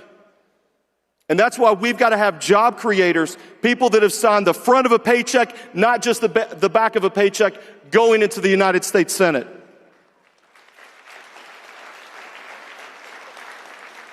And, you know, a lot of people say, Nate, you know, this is Kentucky. A Republican's going to win. What's the difference? Having an R by your name doesn't mean anything to me. Are you America first? Matters. Are you going to stand with President Trump? Matters. Are you going to fight? And are you going to stand with the vision that Charlie had for our country and what he was fighting for every day? You know, I think about the things that we're talking about in the United States Senate today. And folks, we've got to get rid of the filibuster. It needs to be gone. It needs to be gone so President Trump can get while the getting's good, so we can pass national voter ID and kick every illegal off the rolls and make sure that the MAGA agenda moves on and moves forward. We've got 3 years. We don't have a lot of time. And everything is going to count. These blue slips, we've all heard about these blue slips. Folks, we can't even place our conservative judges because of these blue slips. They got to go as well. The United States Senate should not be a gentleman's club and about decorum. It needs to be a body that works for the American people, period.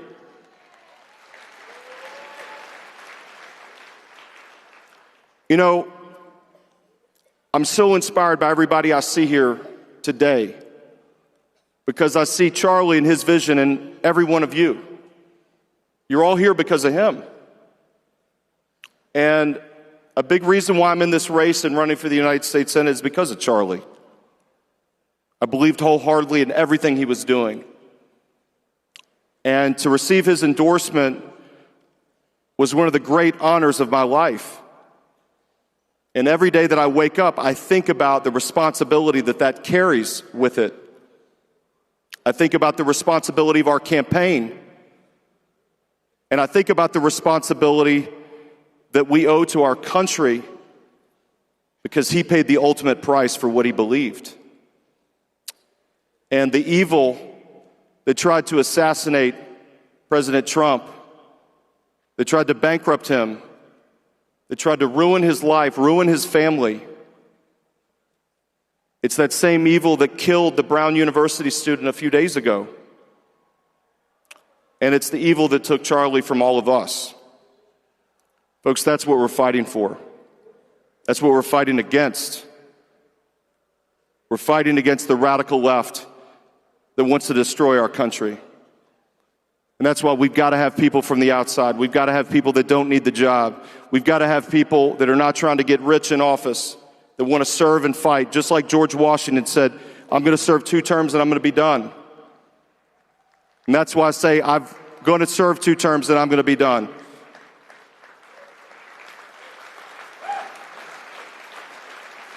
And I call on all of you today to stand with me.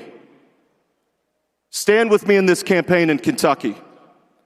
Help me defeat, as Charlie said, the McConnell Mafia once and for all, so America First can live on for generations. Stand with me in this campaign. Come to Kentucky. Help us knock doors. Make a contribution. Make an investment in this. And I have no doubt that come May 19th at this primary, we are going to be victorious. And we are going to win this race for Charlie Kirk.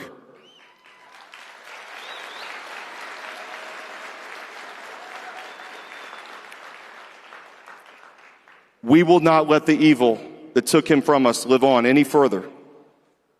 And stand with me, folks, to fight and keep America First going for generations.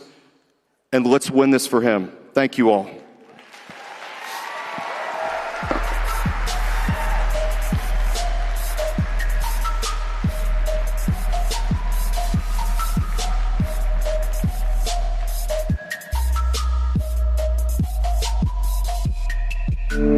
friend, chronic fatigue, 3 specialists, 5 prescriptions, still exhausted. My neighbor, brain fog, anxiety, 2 years of SSRIs, still struggling. At what point does this stop being a coincidence? The average American only gets 15 minutes with their doctor, gets a prescription, gets sent home, and when that doesn't work, another appointment, another prescription, another copay. This system doesn't fail by accident, it fails by design. A patient on 5 medications is worth more than a healthy one. A chronic condition managed for decades is worth more than a problem solved. Insurance companies profit from premiums, not payouts. Pharmaceutical companies profit from refills, not cures. You're kept in the dark because an optimized population is less profitable than a managed one. This is what they test for, a basic metabolic panel. Lipids, if you're lucky. This is everything they don't test for. Inflammatory markers, hormone levels, nutrient deficiencies, essential markers that could show the early stages of disease development years before symptoms appear. But the system doesn't profit from prevention. It profits from patients who keep coming back. Jevity shows you what's actually happening in your body, then pairs you with experts to build a plan for your body, not bodies like yours. It's longevity-focused care that profits when you thrive, not when you're stuck. Break free from the system that profits off your dependence. Take ownership of your health with Jevity.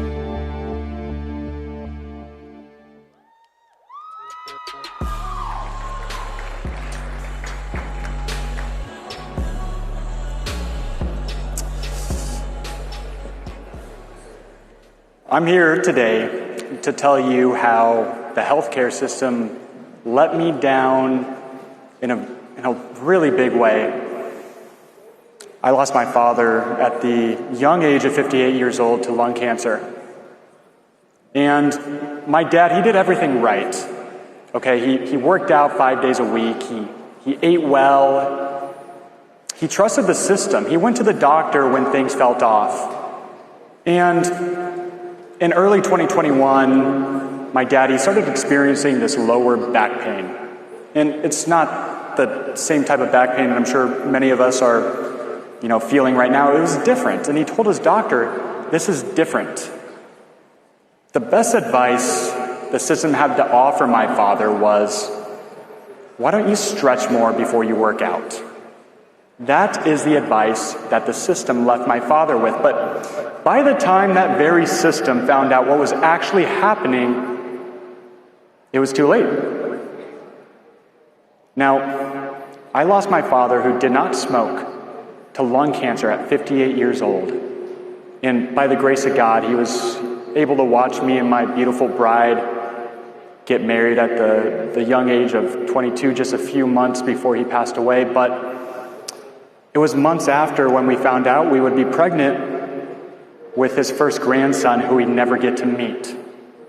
We were robbed of that by the traditional healthcare system.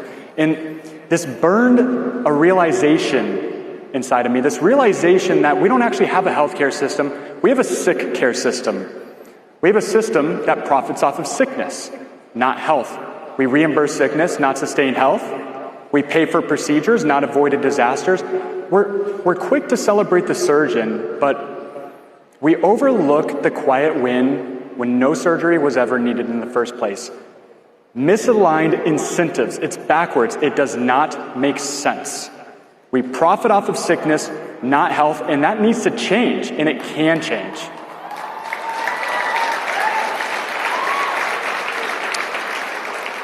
So I founded Jevity with a mission. Let's realign the incentives. Let's make healthy the default state in America. We are the greatest nation on this planet. There is no reason why we should not be default healthy. It should not be a test against our willpower every day to be healthy. We should be default healthy, but the system is not set up that way. It's just not. So, okay, what does that look like? Well, it looks like catching risk before risk turns into disease. And that's critical. Catching risk before risk turns into disease.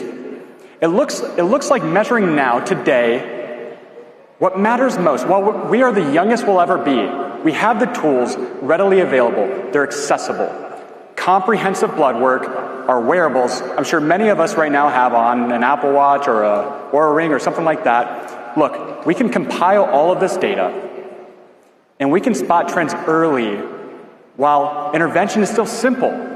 There is no reason why my father, who trusts the system, should have died as a non-smoker from lung cancer by something that could have been prevented. This is what longevity is all about. It provides hope.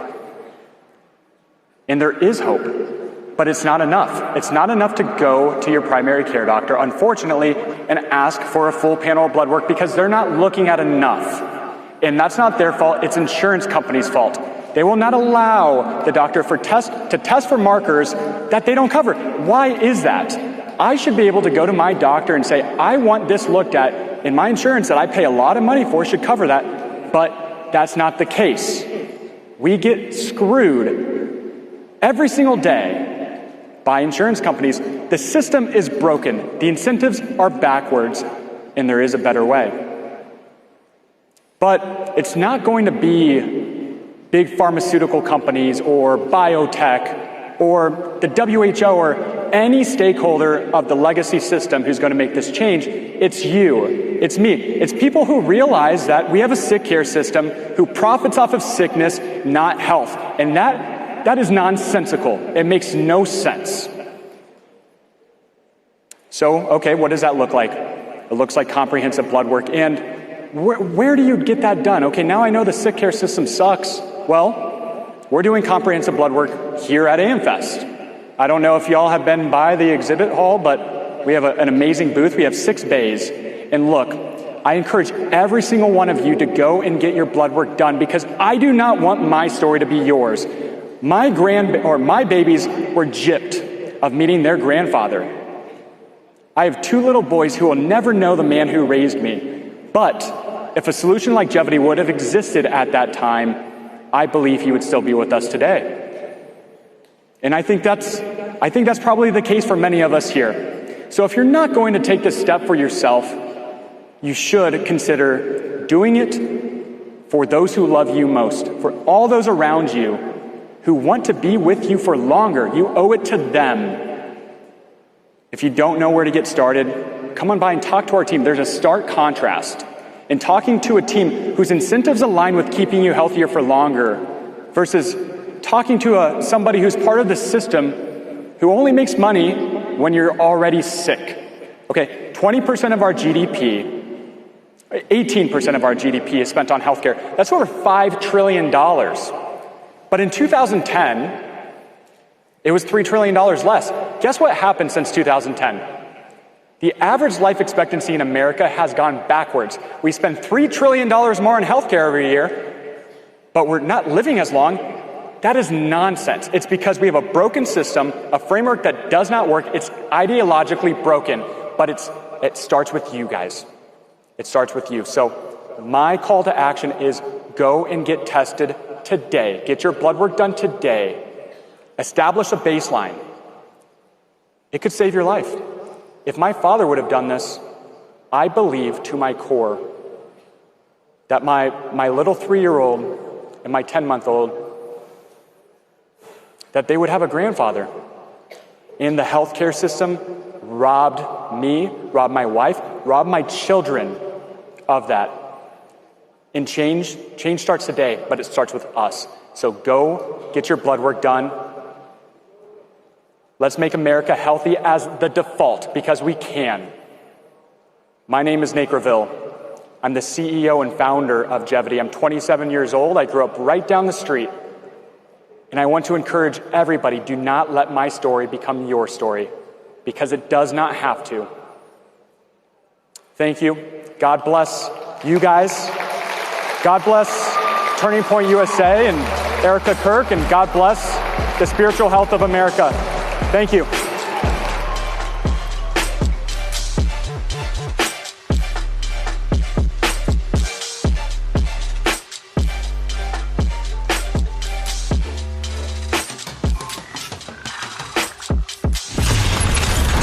The Chicago Cubs select Matthew Shaw. He goes by the name of Matt Shaw. MLB Pipeline showing him some love. Then he just been promoted to AAA. And he's gotten better throughout the year. Charlie, he was someone that I met at the apartments in Arizona. Was one of the biggest Cubs fans I ever met. He texted me after every game. Great win for the Cubbies, and he was super, super supportive.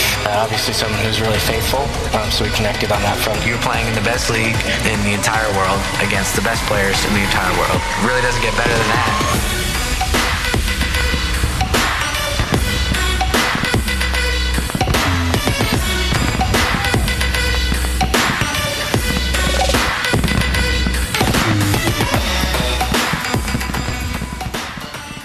Hey everybody, I'm so thankful to be here, and my wife and my family over there, and I'm very blessed for them and to have known Charlie. But something that people may not know about Charlie and I, and something that I've spoken on a lot, is for my relationship with Charlie, everything was about our faith in Jesus.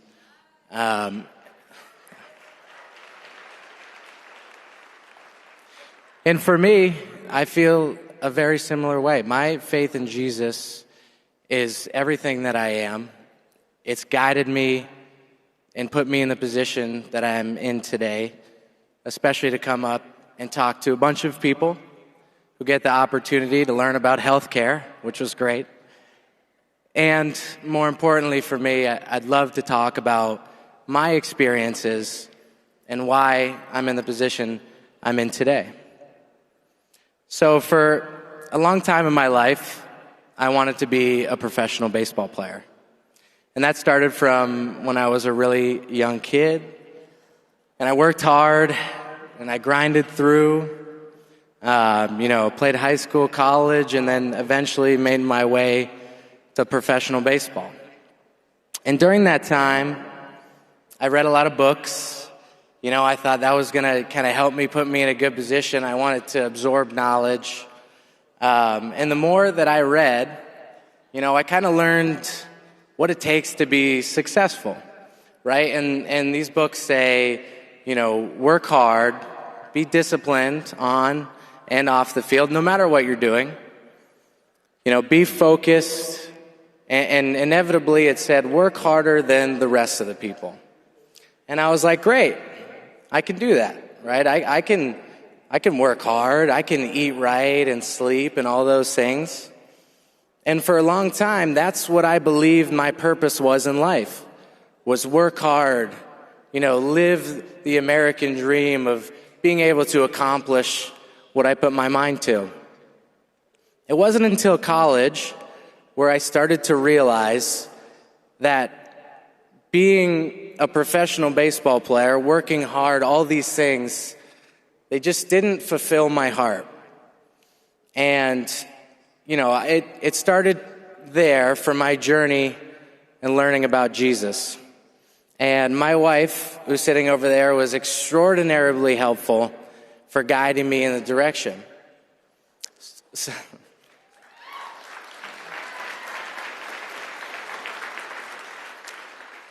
And the reason I wanted to come here today was because I've been praying a lot about the opportunity to disciple people and to show them the love and the joy that I feel in my heart, and to spread that to everybody, whoever has the opportunity to listen. And so I saw this opportunity as somewhere where I could come up on stage and tell people whatever out the world wants to tell you is successful, and that's going to bring you joy and peace in your life, which is work really hard, get a great job, and you're going to feel fulfilled. And in my experience, you work really hard, you have a great job, and you follow your passion. That's important, extremely. And you follow your passion, you figure out a little bit about who you are and who you want to be. And I think that's absolutely an amazing thing. But I think what you miss on is the fulfillment piece, something that we were made to do. And that's to have a relationship with God. So as I went through and I realized this, that I needed to have this relationship with God, and I learned about God, and I grew in my faith, it came very clear to me that I had been missing a lot of things along the way. I had been missing how I treat people. I had been missing the way that I talk, the way that I learn, the way that I interact with the people around me. And the more I learned about Jesus, I was very surprised. From kind of a 50-foot view, I see Jesus and it's like, oh, he's this good guy. That's what he's all about. He's about morals and all these things. But I never quite could comprehend until I started learning the amount of love that Jesus had in his heart.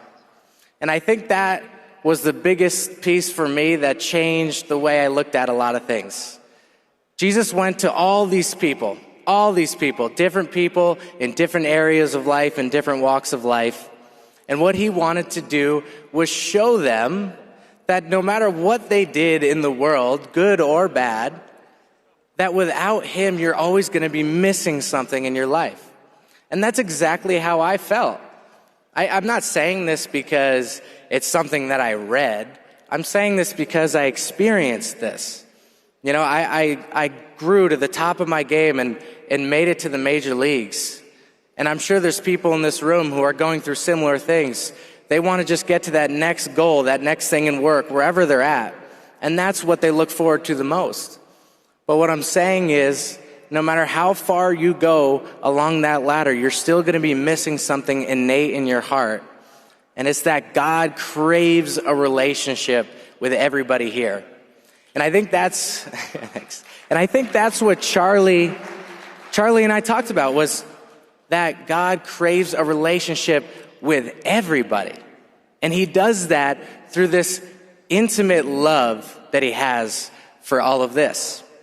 So God asks us, right? He says the first thing he wants us to do is love God with all our hearts. The next thing he wants us to do is love our neighbor.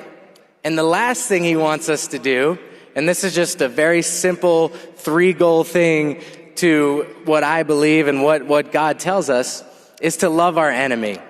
And that's a very difficult piece to take hold of, is to love your enemy. Because what does that mean? Does it mean that you're going to go and hug the people who might not agree with you or hate you or act malice towards you? Not necessarily. But what it means is that when people act a certain way towards you, it's because they have hate in their heart. When they act hateful towards you, right? My wife and I, we get hateful messages all the time.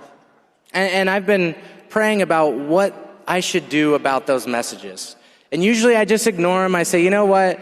Let's just not even get involved. It's probably for the best. We'll just kind of ignore the messages and move on. But what I've realized and the way that I've grown is that I need to show the same love that I have for my neighbor and for God to those same people that have hateful messages towards me. And that's something that my wife and I pray a lot about. And we think about how can we look at these people, any people who are against us and my faith in Jesus, and show them that I'm not trying to change their mind about some complex issue. What I'm trying to do is show them that the same love and the same joy that's in my heart, I want to show them that they can have that too. Because the truth is, when you love your enemy, you're not trying to change their mind. You're trying to show them that the reason that everyone here, in one way or another, feels blessed, the reason that everyone here, for one way or another, is thankful for the many things that God has put in their life. You can look at your enemy and say, hey, I just want you to feel thankful for the things that are in your life. I'm not trying to change and reinvent the wheel here. That's God's job, right? My job is to disciple and to guide and to say, hey, I'm very blessed, and I want to show you guys the same feeling that I have. So I just ask, and it's kind of a challenge to everyone here. Everyone here, we're here because you love America, and you want your children, your family, your grandparents, everyone to have a good America. But how can you do that if you're not fulfilled in your heart with what we're meant to do and have a relationship with God? You'll find yourself start swinging and missing, quite frankly, when you have conversations with people who don't agree with you. I just saw here maybe 5 minutes ago or 10 minutes ago, people arguing about something. I'm not sure what it was. And the bottom line was I looked at those two people and one of them's red in the face. They're arguing about something. And I would bet a lot of money that that person had no idea what the other person was saying. They're in such a moment where they're arguing about whatever it may be. And the truth is, we need to first look at ourselves and say, hey, am I actually providing an environment where I could have this conversation with someone? I mean, you look at Jesus' life and his ability to talk to people, and he went on so many different events and areas in his time and spoke to so many different people because all he wanted was peace and joy and love, which inevitably ends up being the foundation for everything that we believe in. If you have that peace and love and joy, you're going to talk about a safer environment for your children. You're going to talk about a community where people can talk about differences and not argue about them to the point where people are getting hurt, people are getting murdered, right? Nobody wants that. I mean, we look at Charlie, and he was a great example of someone who had a lot to say and a beautiful message about Jesus, and he got murdered. So I ask you all today, not just for your sake, but yes, for everybody's sake, to when you have conversations with people, look at them in a different way. You can be sympathetic. You can be loving, even if you don't agree. And I think that's an important thing my wife and I noticed when we got these hateful messages and we were figuring out what we wanted to say. And we said, you know what? I think what we need to do is we need to respond. And we need to pray for these people because we love them, because we want to show them that in our hearts, we're not trying to cause problems in different people. We're actually trying to find the solution, which is Jesus. And that the peace and the joy he brings into my heart and my wife's heart and my family's heart is something that we want for everybody. And everybody should find that because we're meant to have a relationship with God. And so when I had this opportunity to come here, I thought the most important thing that I wanted to share to people, if I had the chance, which I've been blessed to be able to come up here, is that my love for Jesus is the first foot that I step forward when it comes to my interactions with people. It's not truth. It's not like I'm going to try to tell you what you should and shouldn't believe. I'm saying, listen, I understand where you're at, and we're all at different parts of our life. So it's important for me in my life to try to listen to people and say, hey, this is where you're at.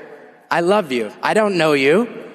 And I want to guide you so you feel the same peace and joy in my life and your life. And so when I step that first foot forward, that's Jesus. I just hope that people who have conversations with me anywhere, on here, on the baseball field, in life, no matter where I go, that I love them and I want the very best for them, just that I've had in my life with my beautiful wife and I and my family. And so I just ask you the very same thing, that when you talk to people and you step that foot forward, is it in your heart? Do you have love and understanding and saying, you know what? The very best thing for you is that you have a relationship with God and you feel the same things for me. It's not that you agree with me, because trust me, we're humans. We're going to disagree a lot, all the time. We will, and that's okay. Because at the end of the day, when you disagree with someone, you're not disagreeing with them and saying, you know what, we disagree, so I hate you. Which is easy to do. It really is. But when you disagree with someone, you disagree with them and you understand that what they're talking about, they believe in. And that's okay. Because at the end of the day, you just want them to feel the love from God, and that manifests in so many different ways. Look at your lives. Look at the ways that God has blessed you in so many different creative ways. It's all unique to each and every one of you. So I ask that you look at people with the same light that God looks at you. And now we're going to do a short Q&A, but thank you guys so very much, and God bless.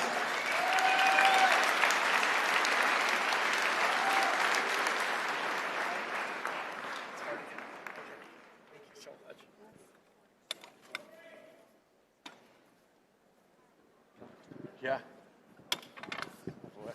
Hi, Matt. Hey, how are you? Go Cubs. Let's go. Go Cubs. By the way, I'm wearing your jersey. Thank you. I appreciate that. I bought it because I wanted to show you how proud I was of you for going to Charlie's memorial. And I'm glad the Cubs had your back. I'm not happy with the way that Mets announcer called you out and wasn't reprimanded, but you stood tall. And I just want to know how you've been able to be so courageous with your support for Charlie and the conservative cause when so many people in media and in sports think differently and don't understand your point of view. Yeah, great question. Thank you for sharing. Obviously, Jesus and my faith has been something that I've always stepped forward in, and I have got a lot of backlash for that in my relationship with Charlie.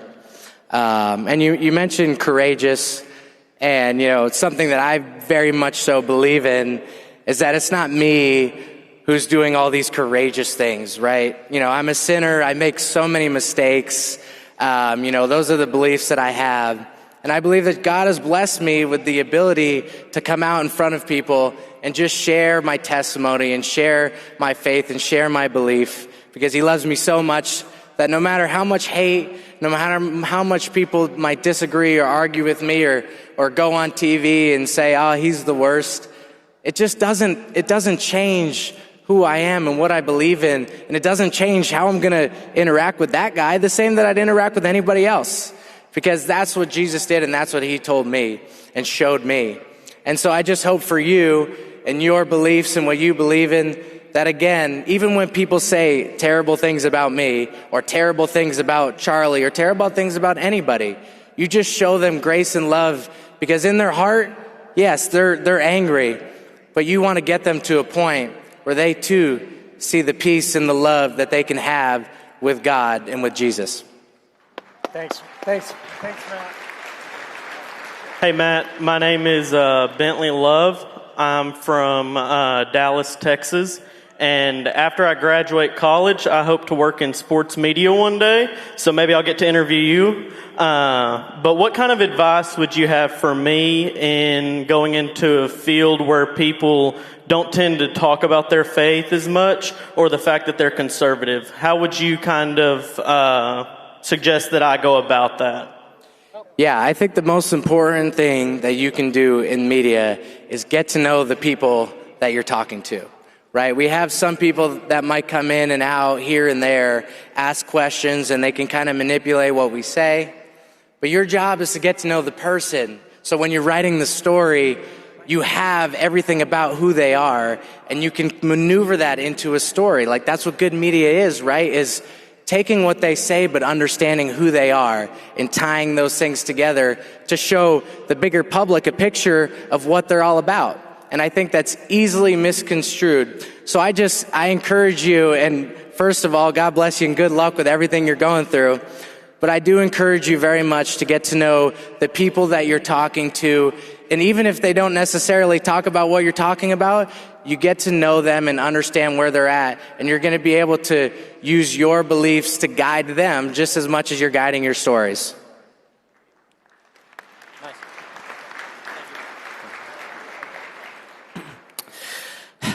Hello, Mr. Shah.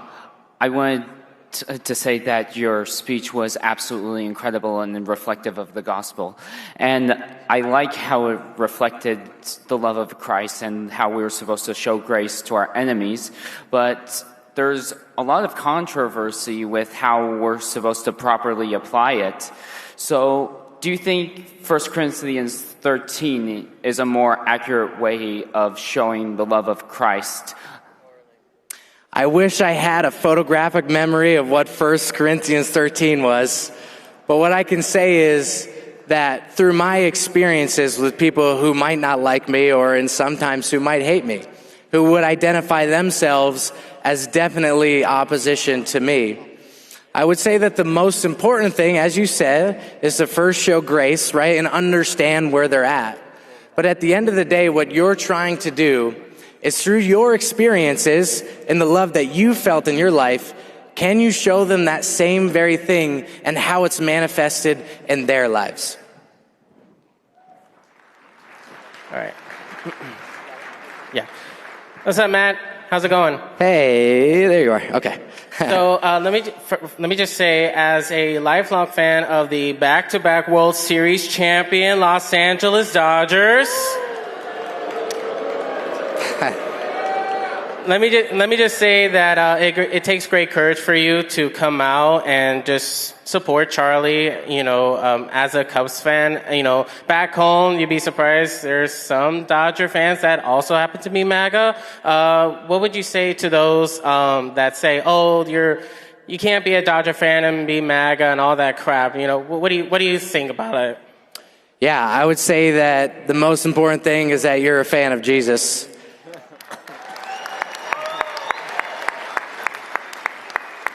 And if you can remember that above all else, that you're a fan of Jesus first, then yes, you could be a Dodgers fan as well. I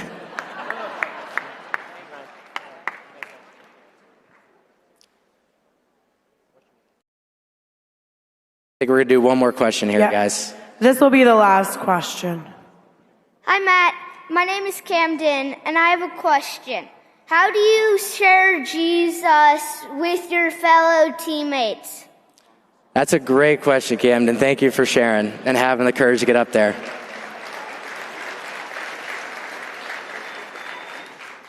Would you believe that it is not a very easy thing to do always, Camden? There's a lot of people in the locker room who, they're trying to be the best baseball player they can be, right? And that takes a ton of time and energy. And so the best thing that I can do isn't to talk to them and disciple them, but it's to show what my beliefs look like in my life. And sometimes it's not a conversation, but it's simply the light that you shine around to other people. And because of how much love you have for other people and for Jesus, it's going to show them, hey, maybe this is something I'm interested in. Maybe this is something that can provide me fulfillment in my life. And I hope that for everyone, and I hope it for you, Camden. And thank you guys so much for having me. We love all you guys. God bless. Thank you. Thank you.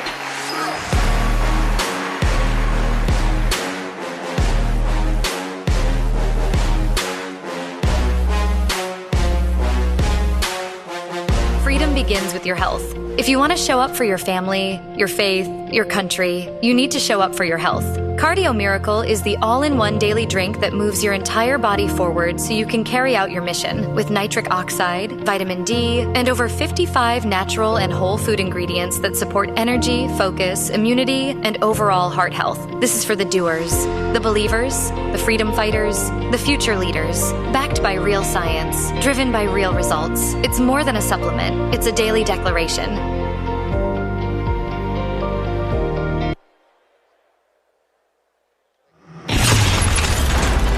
As far as we know, the only thing in the cosmos made in the likeness and image of the Creator are people.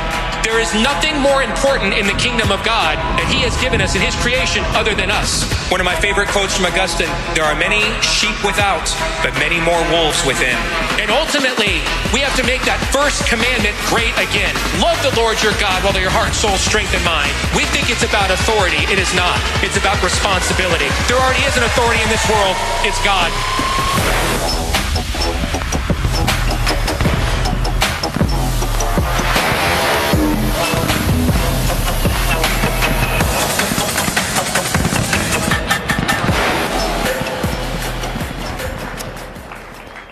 This is a lot bigger than the last time I was here.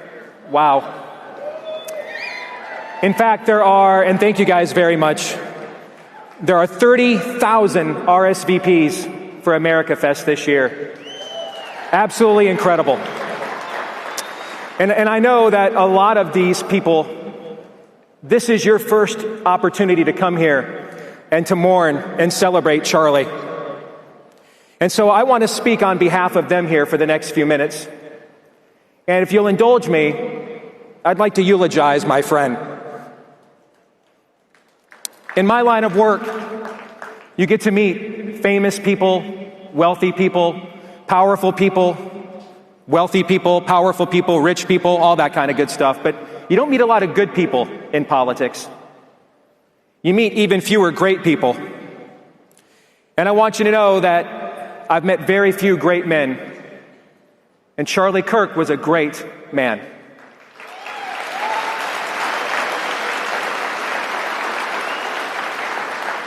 Charlie understood servant leadership. I saw it behind the scenes with my own eyes. I saw Charlie seek out accountability from a local church, from pastors, theologians, even his colleagues like myself. Question me, what am I wrong about? Let's have dinners, let's get together, let's figure out how we can unify our coalition. Let's figure out how we can go fight and win. You see the testimony of Charlie's family in the aftermath of his martyrdom. But maybe the greatest single trademark of Charlie's greatness was his memorial. His memorial led to the greatest single proclamation of the gospel in all of human history. We watched the Secretary of State of this country give an altar call. We saw the son of the President of the United States tell people more about the first martyr, St. Stephen, than 95% of churches have taught in the last 50 years. Charlie's memorial was proof that God keeps his promises, that his word will not return void. But I think we need to understand the cost of what that proclamation was, how high of a cost it was. First of all, it cost our Lord and Savior his life on the cross. And it cost our leader his life as well. On September the 10th, like many of you, my phone began to go nuts in the middle of the afternoon. I sat at my computer desk like I do every other day, getting ready for the next day's work. And reports start coming in. Charlie was shot. I was paralyzed. I didn't know what to do. I start texting everybody I know. I don't know what the prognosis is. I texted Charlie, I love you, brother. You know that. I hope you're okay. Just a few weeks prior, my wife and I sat down with Charlie for an hour privately discussing futures, his future, our future, the future of the country, how we could work together to that end. After that meeting, we got back to our hotel room. My wife said, I don't know, I just have a funny feeling that however much longer we do this and wherever this path goes, Charlie Kirk's going to be a very big part of it.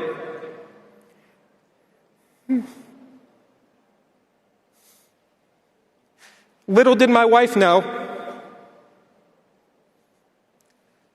would be the last time she ever talked to Charlie or saw him. And like a lot of you, I was scrambling on that day, watching every video, watching everything I could. Is he okay? And I saw a video that for several months I wished I'd never watched. Many of you have probably seen it as well. And when I watched that video, I knew right away he was not okay. I knew right away, we are not okay. This was our apostolic leader.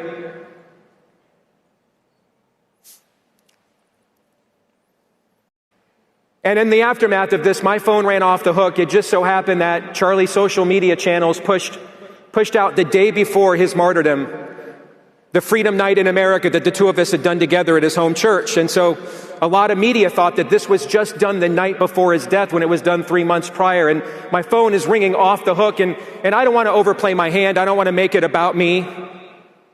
And so I contacted my dear friend Sloan Adams here at TPUSA. And I said, hey, what's the right protocol? What do I do here? And he said, what you need to do is exactly what Charlie told you before you went onto the stage that night at his Freedom Night in America. What did he whisper in your ear? And right before we went on stage in a packed house, Charlie bent down in my ear because he was like 6 inches taller than me. And he bent down in my ear and he said 2 words right before he went on to introduce me. Go hard. That's what I'm wearing on my shirt here today to honor my friend.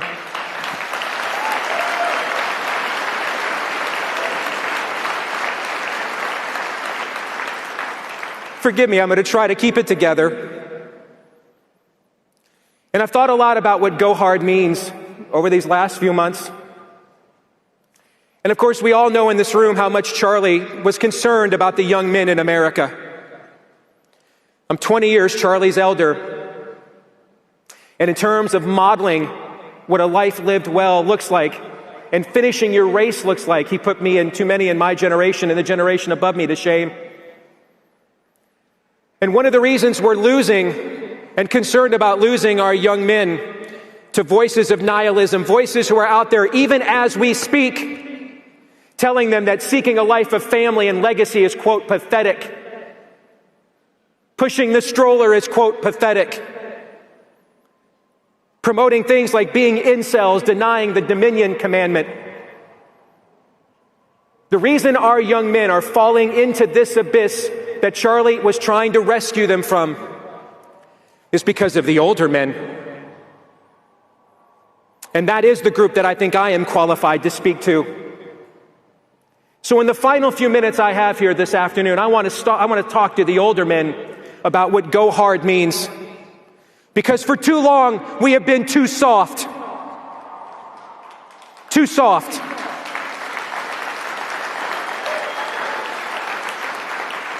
I did a conference call last night with Moms for Liberty, a phenomenal organization. But let me just tell you right now, it is to the shame of our men that this organization even has to exist. Because there were not enough dads for liberty for too long. And if you are concerned, I was on a show recently and they asked me, what can I do to make sure that I raise heterosexual children that grow up and love Jesus? My answer, be a heterosexual adult who loves Jesus.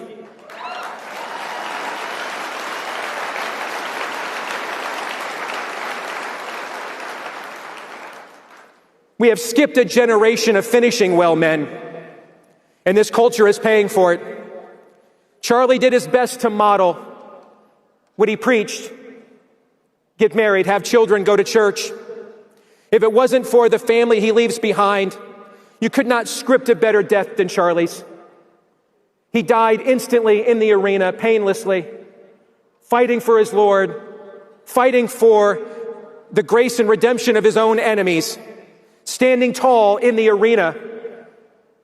That is the dream. We're all going out. I checked the death rate, folks. It's still 100%. It's still 100%. You could not script a better death than Charlie's.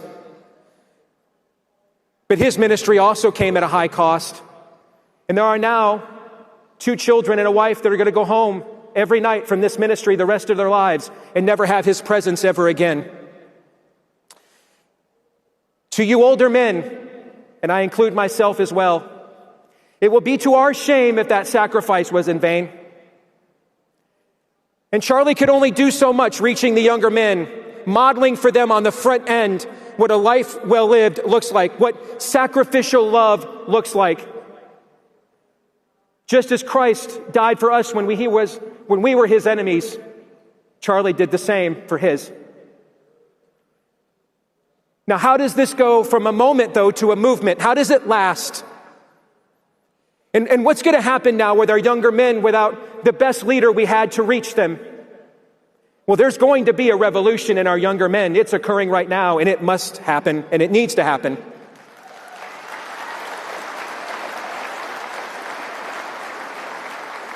The only question will be, which kind of revolution will it be?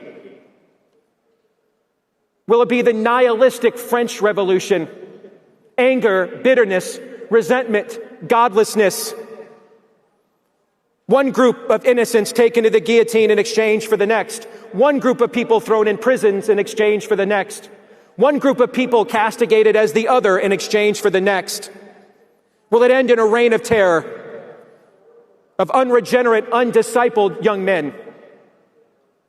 Or will it be the American generation, with founding fathers who by age 18 were Ivy League graduates, back when Ivy League colleges were seminaries, who wrote the greatest treatise in human history, the Declaration of Independence, and ended it by begging God to judge them for the rectitude of their actions, judge our motivations. If what we're saying isn't good, if it's not true and beautiful, do not let it succeed. Squash it right here if we're on the wrong side of history. And God bless that humility and wisdom by giving them the greatest nation he's ever permitted since Genesis chapter 3. And it is our charge now to fight to pass this on. Now, how will this happen? How will the young men know whether to fight power to the people, one angry mob versus another, or no king but Jesus, and government by the consent of the governed, because God is not a respecter of persons? How will they know which revolution to fight? Older men, it's going to be us that determine that. If you're a boomer, you're in your third act. If you're a Gen Xer like me, you are embarking upon it. Here's what you and I must do. We must finish well. We must go hard to the finish line. We must go hard with the wives of our youth. And I say that as somebody who was this close to walking away 5 years ago from the wife of my youth. And now she's backstage, and she still pinches my butt, and we still make out and gross out our kids.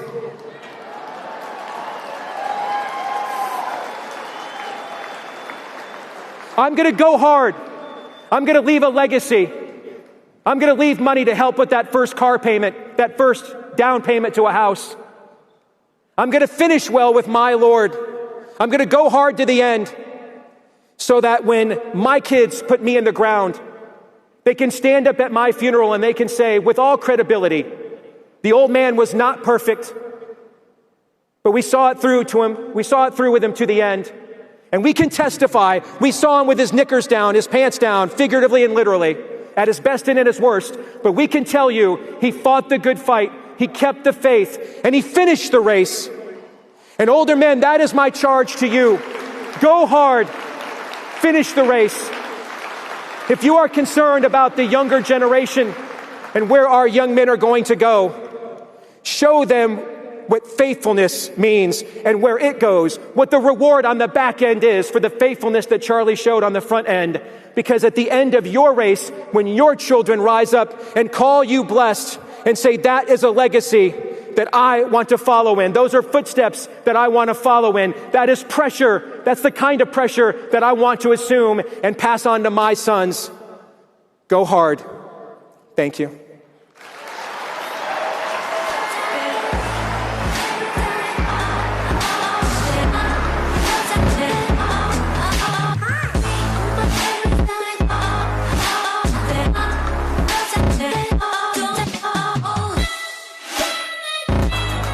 From the very beginning, God didn't just create us.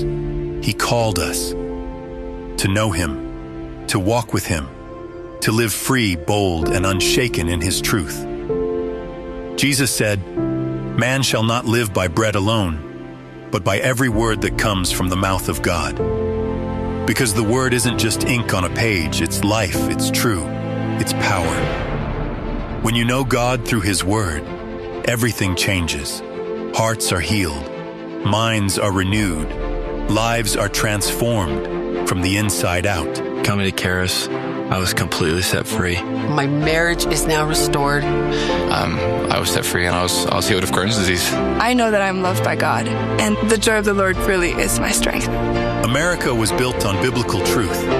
The Word of God was the cornerstone of our freedom, and that truth still stands today. If we want to see our nation strong again, it starts with hearts awakened to God, people who know Him deeply and live His Word boldly. At Caris Bible College, everything begins with the Word. Here, revelation meets real life, where truth becomes action, and through it all, lives are changed. Caris Bible College. Change your life. Change the world.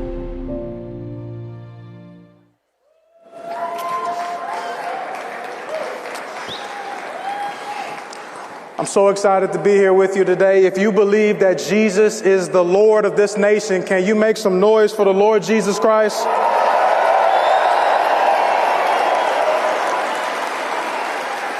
I want to say thank you to all of our veterans. Thank you for serving us. Thank you for protecting us. And thank you for liberating people that were captured by Hamas in Gaza. Thank you for your service. I want to say thank you to all of our attendees here for supporting the Kirk family. Charlie passed away on September 10th, And he was expected to be with us at Caris Bible College the very next day on September 11th at our Truth and Liberty Conference, and we will miss him greatly. Friedrich Nietzsche in 1882 said that God is dead. He said that God remains dead and that we have killed him, is what he said.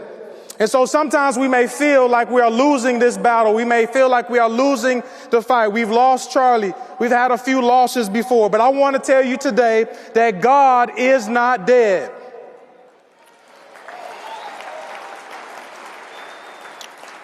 Bible sales are historically high. They're hitting record highs. Church attendance is hitting historic highs, and it's driven by Gen Zs and millennials. It's the first time in our nation that the young generation is actually attending church more frequently than the older generation. We have seen the reversal of Roe v. Wade, and thousands and tens of thousands of children are with us today. We've seen the hand of God on our president when he turned his head at the last minute and the bullet grazed his ear, but it missed his face. We have seen over 100 million people tune in to the live stream of the memorial of Charlie Kirk, where the gospel was preached over and over and over. And that does not include the people that watched it after the live stream. People flooded the cities in London and in Canada and in different parts of Europe. People are tired of mainstream media. We want truth. We're awakening for the truth. There is an awakening happening in America. My friends, God is not dead. America is not dead. And you and I, we are not dead.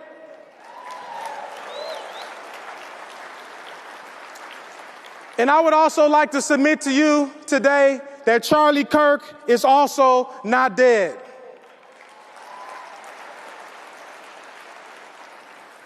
To be absent from the body is to be present with the Lord. And if you receive the Lord Jesus as your Lord and Savior, I can assure you that one day you will see Charlie Kirk again.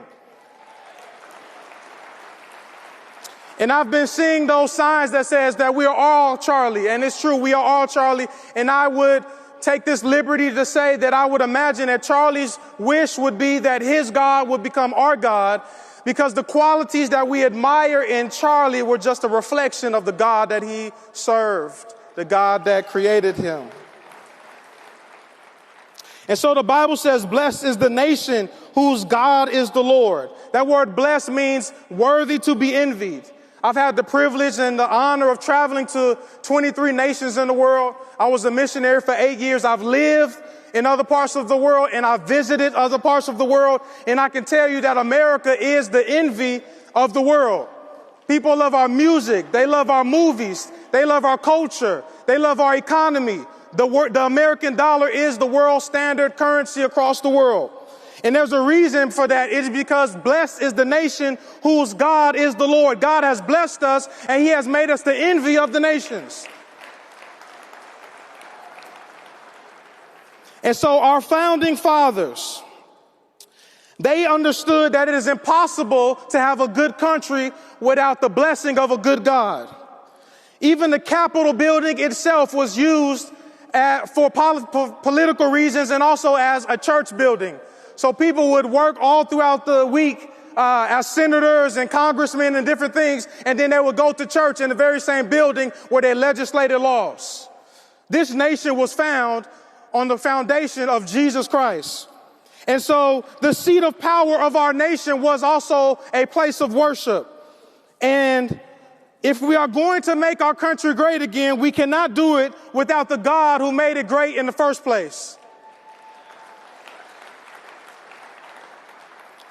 And I'm saying that the same God who made America great the first time is the same God who's going to make it great again. And so I just want to encourage you today. Proverbs chapter 14 says that righteousness exalts a nation, but a sin is reproach to any people. The reason why God exalted this nation is because of the righteousness that was in this nation. In fact, there's a story in the Bible about Sodom and Gomorrah, and how God was going to destroy Sodom and Gomorrah because of the wickedness. And he actually said, if there's 10 righteous people in Sodom and Gomorrah, I will not destroy it. And so I can tell you that God's hand is on this nation and that God's judgment is not on this nation, because there's most definitely more than 10 righteous people in this nation. And so all of our values, we get our values from the Bible, our conservative values, human rights. We believe in human rights because people are made in the image of God. And therefore, that means an assault on any person's dignity is an assault on the God who made them. We believe in limited government because when in the Bible, in Deuteronomy, a king, he had to write a copy of the entire law, and he had to read that law all the days of his life. That means that if you wanted to be a leader over people, you had to be a leader under God. And so the heart of a king is in the hand of God, and like the rivers of water, he turns it where he wishes. Limited government means that whenever God moves, a king's heart, a president's heart, a senator, a congressman, a governor's heart should be in the hand of God, and God should be able to move that heart wherever he wants, whenever he wants. Limited government. We believe in the Second Amendment because in Luke chapter 22, Jesus told his disciples that he who has no sword, sell his garment and buy one. And so we know that the disciples were actually concealed carrying swords when they were walking with Jesus. My friends, I could continue, but this is my time. I want to say God bless you. God bless America. Long live Charlie Kirk. Please come and see us tomorrow at 9 a.m. We're having a breakout session in room 121. God bless you.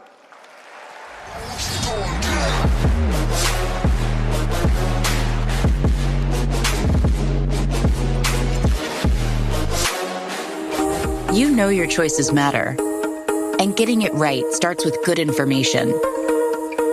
When it comes to what your family eats and drinks, we know you're the expert, because you know what fits your life. That's why America's beverage companies are sharing more information about our ingredients. Because when it's time to decide what goes on your table, you know facts are the first ingredient. Visit goodtoknowfacts.org.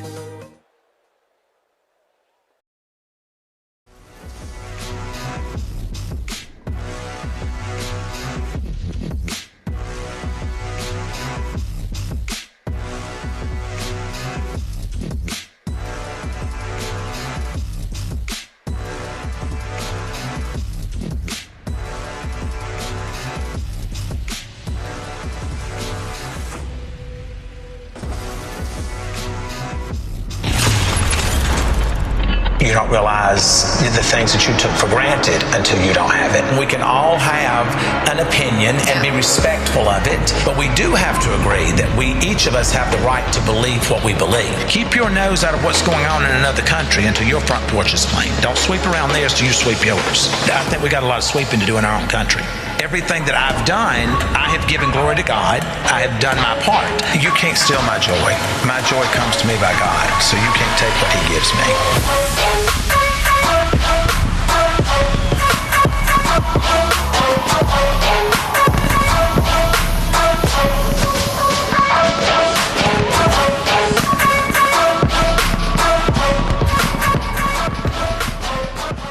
Hello. It's great to be here today. Great audience. It's a much better stage than what I've been on in the past. I've met a lot of you today in the meet and greets, and I want to say how proud I am of all of you young women and men that are here showing up because you know it's the thing that you need to be doing. So, congratulations. I want to thank each and every one of you for coming today. I want to thank Turning Point USA, and thank you to every American here today who still believes that this country is still worth fighting for. I want to say something right from the heart, something that shouldn't be controversial, but somehow has become exactly that. This country is stronger when we come together than when we allow ourselves to be divided. Not by race, not by background, not by income, and not by political labels. Division is not strength. Division is a strategy. I come from hardworking people, so let me tell you a little bit about where I come from. I wasn't raised with privilege. I wasn't raised with connections. I wasn't raised by parents who worked in textile factories, hardworking men and women who clocked in early, clocked out late, and did whatever it took to put food on the table. They didn't complain. They didn't ask for handouts. They believed in work ethic, faith, and personal responsibility. They taught me that. You earn what you have. You stand on your word, and you don't quit when life knocks you down. That's the America that I know. That's the America worth protecting.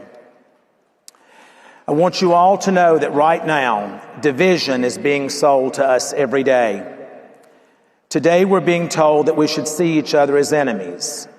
You're told every day that if you don't agree with me, you're the problem. If you believe in faith and family, you're outdated. If you love this country, you're extreme. That kind of thinking doesn't build a nation. It tears one apart. So let me be clear. Disagreement is not hate. Debate is not violence. Standing on principle is not extremism. What is dangerous is silencing people who think differently. And this is exactly what Charlie Kirk stood for. Faith and freedom matter, no matter where you are, where you go in your life. Faith and freedom matter. I'm standing here today only because of three things: God, President Donald Trump, and my daughter Savannah.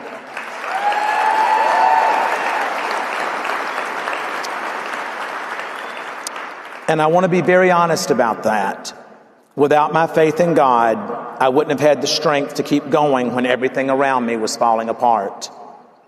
Without President Trump, I would not have experienced the support, the courage, and the reminder that standing up to powerful systems matter.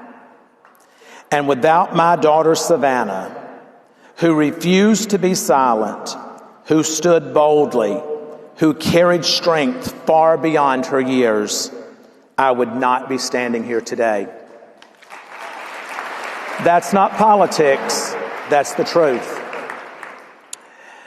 I want you all to know, and I've taught my children this from a very early age, that a nation without God and family will not stand. We're watching faith pushed out of public life, parents pushed out of their children's education, families mocked instead of honored. That doesn't move us forward, it weakens us. Faith doesn't divide America, it grounds it. Families don't hold us back, they hold us together. And freedom doesn't create chaos, it creates responsibility. Unity does not mean surrendering truth. So let me say this very clearly. Unity does not mean compromising your beliefs. Thank you. It means standing firm without being hateful. It means speaking truth without losing compassion. It means remembering that the person across from you is still your neighbor.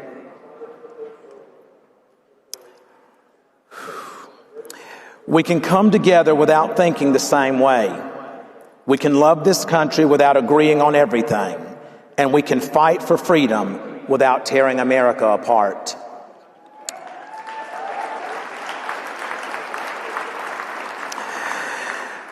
The next generation, a lot of you're being tested. Young people, you are not the problem. You are the answer.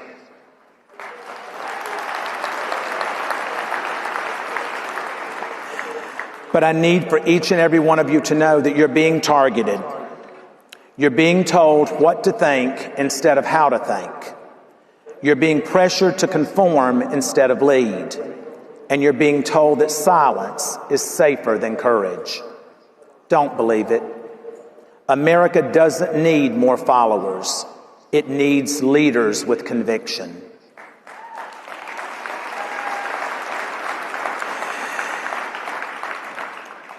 You know, patriotism is something that you should never apologize for. So let me be very clear when I say this. Loving America is not hateful. Honoring the flag is not offensive. Believing this is the greatest country in the world is not ignorance. Patriotism means you care enough to fight for what this nation can be, not tear it down for what it isn't. We rise or we fall together. This country doesn't survive because one party wins. It survives when the people refuse to let division win.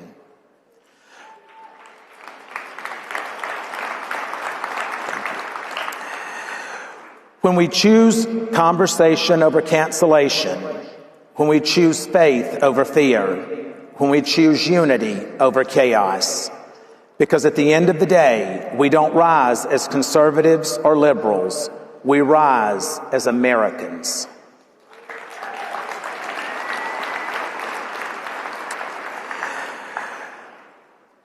Closing, I want you all to know that choose courage, choose unity, because for 28 months, I was known as 72600-019 in our federal prison system, but standing here today, I'm restored. I am Michael Todd Chrisley. I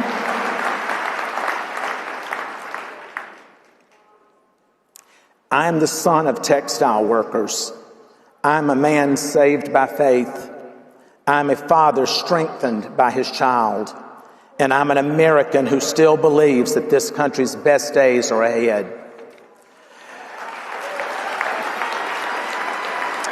Stand firm in what you believe in. Speak the truth. Love this country boldly. Reject division. Reject fear. And never surrender your values for the approval of someone else. Because America is still worth believing in. I want each and every one of you to know that you are our future, regardless of what you do with it. We are all brothers and sisters in Christ. God does not see us as a color or a gender or a religion. And I want us all to come together. I don't want us to become a country that bolsters in hate and forgets how to love. I want each and every one of you to know that you have parents that love you, that want to be proud of you, and we want to be proud of you. But you young kids, you hold the future for all of us. You hold the future for your children, but you hold the future for your parents. So I want you to go ahead, I want you to go forward and know that God is with you every step of the way. Walk in faith, not in fear. Know that you have courage that is unbridled if you believe in God. And I want you to know that every day of my life I pray for every young man and young woman in this country and in the world, because my love is not limited by borders. And we need to learn how to love better. We need to learn how to have a more compassionate heart. And we need to understand each other. Because just because someone makes a mistake or someone doesn't look like you or they don't come from what you come from, God doesn't view them as being less than you. God looks at you to see if you helped your brother that was in need. He looks at you if you fed your sister that was hungry. So going forward, know that you control your destiny. God bless you all. Thank you very much. Thank you.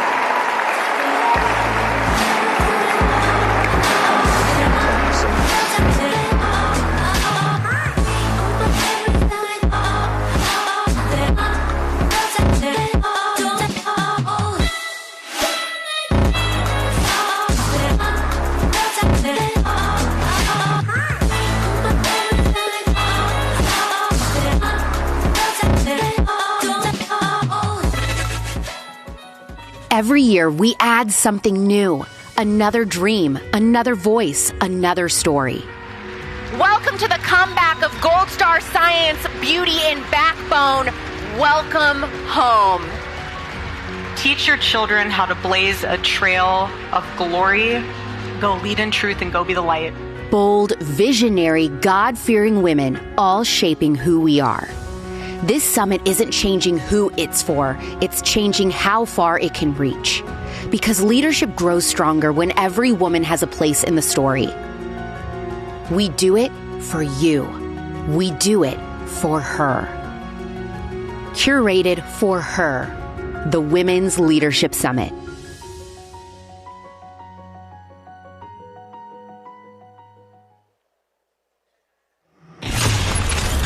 I'm here to not only provide for myself, but my family. Show up to vote. Tell your friends to vote. Go help them register. Educate yourselves and educate yourselves on what you're voting for. My family was persecuted by rogue prosecutors in Fulton County. Help each other get to the next stage in life, and we can do it together. I believe criminal justice isn't a left or right issue. It's a humanity issue.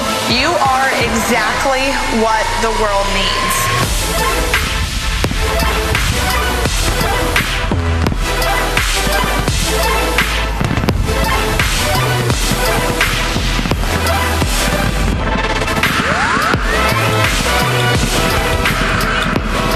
Hello, everyone.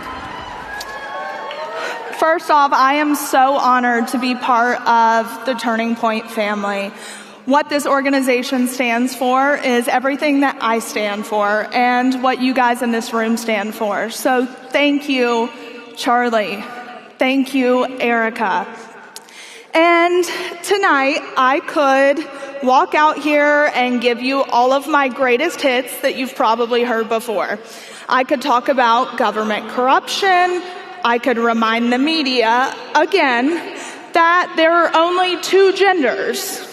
I could explain how the radical left has completely lost its grip on reality. And I could definitely say loudly and proudly that Donald J. Trump is the greatest president that our country has ever seen. But tonight, I want to speak from a deeper place, not as Savannah Chrisley, the speaker, or the podcaster or business owner, but as Savannah, a young woman who has walked through grief, public scrutiny, loss, and redemption, and who has been transformed by God in the process. Tonight, this speech is for someone special. This speech, and bear with me because I may get emotional, this speech is dedicated to a woman whose courage has shaken me to my core. A woman walking through a valley most of us cannot even fathom. A woman who is still choosing to show up for her family, for us, and this country. Still choosing to lead, still choosing to serve, still choosing to believe God when her whole world has been shattered. Tonight, I dedicate this speech to my friend, Erica Kirk.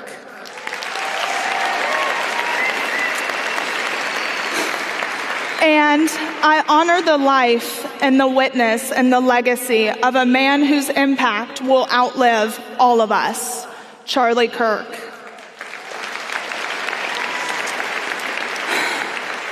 Charlie wasn't just a leader. He was a movement in human form. He was a force of conviction wrapped in humility, boldness, humor, and purpose. He believed this nation could be revived. He believed young people like you and I could be awakened. And most of all, he believed that God still had his hand on America. Charlie didn't just teach conservatism. He lived conviction. He didn't just speak truth. He carried truth like a torch in the dark. I have fought the good fight. I have finished the race. I have kept the faith. 2 Timothy 4:7.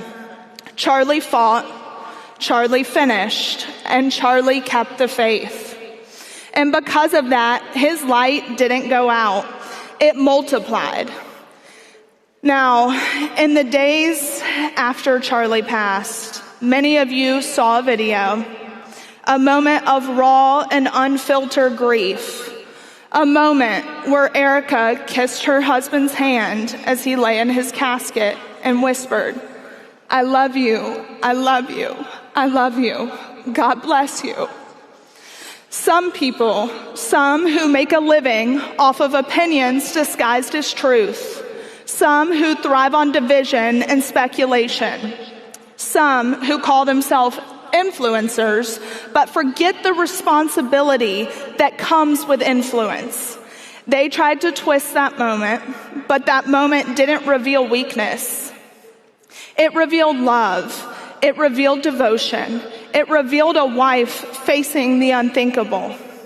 I know something about that shock, that denial, that desperate longing for one more moment. 8 months after my ex-fiance and I broke up, after years together, after loving him with every fiber of my being, he was killed in a motorcycle accident. Even though the relationship had ended, there was a part of me that always believed that we would somehow find our way back to each other. When he died, my mind couldn't comprehend it. I didn't want to believe it. My heart kept reaching for a future that no longer existed. Even in our separation, that love didn't disappear. The hope didn't disappear. And when the hope was taken, it felt like the ground beneath me had collapsed. For months afterwards, I would still text his number because I needed an outlet, because some part of me hoped, irrationally and possibly, that he'd somehow answer. I posted on social media, not for attention, not for sympathy, but because keeping his memory alive felt like the only way to keep breathing. So when I saw Erica kiss Charlie's hand, I understood. Grief is not logical. It's human. It's holy.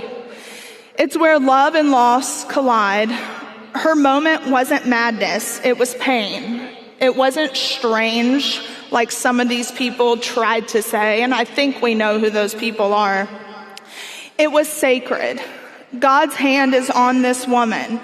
God's calling is not canceled by suffering, and God's purpose is not paused by pain. She's a leader, a mother, a warrior.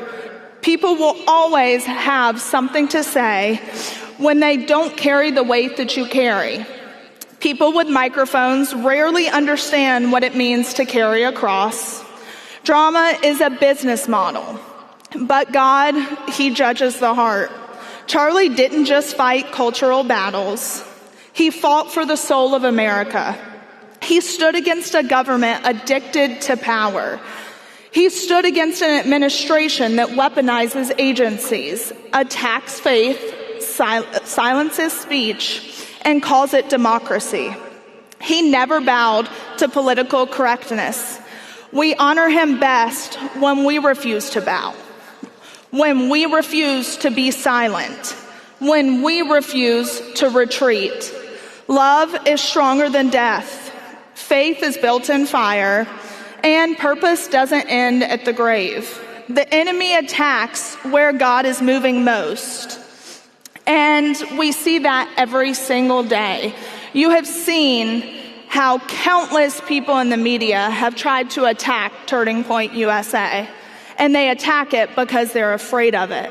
They're afraid of what our voices can do. And before we leave here, I want to do something that I know Charlie would have loved. Something that heaven celebrates more than anything else. I want to give every single person in this room the opportunity to encounter Jesus. With every head bowed and every eye closed. Do you know Jesus Christ as your Lord and Savior? Not have you heard about him, not did you grow up in church, not do you believe in God in a general sense, but do you know him? And if you want to come home tonight, stand to your feet. Believers, Place a hand on their shoulder. Repeat after me. Jesus, tonight I give you my life. I believe you died for me. I believe you rose for me. And I believe you are Lord. Forgive my sins. Wash me clean. Make me new. Fill me with your Holy Spirit. I surrender everything. I will follow you all the days of my life. Amen. Heaven is roaring.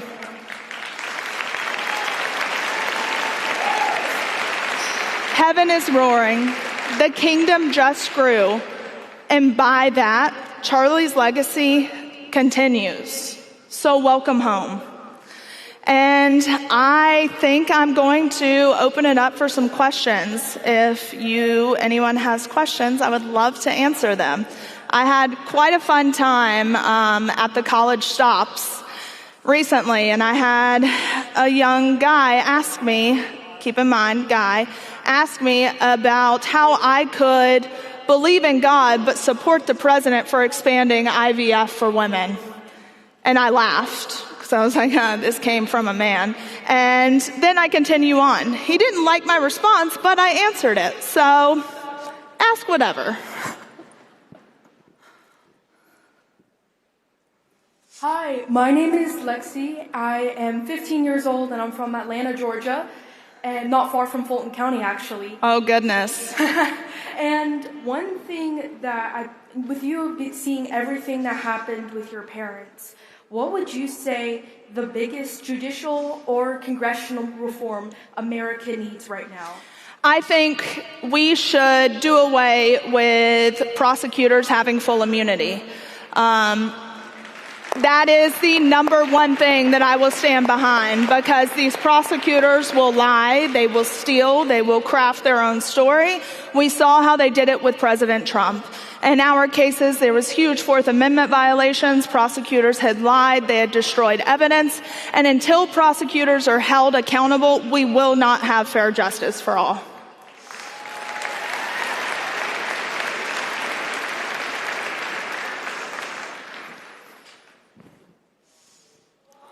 Hi, my name's Bella. I'm a member of the Ole Miss chapter, and as I've been going to college, I thought, I'm going to meet a great man, I'm going to start dating, I'm going to have so many great friends, and that hasn't happened immediately, and it's hard to wait because I want to get married eventually, and I really want to have a family eventually.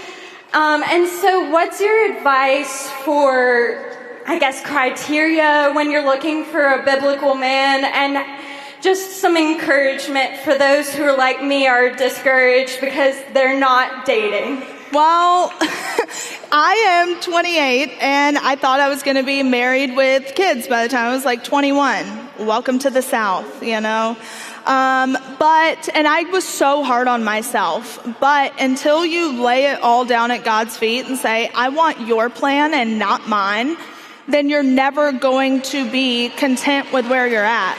And I've heard lots of stories, and the right person comes along at a time to when you're not searching, and you don't have to search. So continue to give to this world, be an influence to others, and God is going to place that person in your path at the right time. But dear Lord, please do not settle, okay?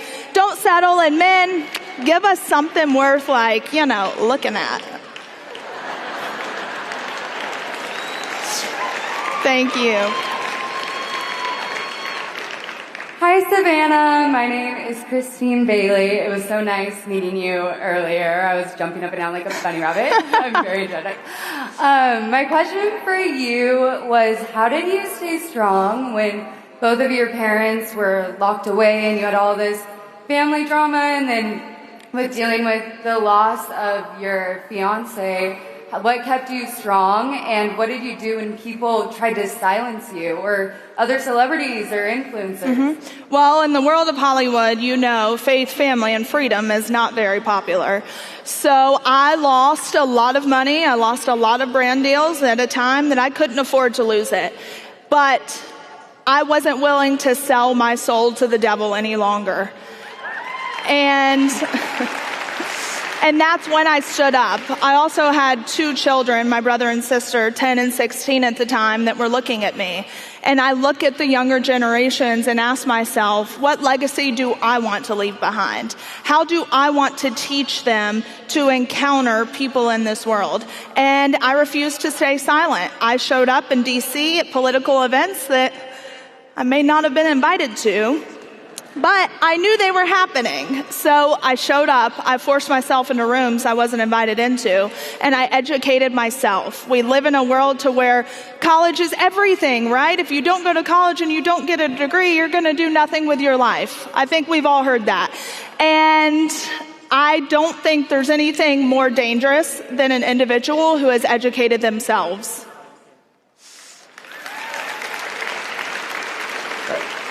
Hi, my name's Noah Rushing. I'm from Auburn University in Alabama. Oh, roll Tide. Boo. So my question is, you said that you want to remove professional immunity from prosecutors. Yes. So my question is that they were given professional immunities so that they would not be impeded in doing certain parts of their job. How are you going to remove professional immunity and not impede prosecutors and slow the legal system down even more? Well, I mean, look at what President Trump has done. He's gone against the grain with every single thing, and it has worked to our favor. We don't live in a world to where we have prosecutors who stand by the truth. We have prosecutors who are making close to nothing, and they want to go off to private practice. So how do they do that? They do that by getting a win. They don't care how they get that win. And I don't know, maybe put more steps in place for them. Maybe they have to have more checks and balances, because there's just no way. You see, I mean, the government has a 97, 98% conviction rate. And the only way they have this is because they have unlimited resources. And these prosecutors, they all have an agenda. So I don't know the correct answer to it, but I know there's a way to do it, because families shouldn't fall and families shouldn't be torn apart by a justice system who just wants the next leg up. I think one more question. Yes, this will be the last question. Hi, Savannah. My name's Lucy. I watched your guys' show growing up, and your dad reminds me a lot of my dad, and young I get that a lot. Young you reminds me a lot of me. So my question is, being a young girl who might not always get along with your dad, it looks like you guys have a great relationship now. Yes. So what would just be your advice for keeping a good relationship? Well, my dad and I have always been best friends, and we are very codependent on one another. I think there's like Codependence Anonymous for that. Maybe we should try it.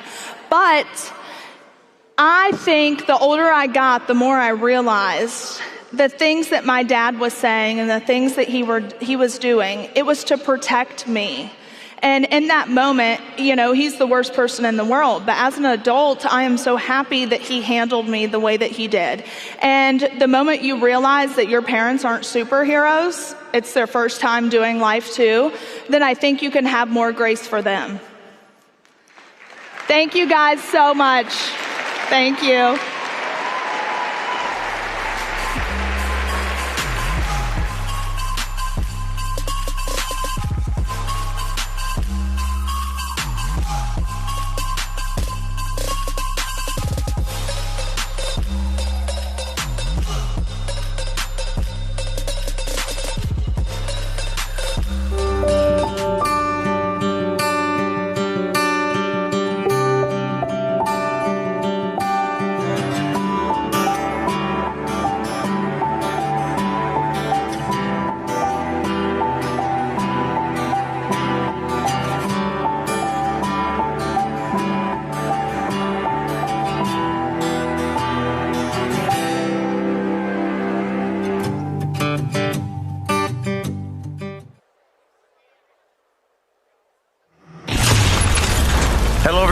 James O'Keefe. I started my own institution because I didn't want to be part of the snakes. And the snakes infiltrate. It was very painful because I spent 15 years building this thing and building the credibility of this thing. And I've always tried to do the right thing. I think it's getting harder in our worlds to do the right thing. It's the people around you that have to be very strong if you're going to do this. And it reveals the strength or weakness in other people. And I will get my justice, not revenge, but justice.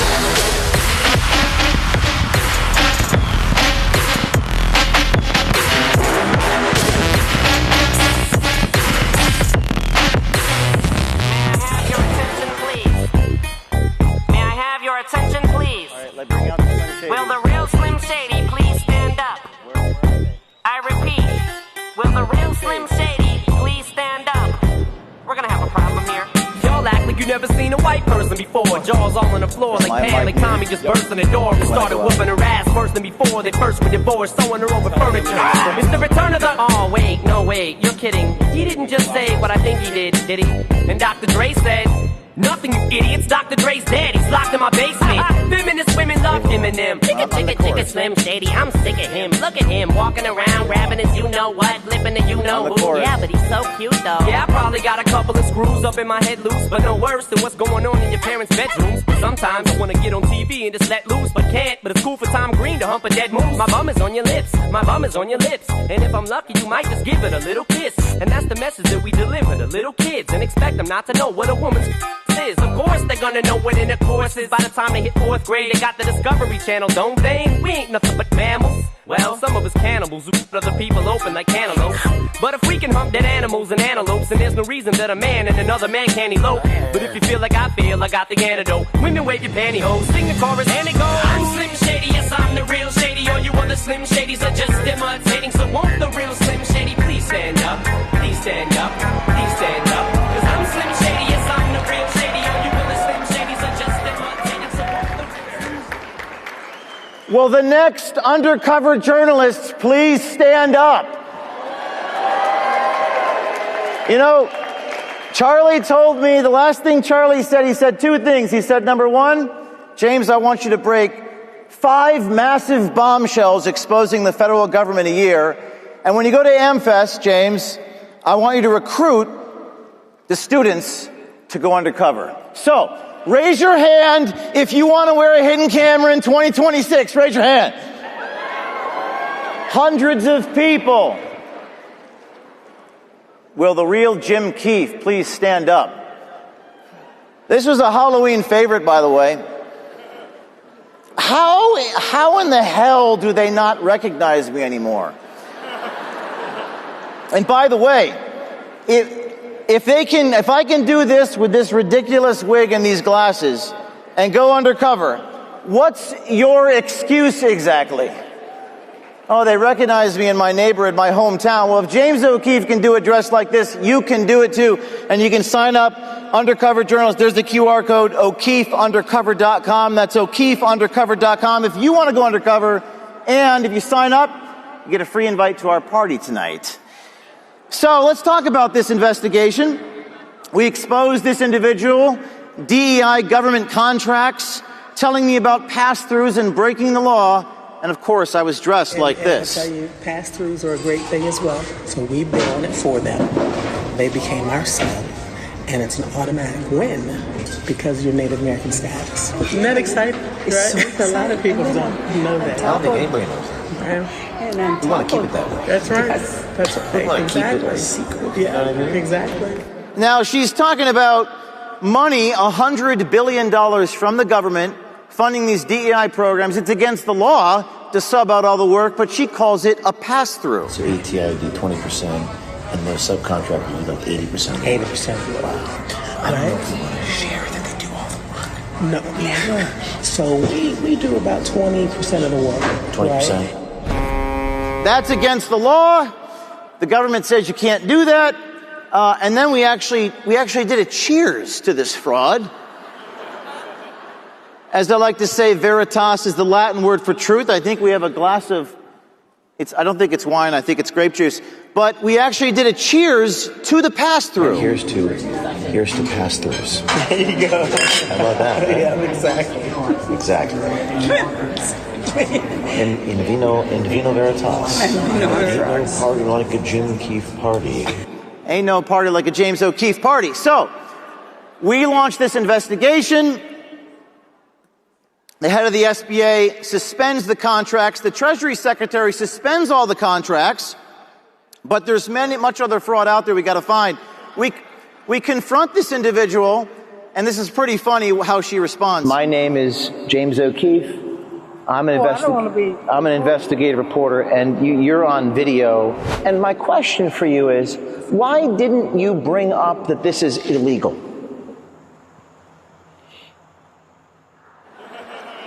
Doesn't have a good answer for that one. So there's much other fraud to be exposed. 4,300 of these contractors, 5% of the deficit, and I pledge to expose them all.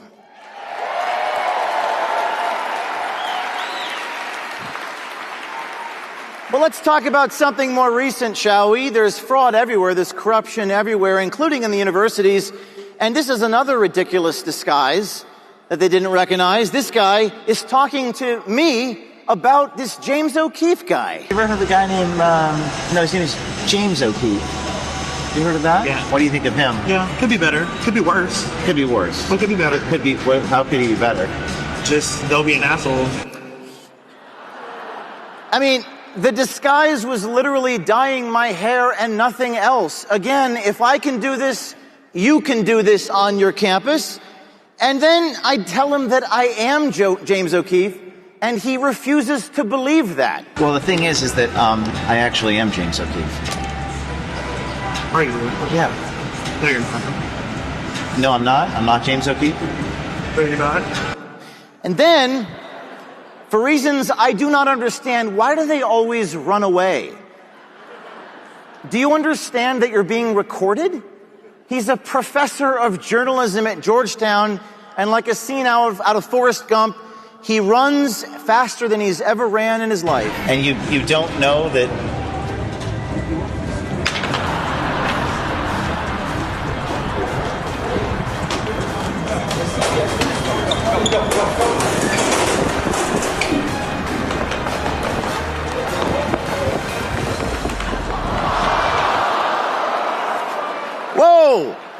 Whoa, let's do a slow-mo on that one. Oh! He does a face plant. The Georgetown professor, he's running as fast as he can, and he falls down. And I was worried about him, so we went to CVS and got him some Band-Aids for his scrape on his hand. You okay? You know, I don't want to hurt anybody. But why do they always run? Why do they always run? All it takes is a pair of glasses, a $10 wig, pair of glasses, $250 million fraud, professors exposed.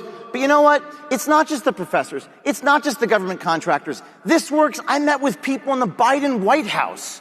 Literally, a pair of glasses. This guy works in cybersecurity. He was working for Joe Biden. He's talking to me. So you work in cybersecurity for the White House. I focused on cybersecurity and technically cyber intelligence. But no, I'm not a spy. My question is, what are you doing on a meeting with James O'Keefe? What type of cybersecurity operation are you guys running over there? We're running a good cybersecurity operation. Well, obviously not, because you're meeting with me.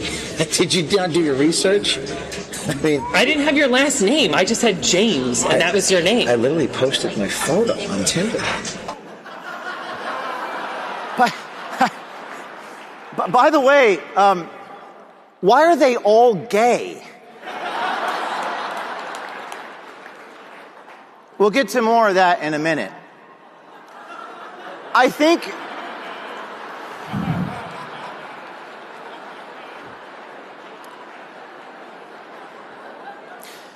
next time I'm going to wear a t-shirt that says, "Smile, you're on hidden camera." I'm not kidding. I will do that. You watch. So many of you, I started in college. I was like you guys. I was 22 years old. A girl messaged me. She was 19 years old. She said, "Let's go expose this government group called Acorn." This is years ago. And we posed as a pimp and hoe. She actually dressed like that in the government offices, and she caught them on tape telling her how to disguise the prostitution ring. The camera was hidden in my tie, and this is what we caught on tape. Is it against the law in Maryland? Prostitution? Anything that the government's not getting money from is always against the law. They tell us how to declare the prostitution ring on our taxes. Make sure there's a code for it, okay? A code for prostitution? You might have to name it something else. Performance arts, let's see. Independent artists. You could be that. Dancing? It's not dancing, trust me. But dancing is considered an art? I mean, you know, sex is kind of like dancing, right? Yeah, so... Now I'm sitting there thinking, how much more outrageous can I possibly be with these people? And I think, well, what if I came up with this ridiculous hypothetical that I had underage prostitutes from El Salvador? Maybe that would cross the line and they'd say, that's illegal, get out of here, right? Maybe that would be the line. There's going to be 13 El Salvadorian girls coming into this house, and they're very young, and we don't want to put them on the books. Please tell me 13 underage Salvadorian sex slaves is the line. You can use them as a dependent. Okay. You can use them as a dependent because they live in your house. Are you kidding me? It was not 60 Minutes who did this. It was not NBC News. It was not the New York Times who has defamed me and I sued them for defamation and won. It was not... It was not the Catch a Predator guy. It was a 19-year-old girl on a college campus in Florida who messaged me on Facebook and said, I have an idea. You know who broke this story? These two. You're telling me the two kids from the cast of High School Musical 3 can break this story with a video camera and their grandmother's chinchilla coat, and you got nothing? It actually was my grandmother's chinchilla coat.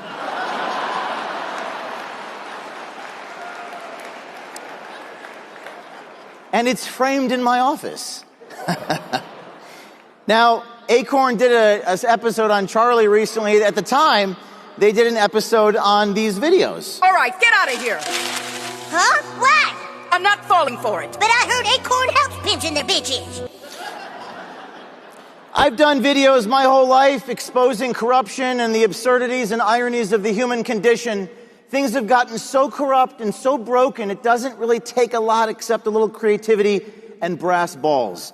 This is exposing the border situation, just like Osama bin Laden crossing the Rio Grande. He's back. Not bin Laden, James O'Keefe. This border is not secure. No one is on watch. Even Osama bin Laden could cross. One admiring website has a nickname for him, Osama bin O'Keefe. We've posed as telephone technicians to expose politicians not answering their phone calls. They attacked us. They even arrested me at the time, falsely accusing me. I confronted the Democrats in Louisiana, and look at the look on her face. Kirsten? Hi. James O'Keefe. Would you mind correcting the fact that you said I committed a felony? Not happy to see me. And the memes that came out after this.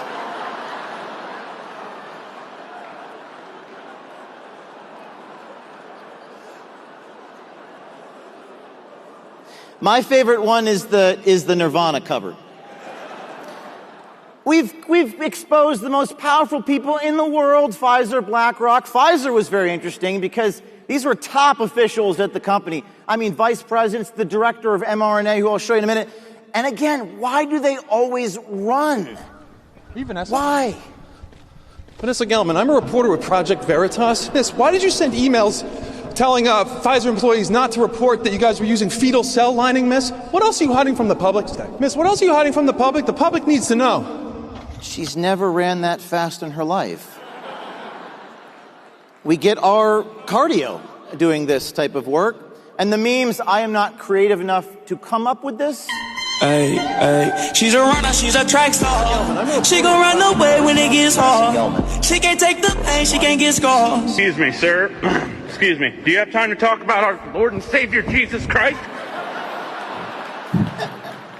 So Well, we're going to get to this in a minute, but everyone's scared. Everyone's afraid. Are they going to hurt you? James O'Keefe, are you scared? I am not scared. I am having the time of my life.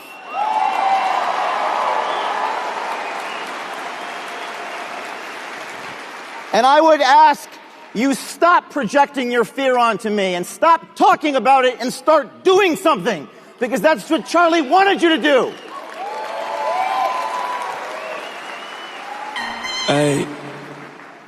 And then we confront these demons. This guy is a director of mRNA at Pfizer telling me that they're mutating the COVID virus. And he's on a gay date with this undercover reporter who works for me. And you may have seen this.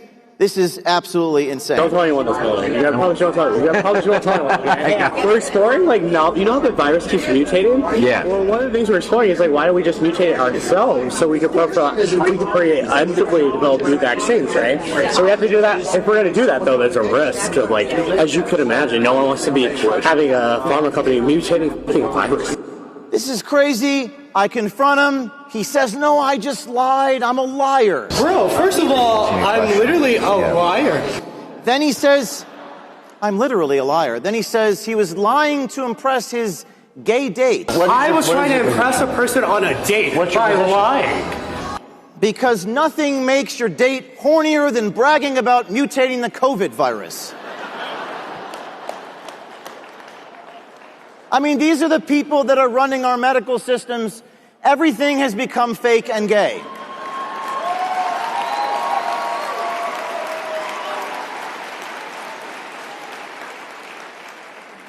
We'll return to this in a minute. We released some Epstein photos recently. By the way, the Democrats tried taking credit for the work that we did. We released the chalkboard. We worked with the source in the Virgin Islands. The Democrats released the photos. They redact some of the images.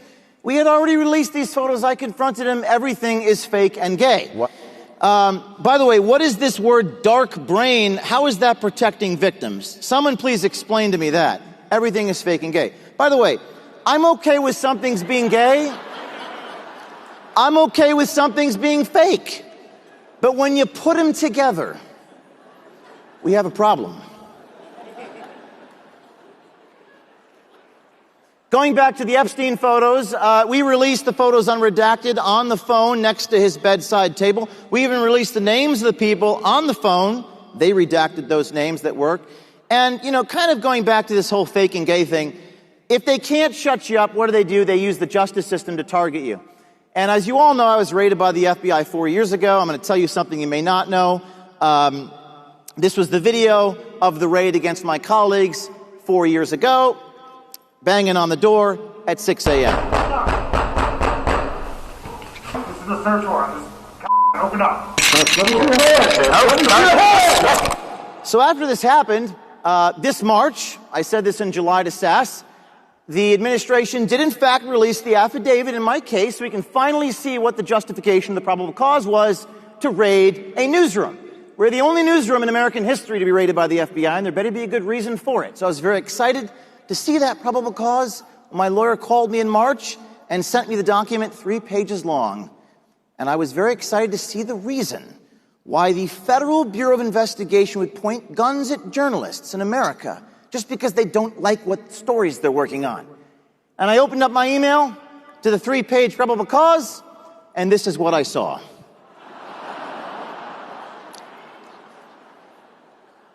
In fact, the only thing not redacted on the 3-page probable cause was a footnote written by one of the FBI agents who put me in handcuffs, and it said, quote, I, at the FBI, have learned that cell phones are capable of sending emails.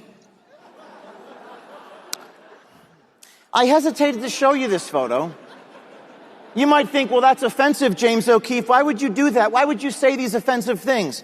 Well, when you've been through what I've been through, when you've been sued 50 times, raided by the FBI, arrested by the FBI, spending $5 million a year defending yourself, making lawyers rich. The American Bar Association is corrupt. It's a joke. You start to realize, because of stuff like this is a national disgrace. The Republicans have the White House, the Congress, the Senate, the Attorney General's office. You know what they say? Call Cash, call Cash, call Cash, call Pam, call Cash. You know Cash? Okay. I got Cash's cell phone number right here, And I'm going to call him and ask him why this thing is not redacted.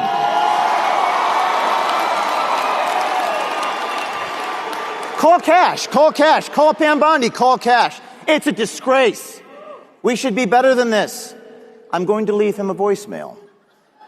He seems like a nice guy. I've met him, read his book. I support him. Maybe it's the people who work for him that do this. But if you're the leader, you cannot stand for this in the United States of America. We need politicians with balls. Forwarded to voicemail. The person you're trying to reach is not available. At the tone, please record your message. When you have finished recording, you may hang up. Hi, Kash Patel. This is James O'Keefe. I'm standing in front of 10,000 students at the Amfest.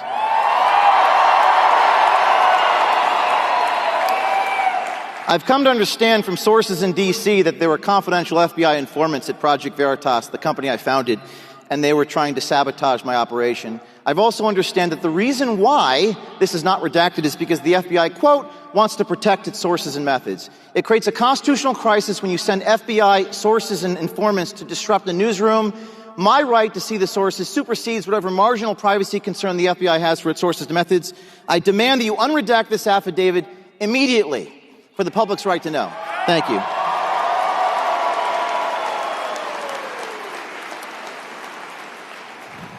In addition to exposing the corruption in the government, we're going to go on dates with all the people in the deep state, and we're going to expose them subverting the Constitution. I don't have time to show you all these videos. He's purely immoral, breaking every norm. We're going to resist him, everything he does. But we tend to get all the people in the deep state fired for telling us things in private that don't match what they say in public. You're fired. You said you dated a Chinese girl? We got a State Department guy on tape bragging about banging a Chinese spy. He was fired. You're fired. We got a guy inside the Department of Defense bragging about how he's trying to stop Donald Trump in the war room at the Pentagon. And I was the one who actually recorded this one. You're not a... And he was fired. You're fired. Sometimes they run away from me and sometimes I run after them. Michael Giordano.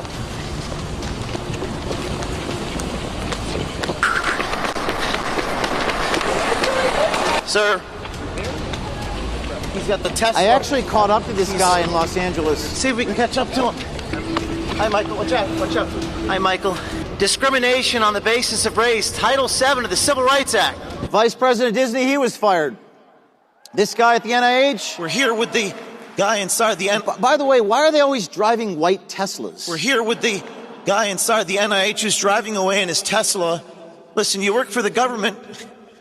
You know, sir, you're avoiding accountability by changing the words from race to ancestry. Isn't it true that ancestry isn't the same thing as race for medical clinical trials, sir? You don't care about people in their...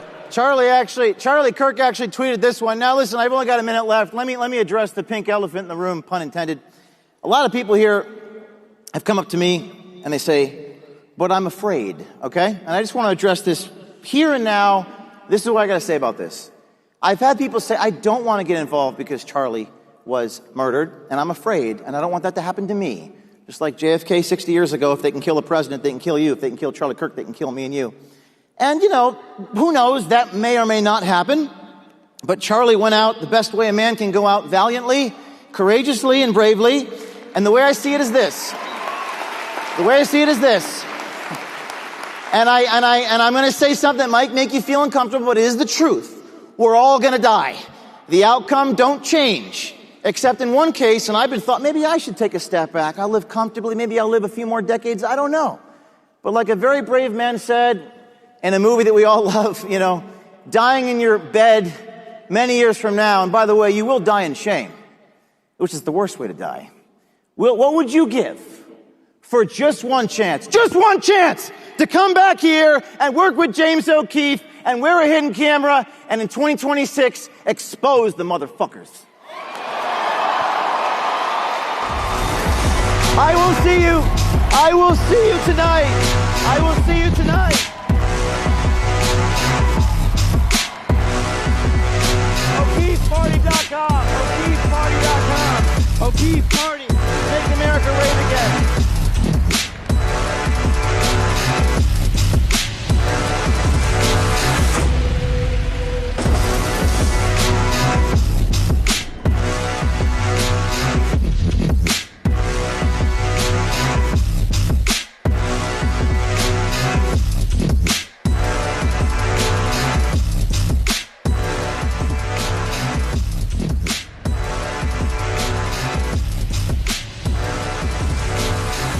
We believe freedom isn't just a right, it's a responsibility. Because when we are free, we create, we lead, we thrive. Here, students aren't simply told what's possible, they discover it.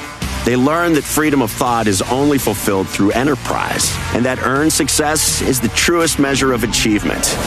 At Northwood, business isn't a game of greed.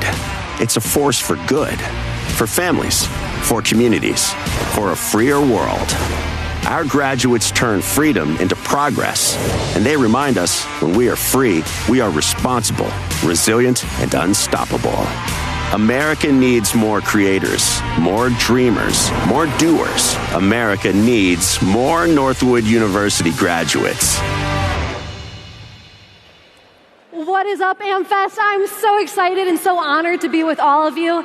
Now, I have to say I'm a little bummed that Mr. O'Keefe didn't give me the heads up. I left my pink jacket and my wig all the way back in Michigan. I want to start off with an experience I think most of us have had. You know, that junior or senior year of high school when you go to have a conversation with an adult and they always come back to that famous question. What are you doing after high school?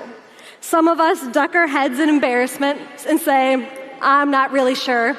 And others of us rattle off the plan that we've had ever since second grade. For me, I was somewhere in between. I knew that I wanted to continue my education, but I wasn't sure where. I tried community colleges, but they didn't have the campus life that I was looking for. I tried big public universities, and boy, I felt like a number. Then my school took me on a tour of a private business university in Midland, Michigan. I was greeted with the warmest smile by the hospitality chair, so it made sense. And then I was promised a few things. I was promised that this university would be about choices. It would be about freedom. It'd be about professional and personal growth and getting to choose all the way through. I was convinced hook, line, and sinker. So I committed to Northwood University. Hi, everybody. I'm Maze Guza. I'm a senior at Northwood University, and I've had the last 3 years to test the promise that they gave me. So let's talk about those experiences. What did Northwood promise me that I could do, and what did I get to do? Well, as a freshman, I got to introduce a prominent CEO at an awards gala standing underneath an airplane. And then less than a year later, I got to share the stage with Dr. Arthur C. Brooks, a renowned Harvard professor who teaches on happiness. And then Northwood University, they found out that I wanted to be a motivational speaker, encouraging the next generation of youth.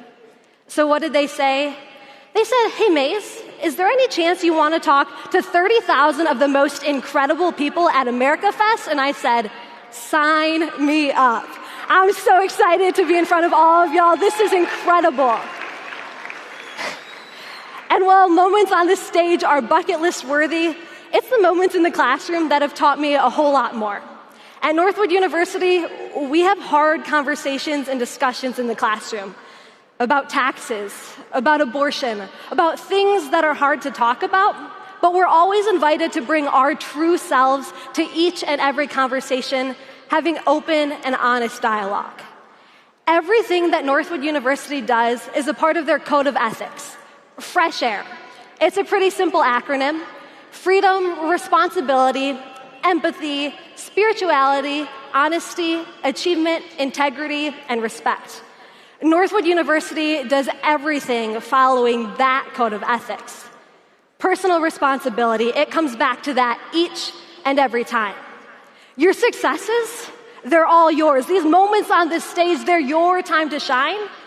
But personal responsibility means that you're accountable for your failures as well. You're in charge, you get to choose, you get to pick your own path. And Northwood University, they'll support you along the way.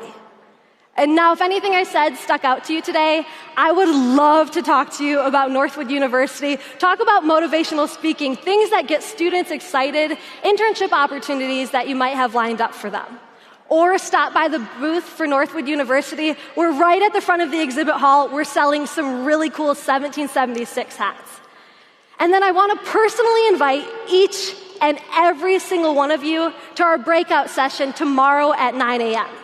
The man behind Northwood University's mission, President Kent McDonald, is leading a breakout session called Restoring Higher Education with the Ideals That Built a Free Nation.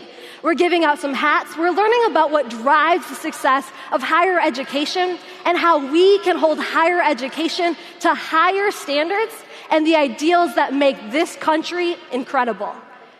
On behalf of Northwood University, God bless you all, Merry Christmas, and have a fantastic AmFest.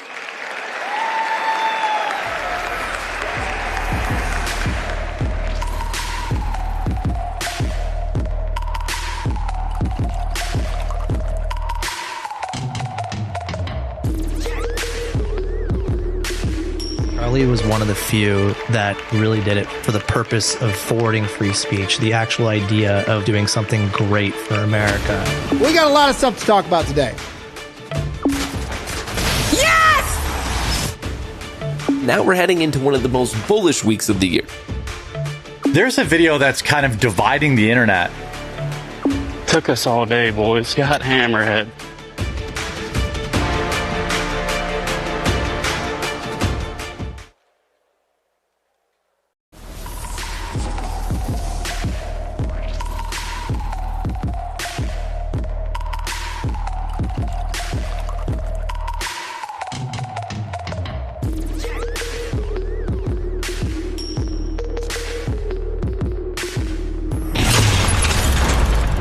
For I believe each one of us is destined to do something. In fact, I believe we're all destined to do so many things great.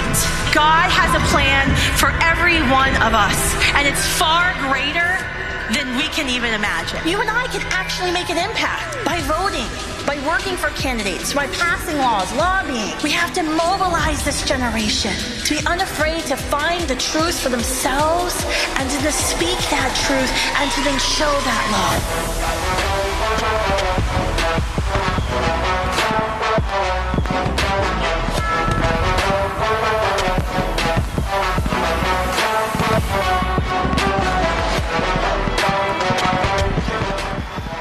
Thank you all very much.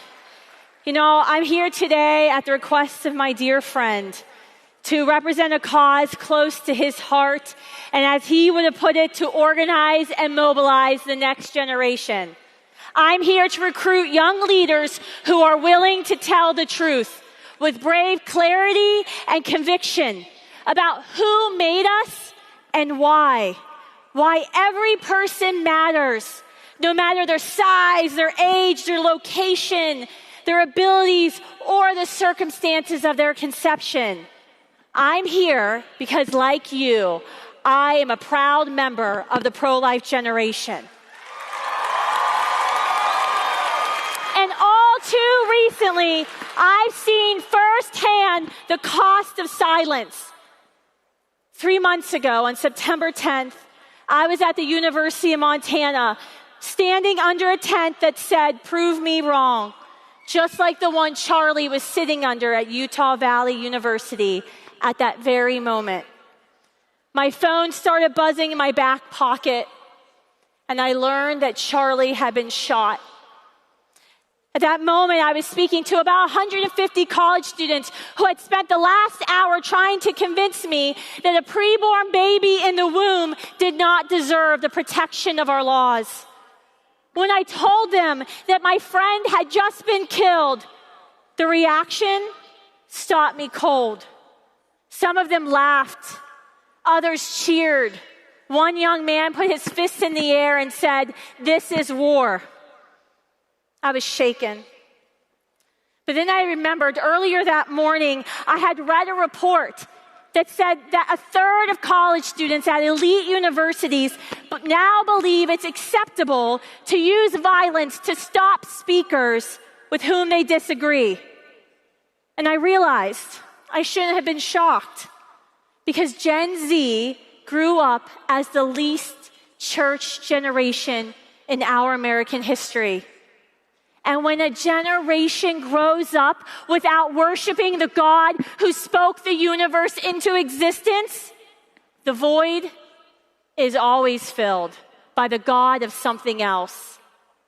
Self, an ideology, political power. And while we mourned, those students at the University of Montana celebrated on September 10th because the enemy of their God of self had been taken out. I think Pope Benedict summarized our current reality best when he wrote, "Violence is incompatible with the nature of God and the nature of the soul. Reason is God's gift, and to act contrary to reason is to act contrary to God's nature. When reason is abandoned, violence becomes the only remaining path." But for all the moral confusion and the violence that proceeds from it, I can still take heart because I know there are no number of lies that can ever withstand the power of truth. After all, our American Revolution did not begin with fighting. As John Adams wrote, it began in the hearts and the minds of the American people. It began with brave, young patriots who dared to speak a self-evident truth that all men are created equal, made in the image of our God and endowed with unalienable rights, the first of which is the right to life. Back then, to speak truth, it was considered treason. And yet, the truth had to be told. So when the enemy was advancing, they lit a light. 2 lanterns were hung in the steeple of the Old North Church in Boston, warning of a pending attack. Light wasn't their weapon. It was a defense against the danger. Those lanterns didn't cause the violence that followed, but they revealed the grim reality. And Paul Revere bravely carried the truth through the darkness of the night. And our history was forever changed because someone was willing to risk being seen. And that's exactly what Charlie Kirk did. Charlie didn't create chaos. He exposed it. To the deranged left, a man who told the truth was their ultimate threat. And that's why he was targeted. But here's what they'll never understand. Charlie's life was not taken in vain. He lived the words of Isaiah 6:8. Whom shall I send and who will go for us? And I said, here I am, send me. Charlie spoke when others stayed silent. He stood when others sat down. And because of that courage, millions have found truth. And millions have found Christ. And today, that spirit lives on at AmFest. It lives on at Turning Point USA. And it lives on in our mission at Students for Life.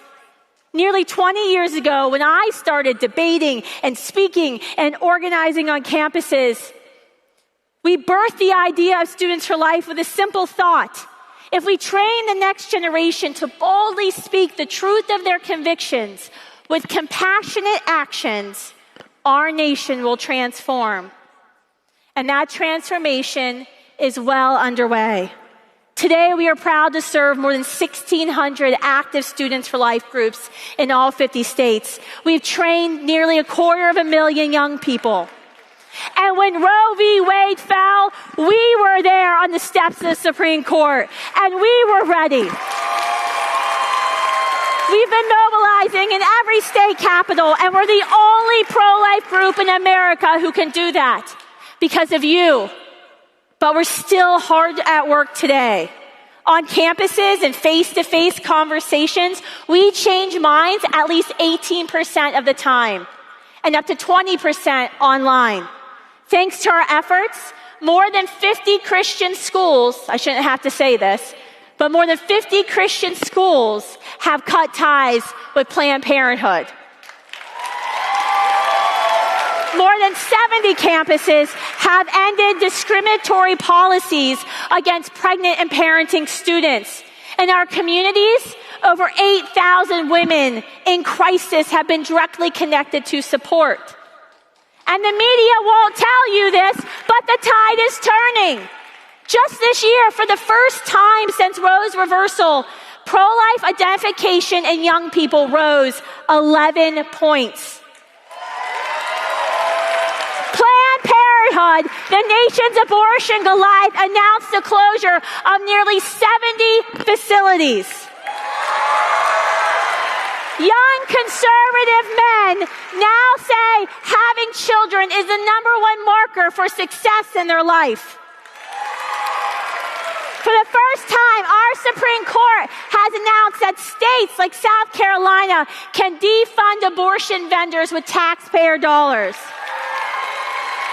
And on July 4th, President Trump signed into law the big, beautiful bill depriving Planned Parenthood of 80% of their federal funding for the next year.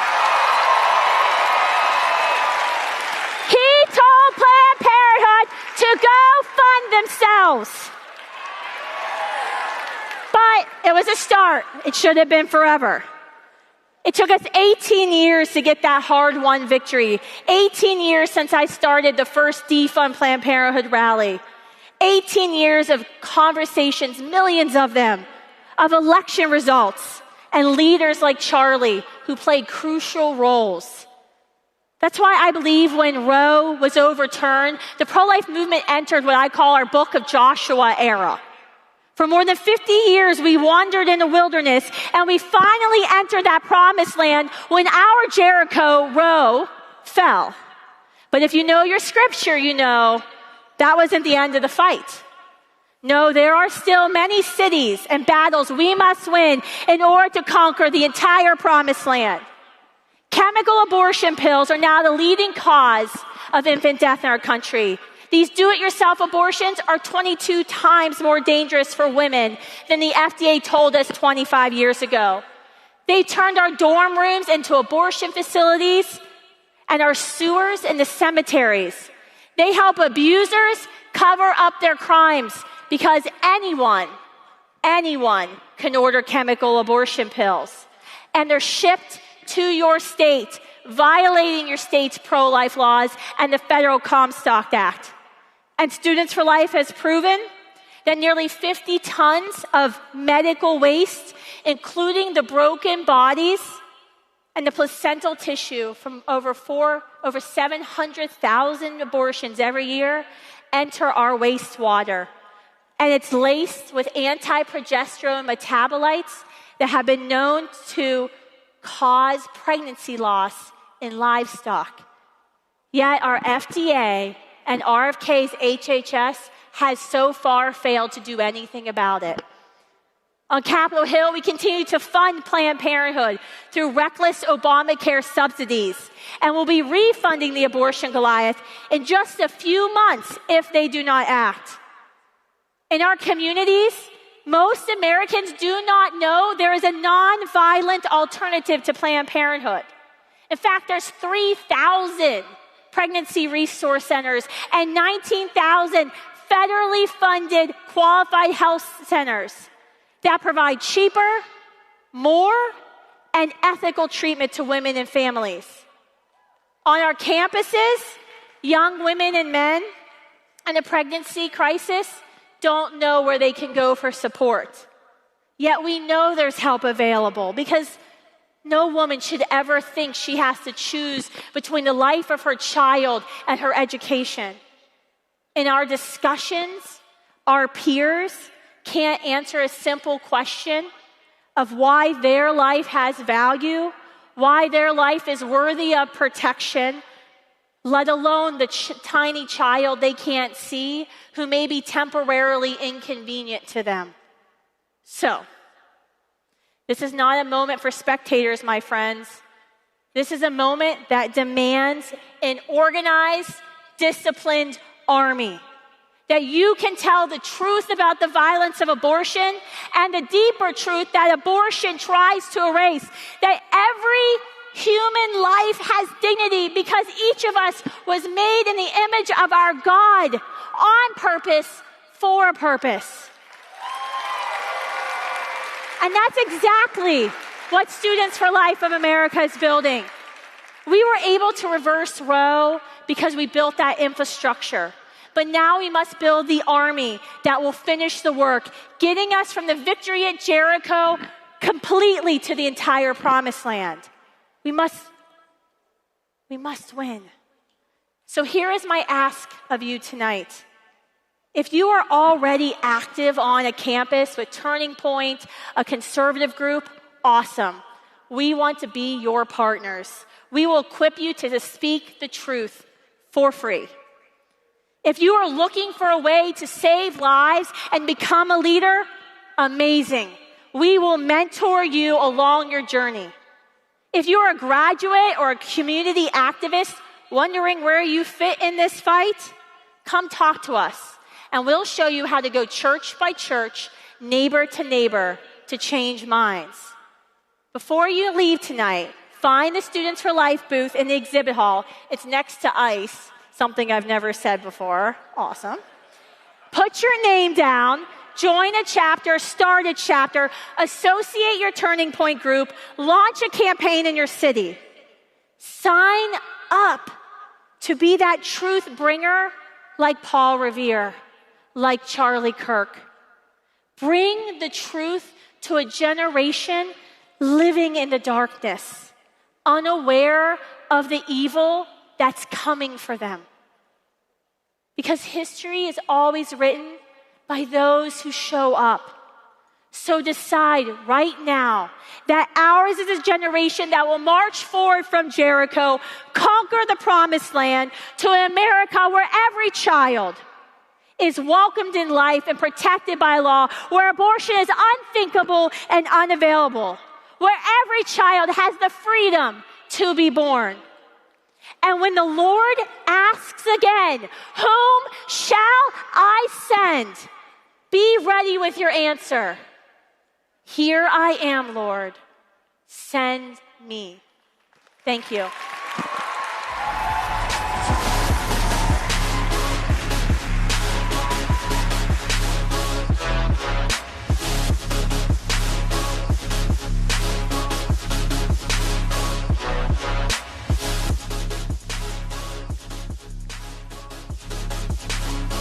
Last wall.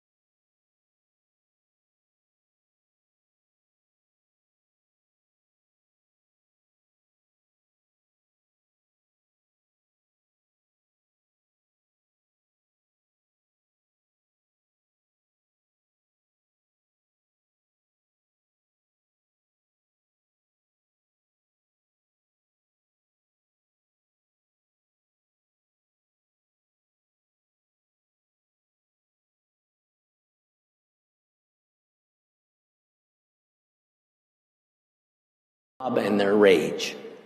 He handed the crowd a microphone. He gave his opponents a voice. He sat there, told the truth, took their fury, and tried to move them and our nation closer to God and closer to our Savior, Jesus Christ.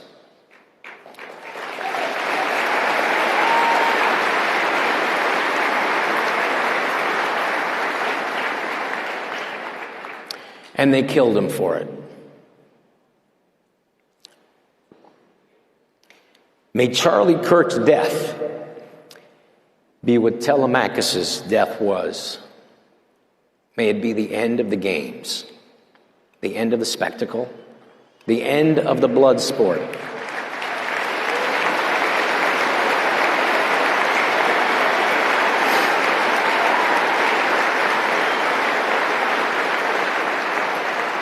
May it be the moment that all of us in this nation choose humility over certainty, conversation over violence, kindness over victory at any cost, truth over comfort. Charlie said he wanted to be remembered for courage and faith, and he will be, always.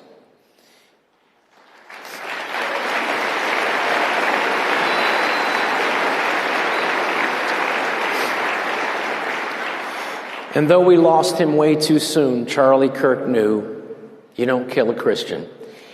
You only change his address. Merry Christmas. God bless you. Let's get to work. Thank you. God bless you, Charlie. God bless you. Thank you so much. Thank you so much. Thank you. Thank you so much. Thank you. I love it. Thank you. Thank you. Thank you. I love you. Thank you so much. All right.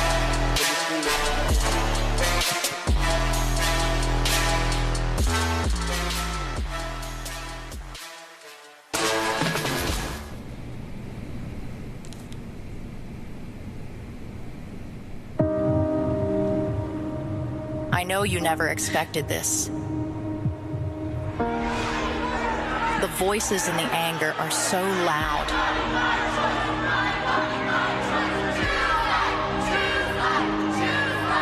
I know you envisioned things differently.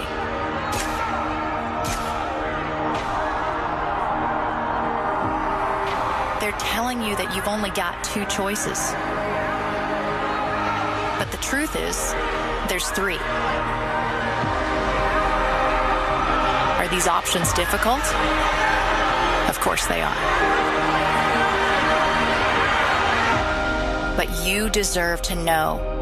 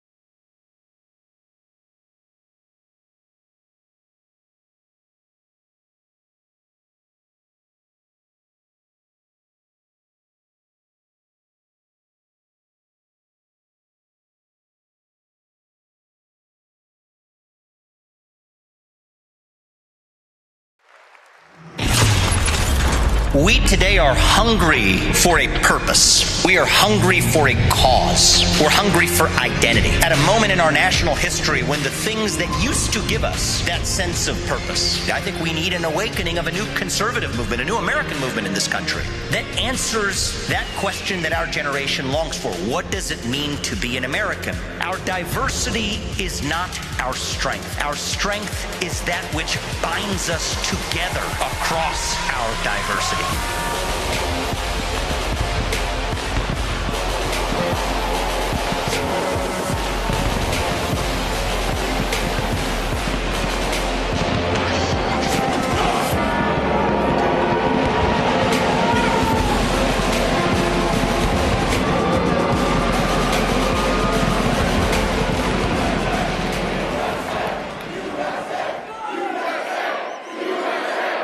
USA, USA, USA, USA, USA, USA. I love you, man.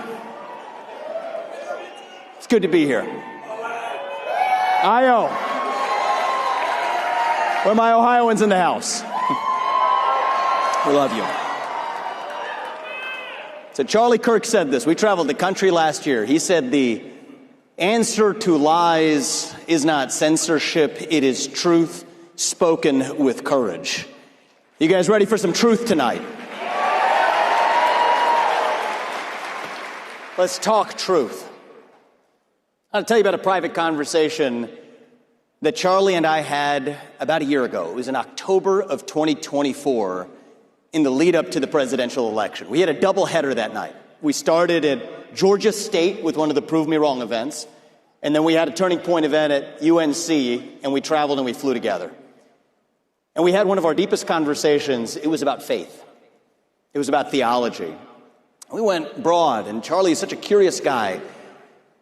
But the thing I asked him is, how do you define faith, Charlie? And he didn't miss a beat. He's really good at this. He said that faith is about believing something that you cannot see. He said we've fallen subject to this culture of empiricism and rationalism, that in this moment in America we say, I have to believe it to see it. But sometimes you have to believe it to see it, right? I have to see it to believe it's usual culture. Charlie said, no. Having faith means I actually have to believe it to see it. We're going to talk about faith tonight. Not so much faith in God or in religion, but faith in our country, a civic faith, a faith in the United States of America. And to understand and reviving our faith in America, we have to understand who we really are as Americans. That is the question of our time. What does it mean to be an American in the year 2026? There are three competing visions right now in the country, and it's worth seeing them for what they are. The first two are wrong, and in my view, the third one is unambiguously correct. The first of those visions comes from the woke left. The woke left says your identity is based on your race, your gender, your sexuality, your genetics. That if you're black, you're a woman, or you're a sexual minority, you're somehow oppressed. If you're a white male who's straight, you're privileged. And by the way, that your race and your gender and your sexuality determine who you are and what you can believe in life. Congresswoman Ayanna Pressley of the Squad famously said, we don't want any more black faces that don't want to be a black voice. We don't want any more brown faces that don't want to be a brown voice. Think about that.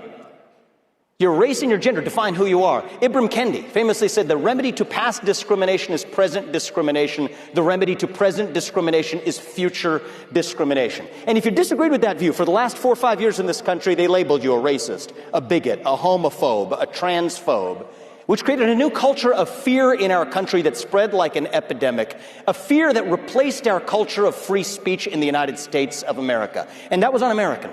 And we defeated that woke left at the ballot box last year when we sent Donald Trump back to the White House in November of 2024, thanks to the efforts of Charlie Kirk, perhaps more than anybody else in this country. So that's the woke left's vision, and they get it wrong. Now, when I left my career as a biotech CEO and I was talking to people in Silicon Valley and Wall Street about this, that took courage. I'm going to admit it doesn't take that much courage for me to come here and tell you all about criticizing the woke left. Now let me get to the harder part. There's a different vision of American identity that's emergent in certain corridors of the online right. And it says that your identity as an American is based on your lineage. That how long you have been in the country, your lineage and your genetics tied to the blood and soil of the country determines how American you are. It is the idea of a heritage American that says the truest form of an American is somebody who is a descendant of the American Revolution period or before. And I will tell you, this idea of the heritage American, we ought to have this discussion. It's becoming more popular. I think the idea of a heritage American is about as loony as anything the woke left has actually put up. There is no American who is more American than somebody else. The American quality, it's not like the left, they believe in this non-binary stuff. There's no non-binary American. It is binary. Either you're an American or you're not. And you think about it, I could prove this to you. Thank you. I'll take some applause on that. If you really believe in this idea, think about where it leads you. Leads you to believe that Donald Trump is less of an American than Joe Biden because Donald Trump's mother was an immigrant and his grandfather was an immigrant. That doesn't make any sense. Leads you to believe that somehow Bernie Sanders is more of an American than Senator Bernie Moreno from my home state, an America First patriot, because Bernie Moreno was a naturalized citizen from Colombia. It makes you think that Marco Rubio, our great Secretary of State, is somehow less of an American than Elizabeth Warren because she's a Native American, which we all know, right? Doesn't make any sense. It's loony. It's crazy talk. It makes you believe that somehow I am less of an American than the transgender criminal who assassinated Charlie Kirk. We refuse to accept that. The idea that a heritage American is more American than another American is un-American at its core. And I will fight to the very end for that because that's what it means to be an American. We believe in ideals. That is who we are.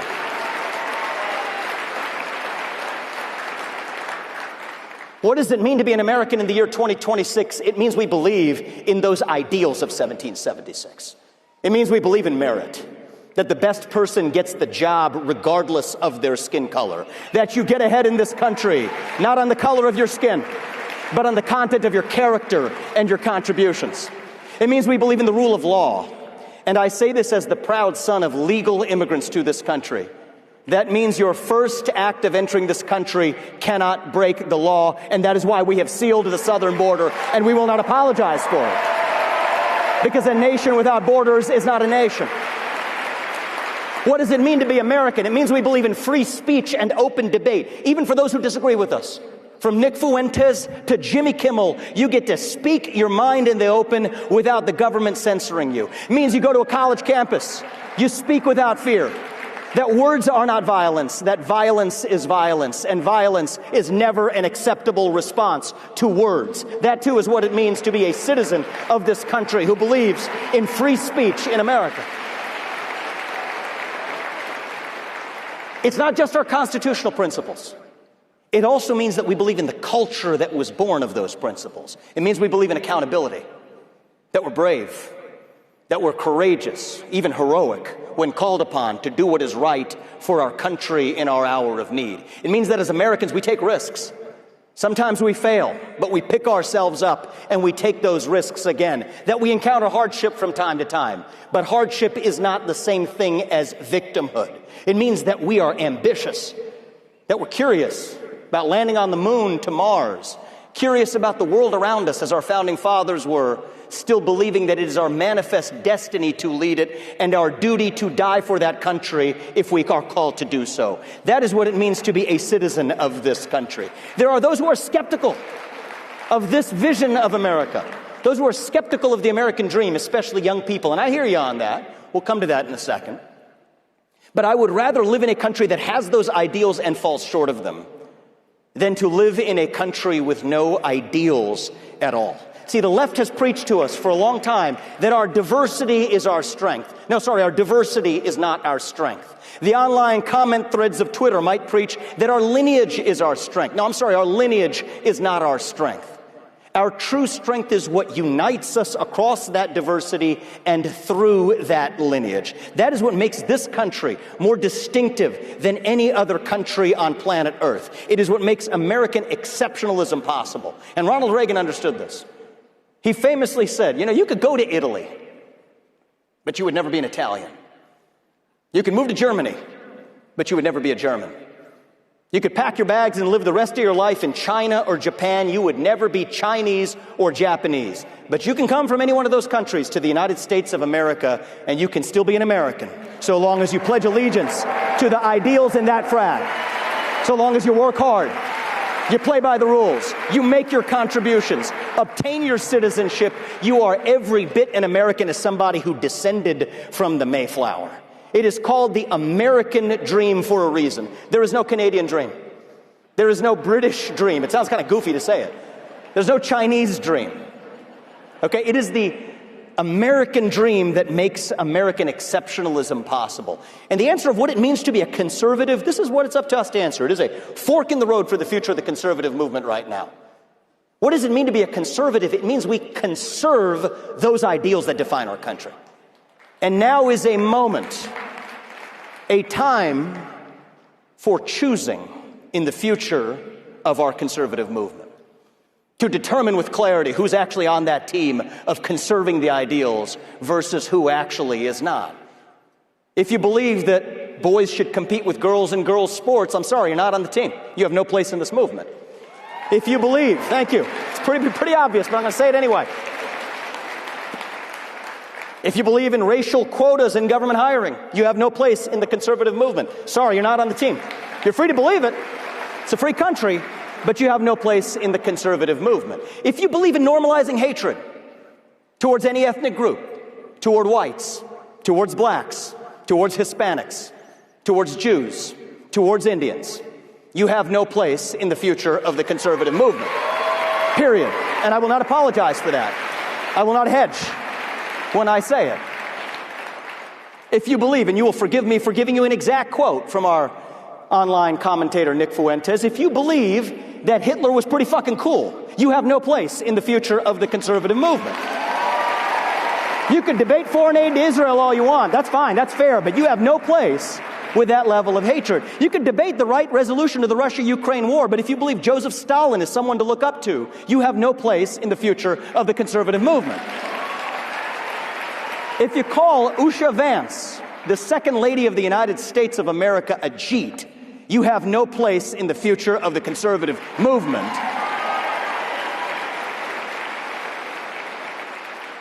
And if you can't say those things without stuttering, then you have no place as a leader at any level in the conservative movement either. Certainly not in my state of Ohio.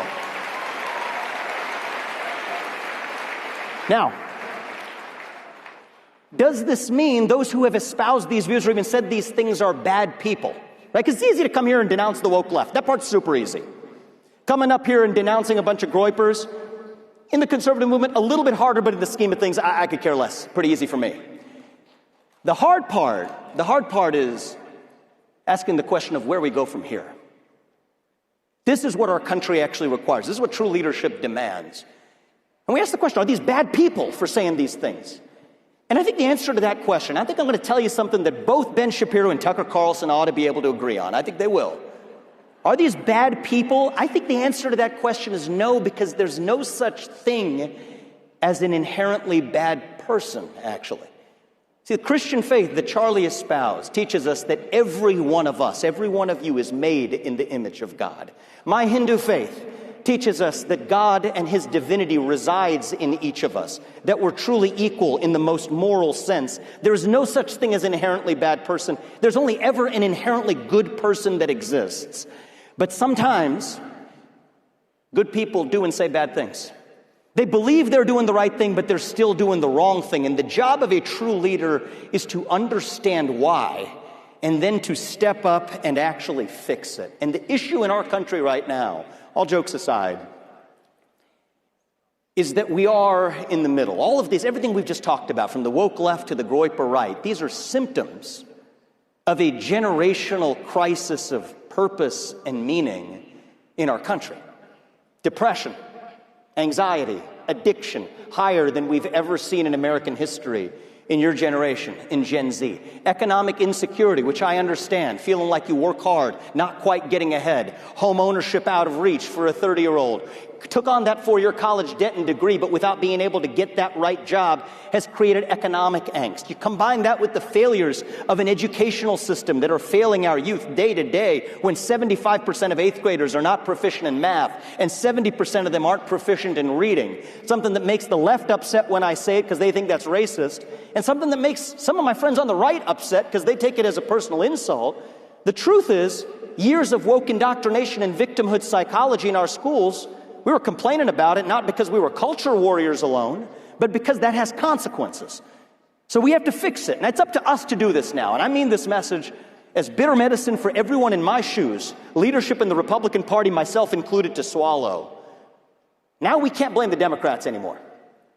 Truth is, we won the election last year. We control all three branches of the federal government. In my home state, we control all three branches of the state government. If we don't get this right now, we have nobody left to blame but ourselves. That is on us. That is the standard you hold us to. And if we fail, vote us the heck out of office. That is the fate we deserve. So that's on us now.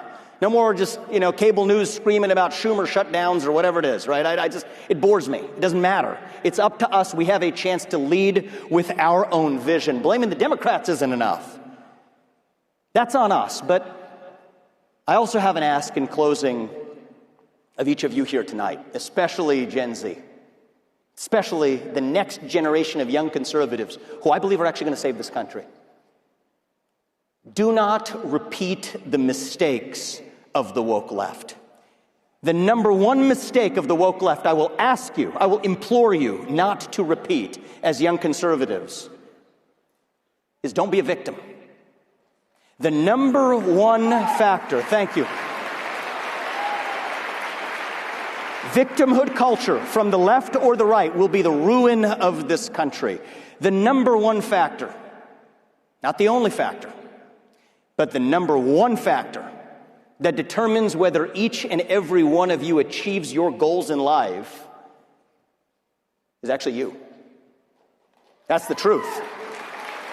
John F. Kennedy famously said it. I think we should heed his words. Ask not what your country can do for you, but what you can do for your country. And the first step today is to ask, what can you actually do for yourself so you're not dependent on your government, so you're not dependent on the generation that came before you? That's not too much to ask, because we are still the greatest country known to the history of mankind. This is the greatest country planet Earth has ever known, and that American dream that defines us is real. I know it's real because I have lived that American dream. I know so many in Gen Z are skeptical of it. I know so many of you feel like you have to see it to believe it. But I will ask you in closing, as Charlie Kirk taught me, sometimes you have to believe it to see it. That is what faith in our country is all about. Thank you all, guys. God bless you and your families, and may God bless our United States of America.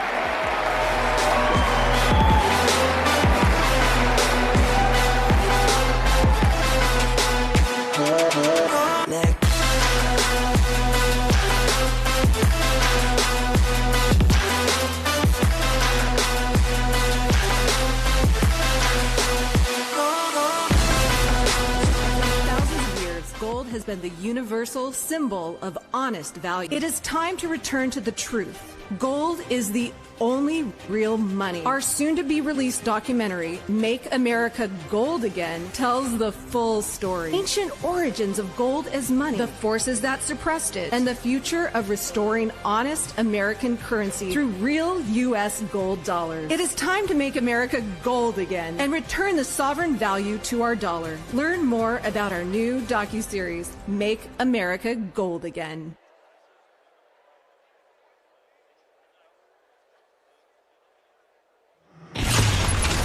Are you ready to fight? They're coming for Trump, but they're coming for you too, because you have Trump's back. He made a conscious decision to come back. And you know why he did that?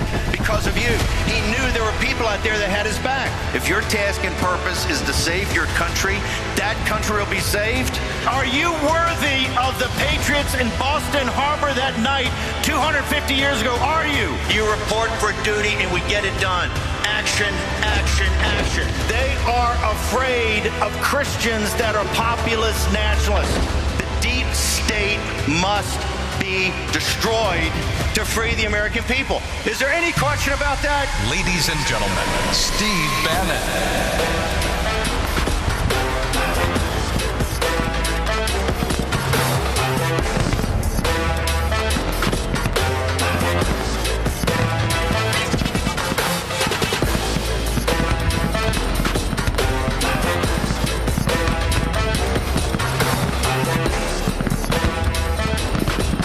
Thank you, thank you.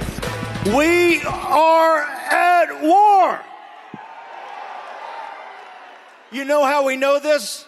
You just heard Hawkins up here a few minutes ago, right? What did she say at the very moment Charlie Kirk was assassinated, at the University of Montana? They laughed in her face, right? Laughed in her face, and some guy goes, "Oh, we're at war." Charlie Kirk knew we were at war. Every time I've spoken at any event of Turning Point, I always start with that, because Charlie Kirk knew one thing. He knew we were at war, and he knew we were going to be victorious if we didn't quit.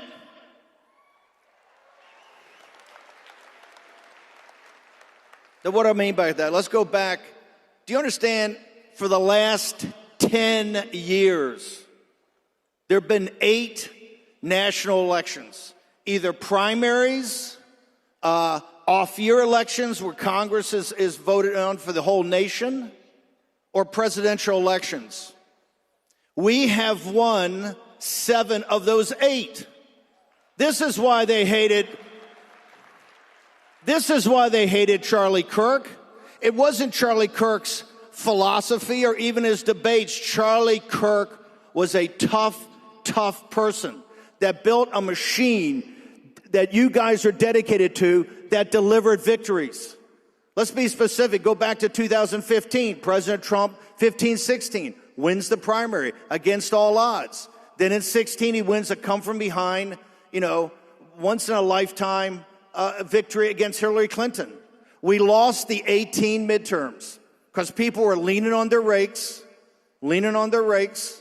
And we lost, 35 or 40 House seats. And Nancy Pelosi told us exactly what she was going to do. She impeached Trump and almost brought it all down. President Trump came back, won the primary, right, very easily. Nobody really ran against him. I don't think anybody ran against him. 2020, we won the 2020 election. Is there any dispute on that? If you don't believe that, you don't believe a foundational element of the MAGA movement. We won 2020. And to show you how we won it, we picked up 14 House seats that night. 14 House seats. Then President Trump went into the wilderness. This is when Charlie Kirk really, I think, stepped up the most. President Trump was sent to Mar-a-Lago. They never thought he was coming back. The Republican Party never thought he was coming back. And what happened? President Trump grinded it out. In fact, he told us on this stage last year, right here, the first time he told anybody. When Charlie had him come out here and speak, what did he say? He said, "I had to run again because I could not let them steal an election because they're stealing the country." And we see what Biden did. Then we win the midterms in 22. We picked up, 11 seats, 8 net, and took the House of Representatives. There were supposed to be more, but we got control of the House. And then, in really the greatest come from behind ever, President Trump, Turning Point put him on their shoulders. We won the greatest election in the history of the country.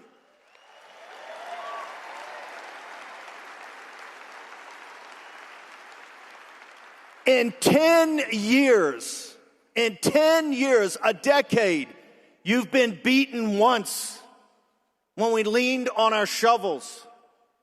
Charlie Kirk understood one thing. We are at war. It's a political war.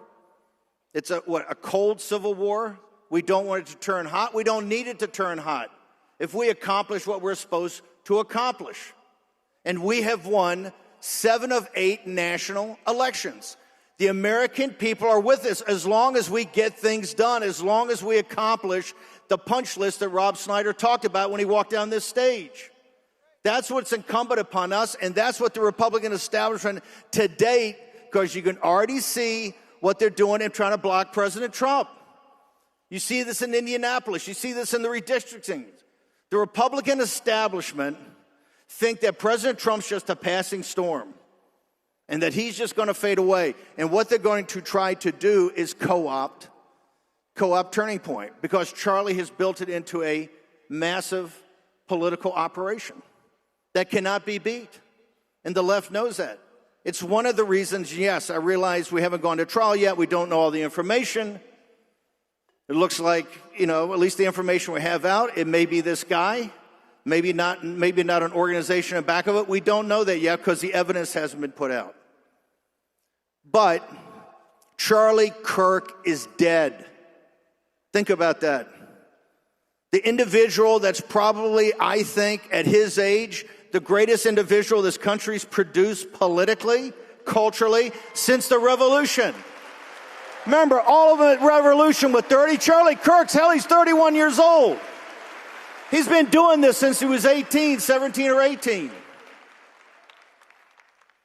But Charlie Kirk was a man of action. And I want to make sure that we get something straight tonight. We have a partners discussion. And I want to say up front, if I hurt some feelings here, you can come and talk to me afterwards. This whole thing that's gone on the last couple of days, some of the comments tonight, this specific incident is not about freedom of speech or platforming or deplatforming. They're all talking about that, and that's, people are saying hurtful things to each other. Tucker said the quiet part out loud. This is a proxy on 28. Now, I think it's way too early to be thinking about 28. But he's right about one thing.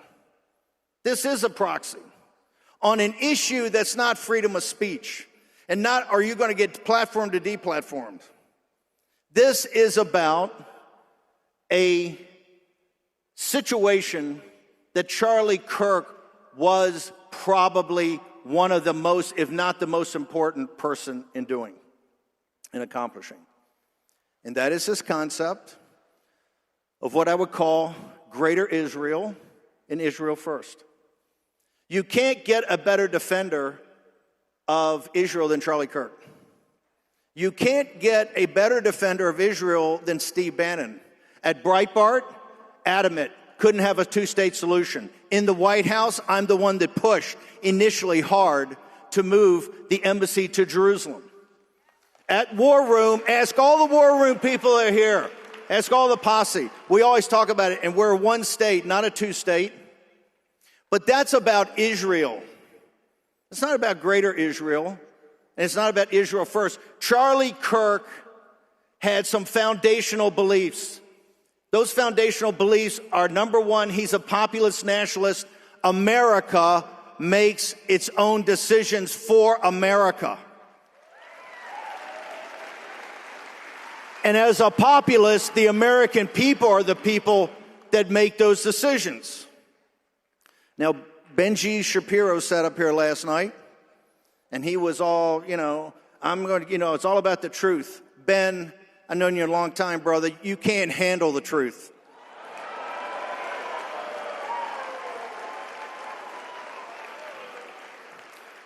Let's face it, Ben Shapiro is the farthest thing from MAGA. Let's be blunt. He is a hardcore never-Trumper. He's a hardcore never-Trumper. In the spring of 16, he tried to upend Breitbart. He walked off the job, made a big deal about some incident in Mar-a-Lago with Corey Lewandowski. He tried to turn it to Ted Cruz from Donald Trump because he hated Donald Trump. In the general election, he barely supported Donald Trump. The first sign of when President Trump gets sent back to Mar-a-Lago, the very first individual that jumped on the Ron DeSantis train, the Israel First train, was Ben Shapiro. And those are the darkest days we had. In 21 and 22, you guys were there. He's consistently been against Trump, and now that President Trump doesn't back the Greater Israel Project. What is Greater Israel? It's not about Israel itself. It's about an expansionist Israel, an imperial Israel that Netanyahu and that crowd have thought up. And the Israel First crowd is Ben Shapiro, Tel Aviv Mark Levin, and many others that want to put that ahead of America's interests.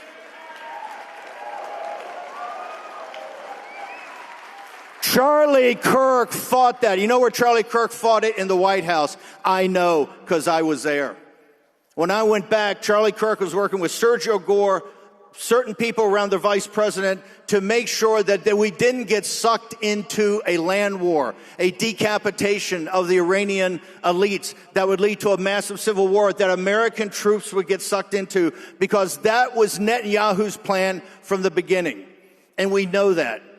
The Times of Israel has published that there was no urgency to go after the nuclear weapons. We know the fact they couldn't finish what they started. We know for a fact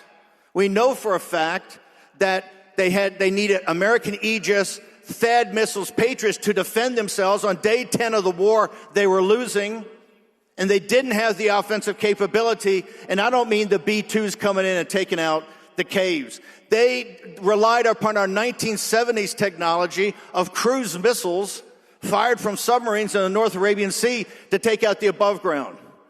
We had to bring that war to conclusion, and President Trump in his brilliance said, we'll do that, and we'll call it the 12-day war, and it's over. Now, for the Israel First crowd, they are the ones that are destroying Israel. Today in Miami, who's negotiating with Witkoff? It's the Turks, it's Qatar, and it's the Egyptians. Because Qatar is going to underwrite Gaza, and 2 million Palestinians are going to stay there. And the Turks are providing on Egyptian soil called Gaza, or on Israel soil called Gaza, is going to provide the military control mechanism over UAE troops, Saudi troops, and Egyptian troops. That's a two-state solution that has been provided because of the efforts of the Israel First crowd. And Charlie Kirk had one simple thing that he thought about. Who controls America and who makes decisions for the United States of America? And Charlie Kirk worked overtime because behind the scenes he was a player, not just helping Sergio get all types of great people in there and vet those people, but actually talking about policy. And part of that policy was no more foreign wars.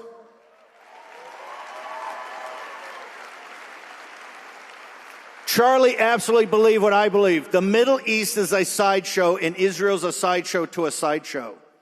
Now, voices out there that support Israel, like Laura Loomer and Rabbi Walecki and others, are coming forward and say, look, maybe Bannon and these guys are right. We don't want to take any more American money. We don't have any more American control. We want to go out and do what we want to do when we, the Israelis, feel they have to do it. I support that 100%. Israel needs its sovereignty. Israel needs to be independent. If Israel wants to take on Syria, go for it. If Israel wants to go into Lebanon, go for it. But not drag the United States of America into another endless war.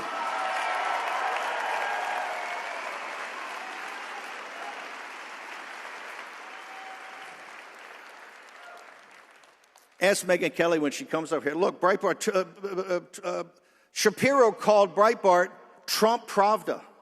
When he left, he called it Trump Pravda. And he was kind of right. We had to be. There was no other news site that was supporting President Trump. When poor Megyn Kelly came out in that first debate and made what looks like now some innocuous questions, right, about Trump's Facebook page or his Twitter feed, about Rosie O'Donnell and others, have Jack Posobiec ask her how it turned out.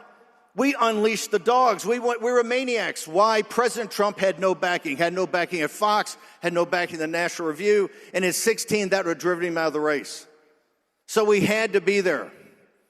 But Ben Shapiro is like a cancer, and that cancer spreads.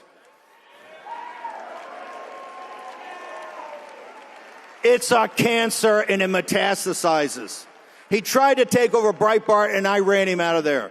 He tried to take over David Horowitz's, who was his mentor. Don't ask me. Ask the guys associated with David Horowitz what he did there. He tried to take that over. And mark my word, he will make a move on Turning Point because he's always been envious of Charlie Kirk.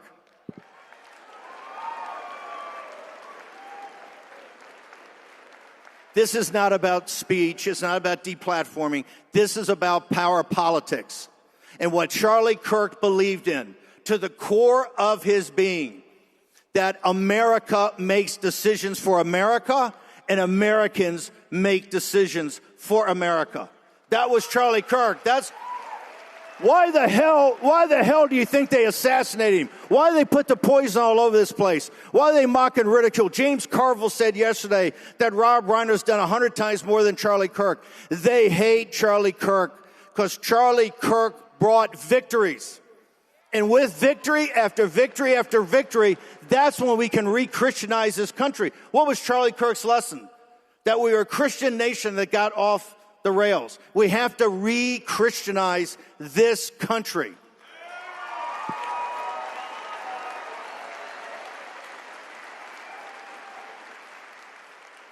You are in the shadows of a giant, not just an American patriot and an American hero. Charlie Kirk is a Christian martyr, and Charlie Kirk is a Christian saint. That is your legacy that you take up. The day I went into prison, we passed the show to Charlie Kirk as we did oftentimes in the 3.5 years that Charlie Posobiec and I had that block at Real America's Voice. And what Charlie said, I said to Charlie, next man up. Charlie said, I got it. Next man up. Are you next man up? Are you going to fill the shoes of Charlie Kirk? Do you have the stones to do it? Do you have the guts to do it? Ask yourself that, because I tell you what, that's what's going. You in this room right here are going to decide whether we win in 26. And if we don't win in 26, they're going to bring holy hell down on us. We have to win. Charlie Kirk knew that, and you know that. Thank you very much. Next man up.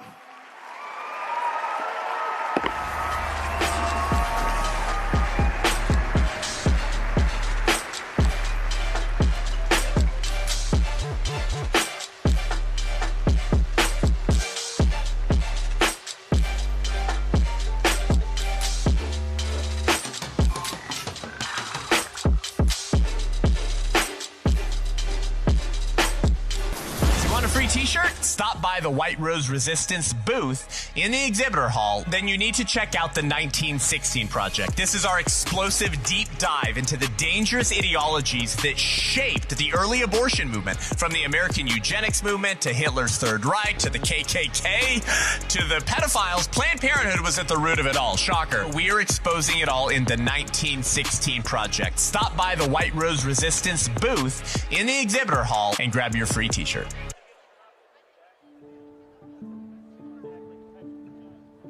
Charlie meant to me just courage. His courageous acts of just going on campuses and telling it how it is and having these debates with people of other viewpoints was just so encouraging to me to speak out to my opinion and just not be afraid. And was a beacon of hope, most of all. And he genuinely reminded me that there were still good people in this world that wanted to have like constructive dialogue, and he did it better than literally anyone. But he saw and he honored the humanity in all of the people he talked to, and that is something that so many politicians and so many people just don't do, and it's sad. And I'm so glad that Charlie Kirk was on this earth to share the messages that he could. He gave me the bravery to share my ideals, share my opinions, not feel like such a villain in doing so. He was a symbol of a godly man who fought for truth. To me, Charlie was an ambassador for Christ, and that is something that I personally strive to be every single day of my life. He is an incredible role model for my generation, as well as my own brother in Christ. Brought me to see there is a better side of the government, that we can truly have two sides of a discussion, and it meant so much to me that I was able to find my voice and become a conservative leader in America, and I am so thankful for him and that he's brought me to these ideas. This world needs more Charlies, and that's why I wanted to watch him, and I wanted to be like him. And he helped change me and craft me into the man I am today and the man I hope to be in the future.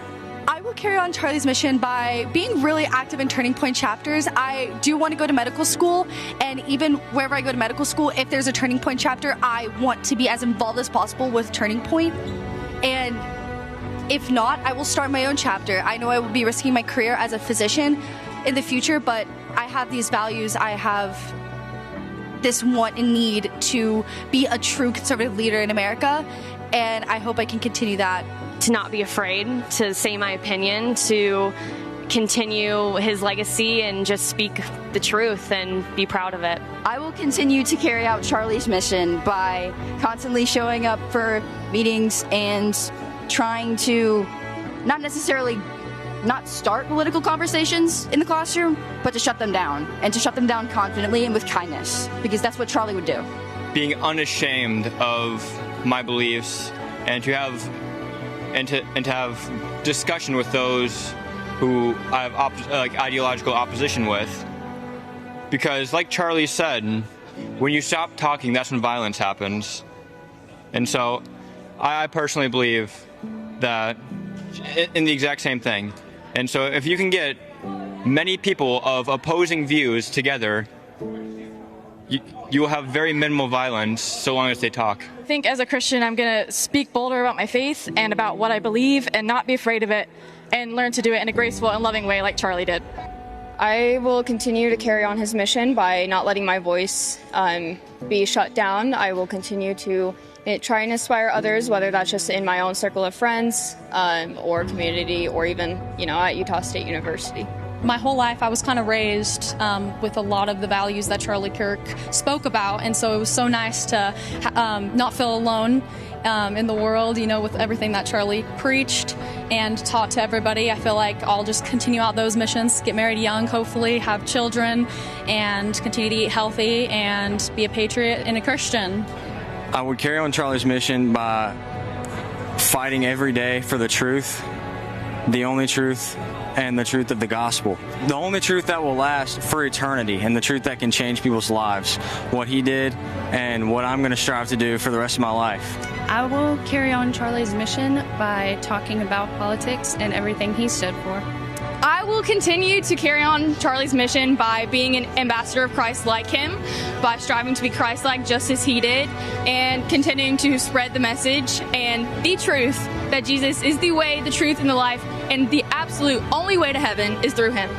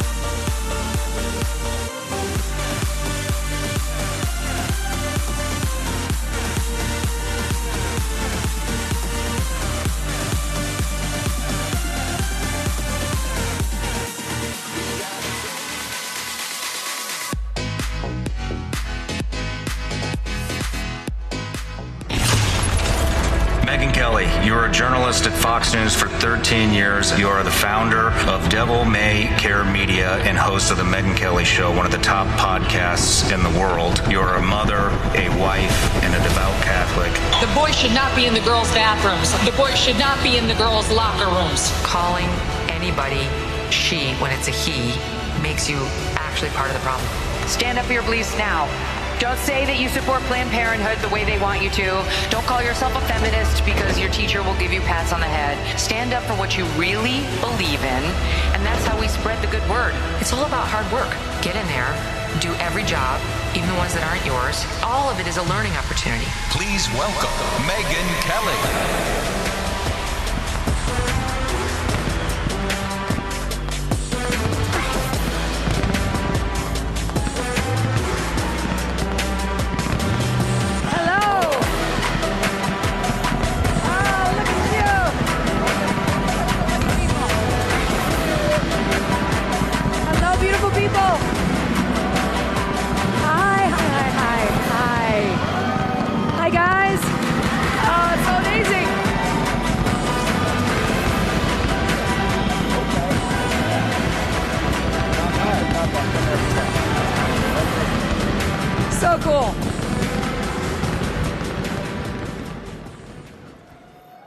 Ladies and gentlemen, we're here with Megyn Kelly at AmFest 2025. Just when you think Turning Point can't go next level on the walkout, they can. They can shift to 11. Megyn, I've got to ask, how does it feel to be on this stage without Charlie? Oh, like you, Jack, I miss him so much. And this is how we would always do it, right? Because just for me, I prefer a Q&A. I just think it's more interesting than a speech. And we would sit at all of these things. And he was always so great, not to make you feel nervous, but he always knew exactly what question to ask. How to get you up and down in a story. He had a very good judgment for what was interesting to the audience too, and was always so generous with his time and his approach. So that, of course, I'm gonna miss, but I can't believe it's been 3 months. In some ways it feels like yesterday, and in some ways it feels like another lifetime that we've seen him, right?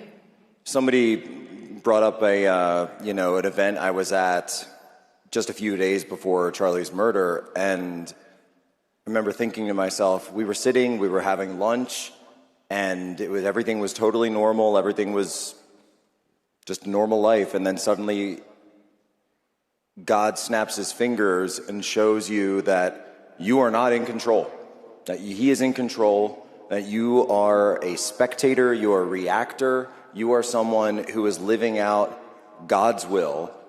And I think that's one of the biggest things for me that I've been, and look, it's not easy doing all this, but one of the things that I've been working hard to remember that God's will is absolutely paramount in all of this. I know, we don't have it all figured out. I mean, I'll tell you, I was backstage a little while ago, and I went to see Erica in her green room. And, she's so strong, and she's the picture of class, but she was alone.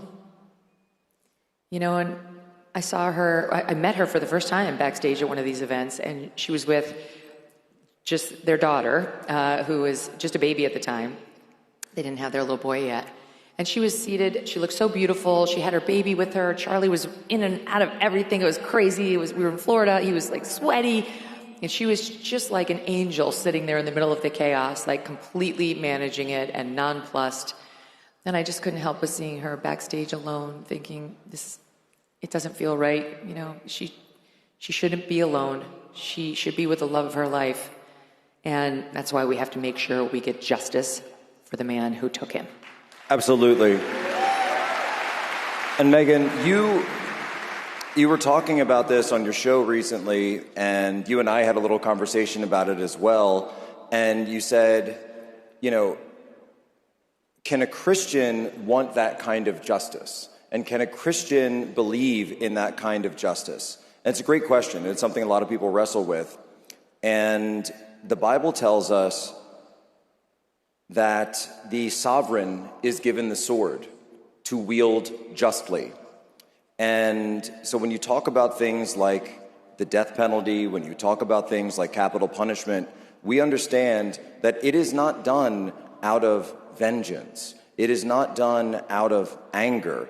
It is done, as Charlie said himself, out of valuing the life of the victim and showing that that life had worth, showing that that life had value. And by the way, it is a way to start to repay, I believe, as a way to start to repay the debt that's incurred by every single moment that was stolen from Erica, from his daughter, for his son, for every single Christmas, for every single holiday, for every single birthday, for every single baseball that'll never be thrown and caught, for not being able to walk his little girl down the aisle. That's a debt that needs to be paid. That's right, Jack. And that's to say nothing of the debt that is owed to all of us, to everyone who is sitting here, who knew and loved Charlie in whatever way it worked for you. I mean, if Charlie could see this, he would be so proud. He would be so happy, be so lifted up by all of you. But we've all been robbed. We've all been cheated. And so, yes, we will both be watching that trial minute by minute, and I believe justice will be done. I think it will, and you know, I do believe that Charlie is watching us right now, and I'm sure up in heaven. I'm not sure quite what the radio schedule is, but I think Charlie's probably on from 9 to noon, and then from noon to 3 is Rush. That's amazing.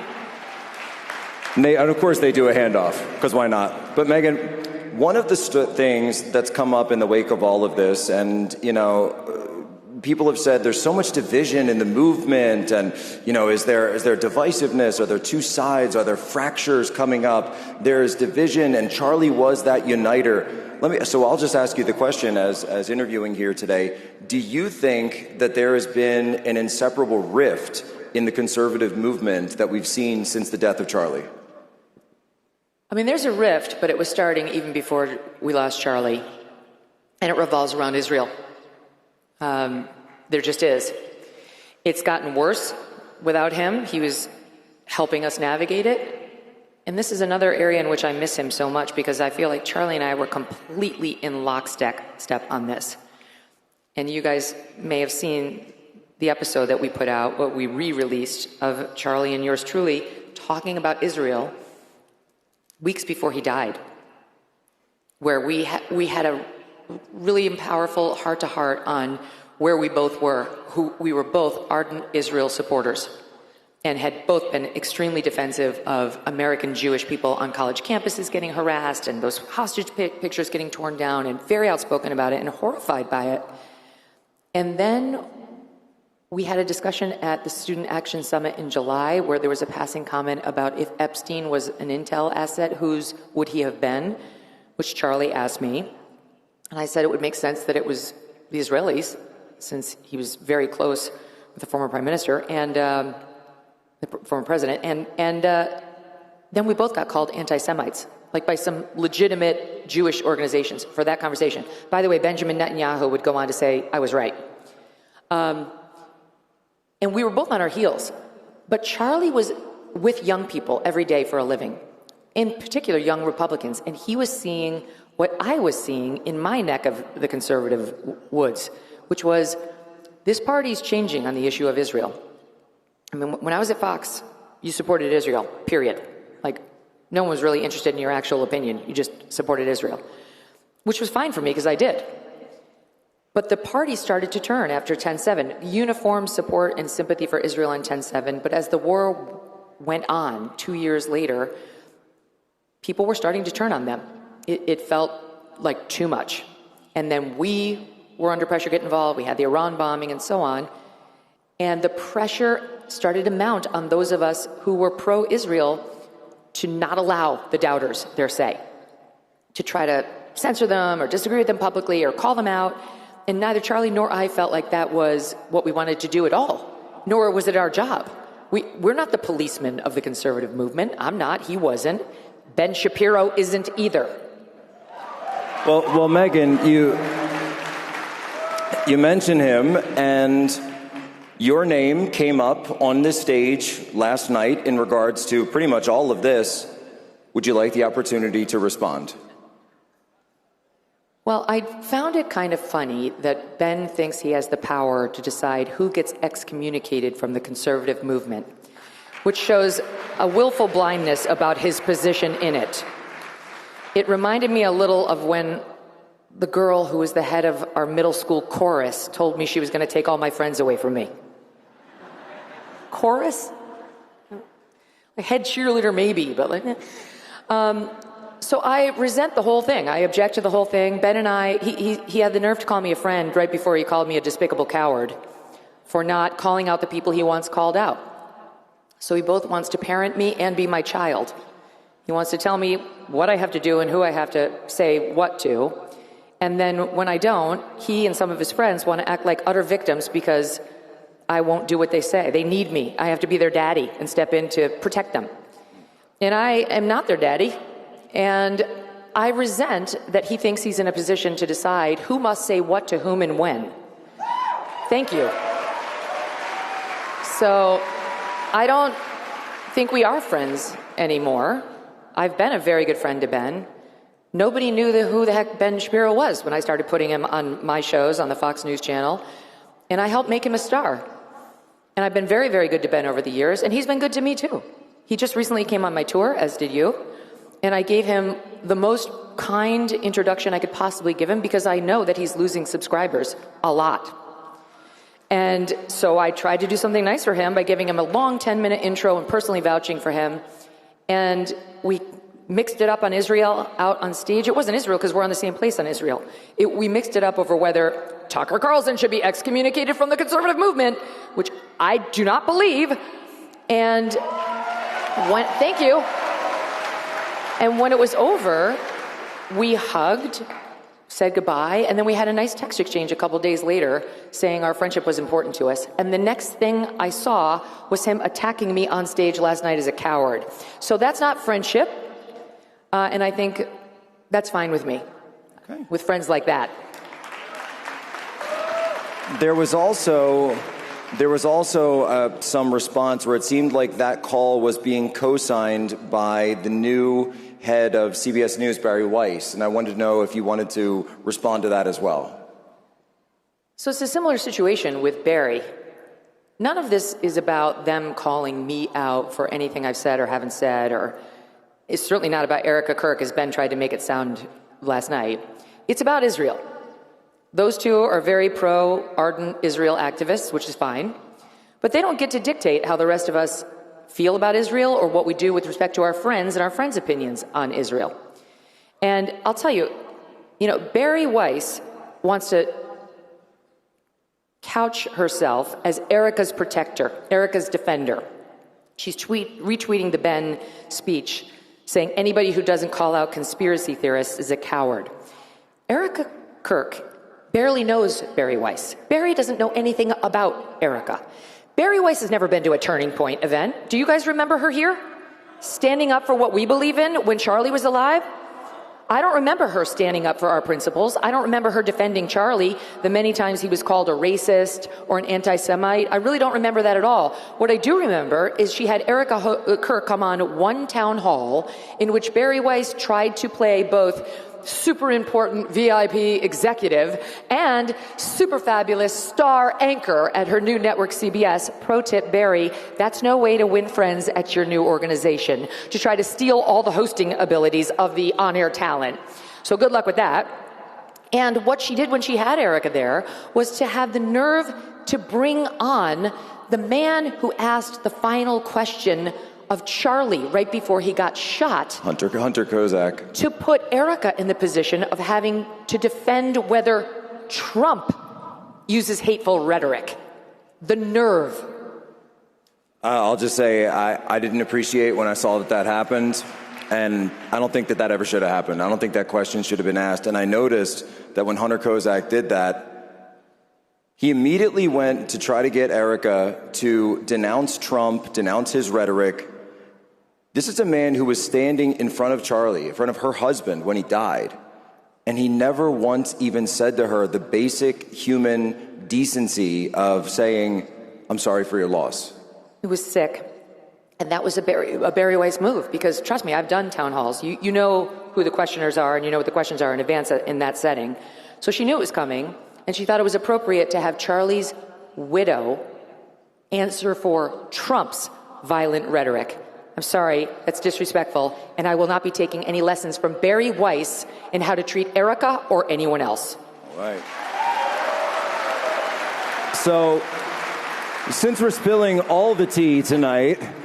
Tea I did not want spilled, for the record. I kept my powder dry until I was attacked publicly. Hey, they said I could interview you, so I'm asking all the questions here. We're turning the tables on Megyn Kelly for once. So, Megyn, you mentioned something on your show recently that I know a lot of people have been chatting about. There's been a lot of chatter about this.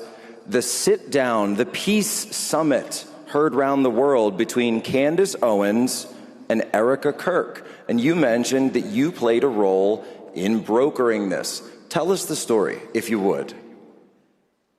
Well, Erica has asked me to tell the story and is fine with me telling the story, so I will. Otherwise, I would not have gotten into the details. But so from the beginning of Candace's programming on this, I've been in touch with Turning Point. And I know you have too. We've all talked about it behind the scenes. But I've had long conversations with everybody at the highest levels on how to handle this. And I think everybody was confused about what the next right move was, because it was so extraordinary.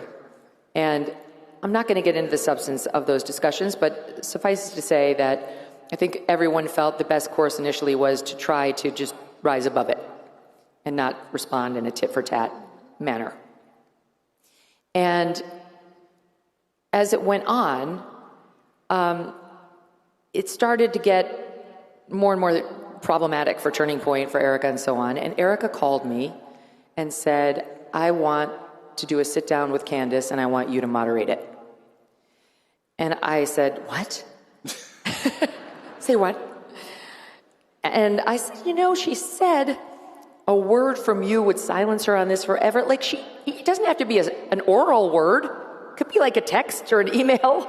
Maybe that's the best way to see if we can put this to bed. But Erica really felt that they should sit down together face to face. And I've gotten to know Candace a little better over the past months, and I actually thought she might do it. Like, I wasn't sure, but I don't know. An invitation from Erica would be hard to resist. And she said, would you please come and facilitate it, really? Just like they were going to have the discussion, but Erica's thought, and Candace originally wanted to do this too, was for them to live stream this out that same Monday that the Turning Point guys were going to live stream their event. And of course, I'm like, oh, my mother of God, what am I getting myself into? But I actually felt like it was divine right order. And I have to tell you, Jack, I've prayed so many times to Charlie and to God to give me the right guidance on how to handle this whole thing. The fracture within the conservative movement, my friends turning on me because I won't call out my other friends like Tucker. This dust up between Candace and Erica, and Turning Point and Erica, Turning Point and Candace, which is fraught, and yet I understand. I know people are very angry at Candace right now, and I understand it, but I have to say, and Ben, yet another thing he mocked me for was saying she was a young mother. Well, Candace had literally just had a baby. And I'm sorry, maybe Ben doesn't understand, but that is a vulnerable position for a woman. And then her friend got shot in the neck. And so I did think she deserved a wide berth right after Charlie's death to explore what she wanted to explore. I had real empathy for her. And of course, I don't agree with what she's said about Turning Point and Erica, and she knows that. But my point was simply that I thought maybe Charlie helped me understand to keep my powder dry in the whole thing so that maybe I could be in a position to help it happen. It's what Erica wants.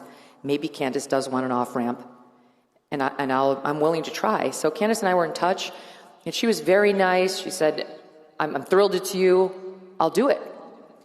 So they were going to do it out here in Arizona, and then there was a security issue. Candace said that she couldn't come. And then Erica said, I'll go to you. I'll go to Nashville. Which is just extraordinary. I mean, Erica's been all over the country trying to honor Charlie's commitments on his book tour. She was exhausted. She had this coming up this week. I mean, she's going through, she has 2 babies at home she's now a single mother to. But she really wanted to put this to bed, and so she said, I'll go to you. And then it morphed into, let's not do the live stream. Let's just do it, the 2 of us, which I thought was great. So they both went in there. Erica brought a trusted friend and employee here, and Candace had someone very close to her, and they, by all accounts from both women, had a very good meeting. Now, will it last? Where does it go from here?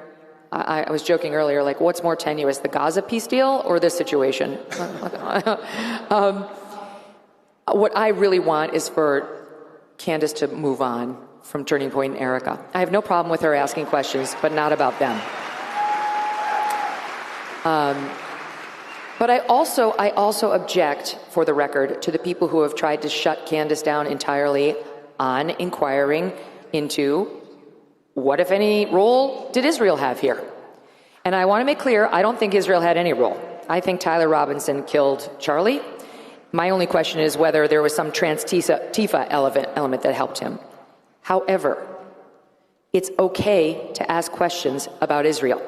And it was Andrew Colvett, the executive producer of the Charlie Kirk Show, who sent those texts to the FBI of Charlie's, from that private message. It wasn't a text, it was private messages, like a group chat, in which he said the Jewish donors to Turning Point were driving him up the wall, and that he'd had it with them, and that they were making demands of him that he was not prepared to meet, and he was at his wit's end. And he had told me personally that he found their behavior, and I quote, repulsive.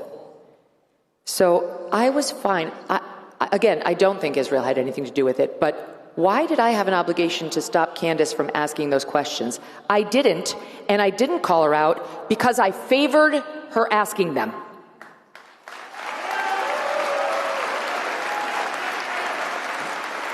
So then, Megyn, what is the way forward? What is the way forward for the right, for Turning Point? Charlie is on assignment with God. Erica is here now. The organization is here now. What is the way forward for the movement? Look, I think we're far more united than we are divided. And I think while... I agree. Right? Yeah, I think we're far more united. I mean, I would just put one final period on the pro-Israel activists, which are not to be confused with regular Jewish Americans who are lovely and don't run around trying to tell you what you can and cannot say. But I think they need to stop being such ardent bullies because it's dividing our movement unnecessarily over a country that is not ours, over Israel, not America. We need to care about America. America first is the principle that will get us through. And I think we need to remember that the people who are literally killing us, like literally killing us, are the ones who are the true enemy. These crazy radical leftists are the ones about whom we need to worry, not our own side. You know, Megyn, we only have a couple of minutes left. I just wanted to tell you, would you guys mind if I embarrass Megyn a little bit? Would that be okay a little bit? No, hold on. I'll tell you a story because it's actually embarrassing to me that you don't know this, but about a decade ago when I was still in the military, when I was in my Navy unit, we would be there in Navy intelligence, and of course in my office we only watched Fox, right? And every single day while we were watching there in the military, we'd be sitting and we would have on the Kelly File. And believe it or not, folks, I just want to let you know that the people of the military, the people that I knew, people like me who were just guys who were serving, we loved everything that you and all the people were doing to support us, to support the things that we were doing, to support the patriotism that we thought that we had. And keep in mind, this was under Obama. So we were, in many cases, feeling very isolated, feeling very, very looked aside and blamed for a lot of the things that were going wrong when we realized that these were political decisions that were happening. Keep in mind, this was the era of Benghazi, this was the era of the drone strikes, et cetera, et cetera. So I just wanted to say that I hope you know that there are so many people in the United States military, in United States law enforcement, that would be out there watching you day in and day out, and there still are today. And we wanted to thank you for having our back. Oh, Jack, that is so sweet. The fact that you would put it, the thanks goes the other way. It does not go from the military all right, now to the embarrassing part. Okay, I'm gonna admit it. We used to kind of have like an office pool about Megyn, and keep in mind, this is a couple of guys in the military. We always used to try to guess which color you would wear that day. It being Fox, it was a high likelihood of neon, pink, red, or yellow. I was always green. I always went with Kelly Green, yeah, Kelly Green for Megyn Kelly. The one thing that would have cost you the bet immediately was orange, because Roger did not allow orange. Oh, no, orange ever. Black occasionally. They didn't love black, but they would. They'd sometimes let you get away with it. You know why? Because there was a wardrobe leader there who really felt like the orange, like the neon colors would pop. So somebody who was channel surfing would see like, oh, the bright pink and a blonde head. I'll stop. What does she have to say? And lo and behold, that formula worked, and Fox News became #1 within a few short years after launch. There you go. I've tried that myself, but I don't really have the same effect, Megyn. No, it's different in podcasting, but you have a voice for podcasting, Jack. One of the many reasons why my dad says I have a voice for radio, too.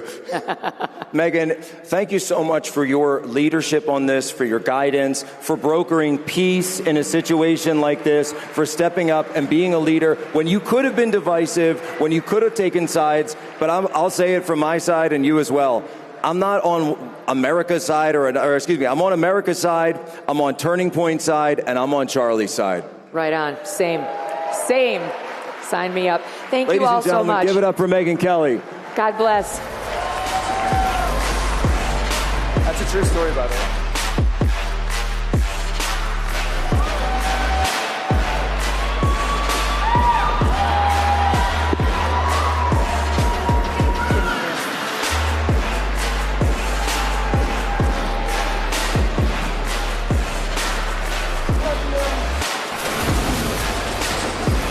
Well, say what you want about AmFest, but it's definitely not boring.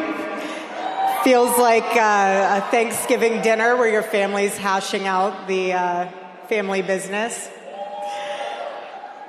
But I just want to encourage you guys and everyone watching from home. I know you guys see speakers on stage, but we are doing so much more than that. We have breakout sessions. We are creating a space to educate people on ballot chasing, on get out the vote, on encouraging families to come together and understand how important it is for the upcoming elections. But not only that, we're also focusing on the importance of activism with students, and it's very important. So I just want to encourage you guys at home that this is not just a fancy stage.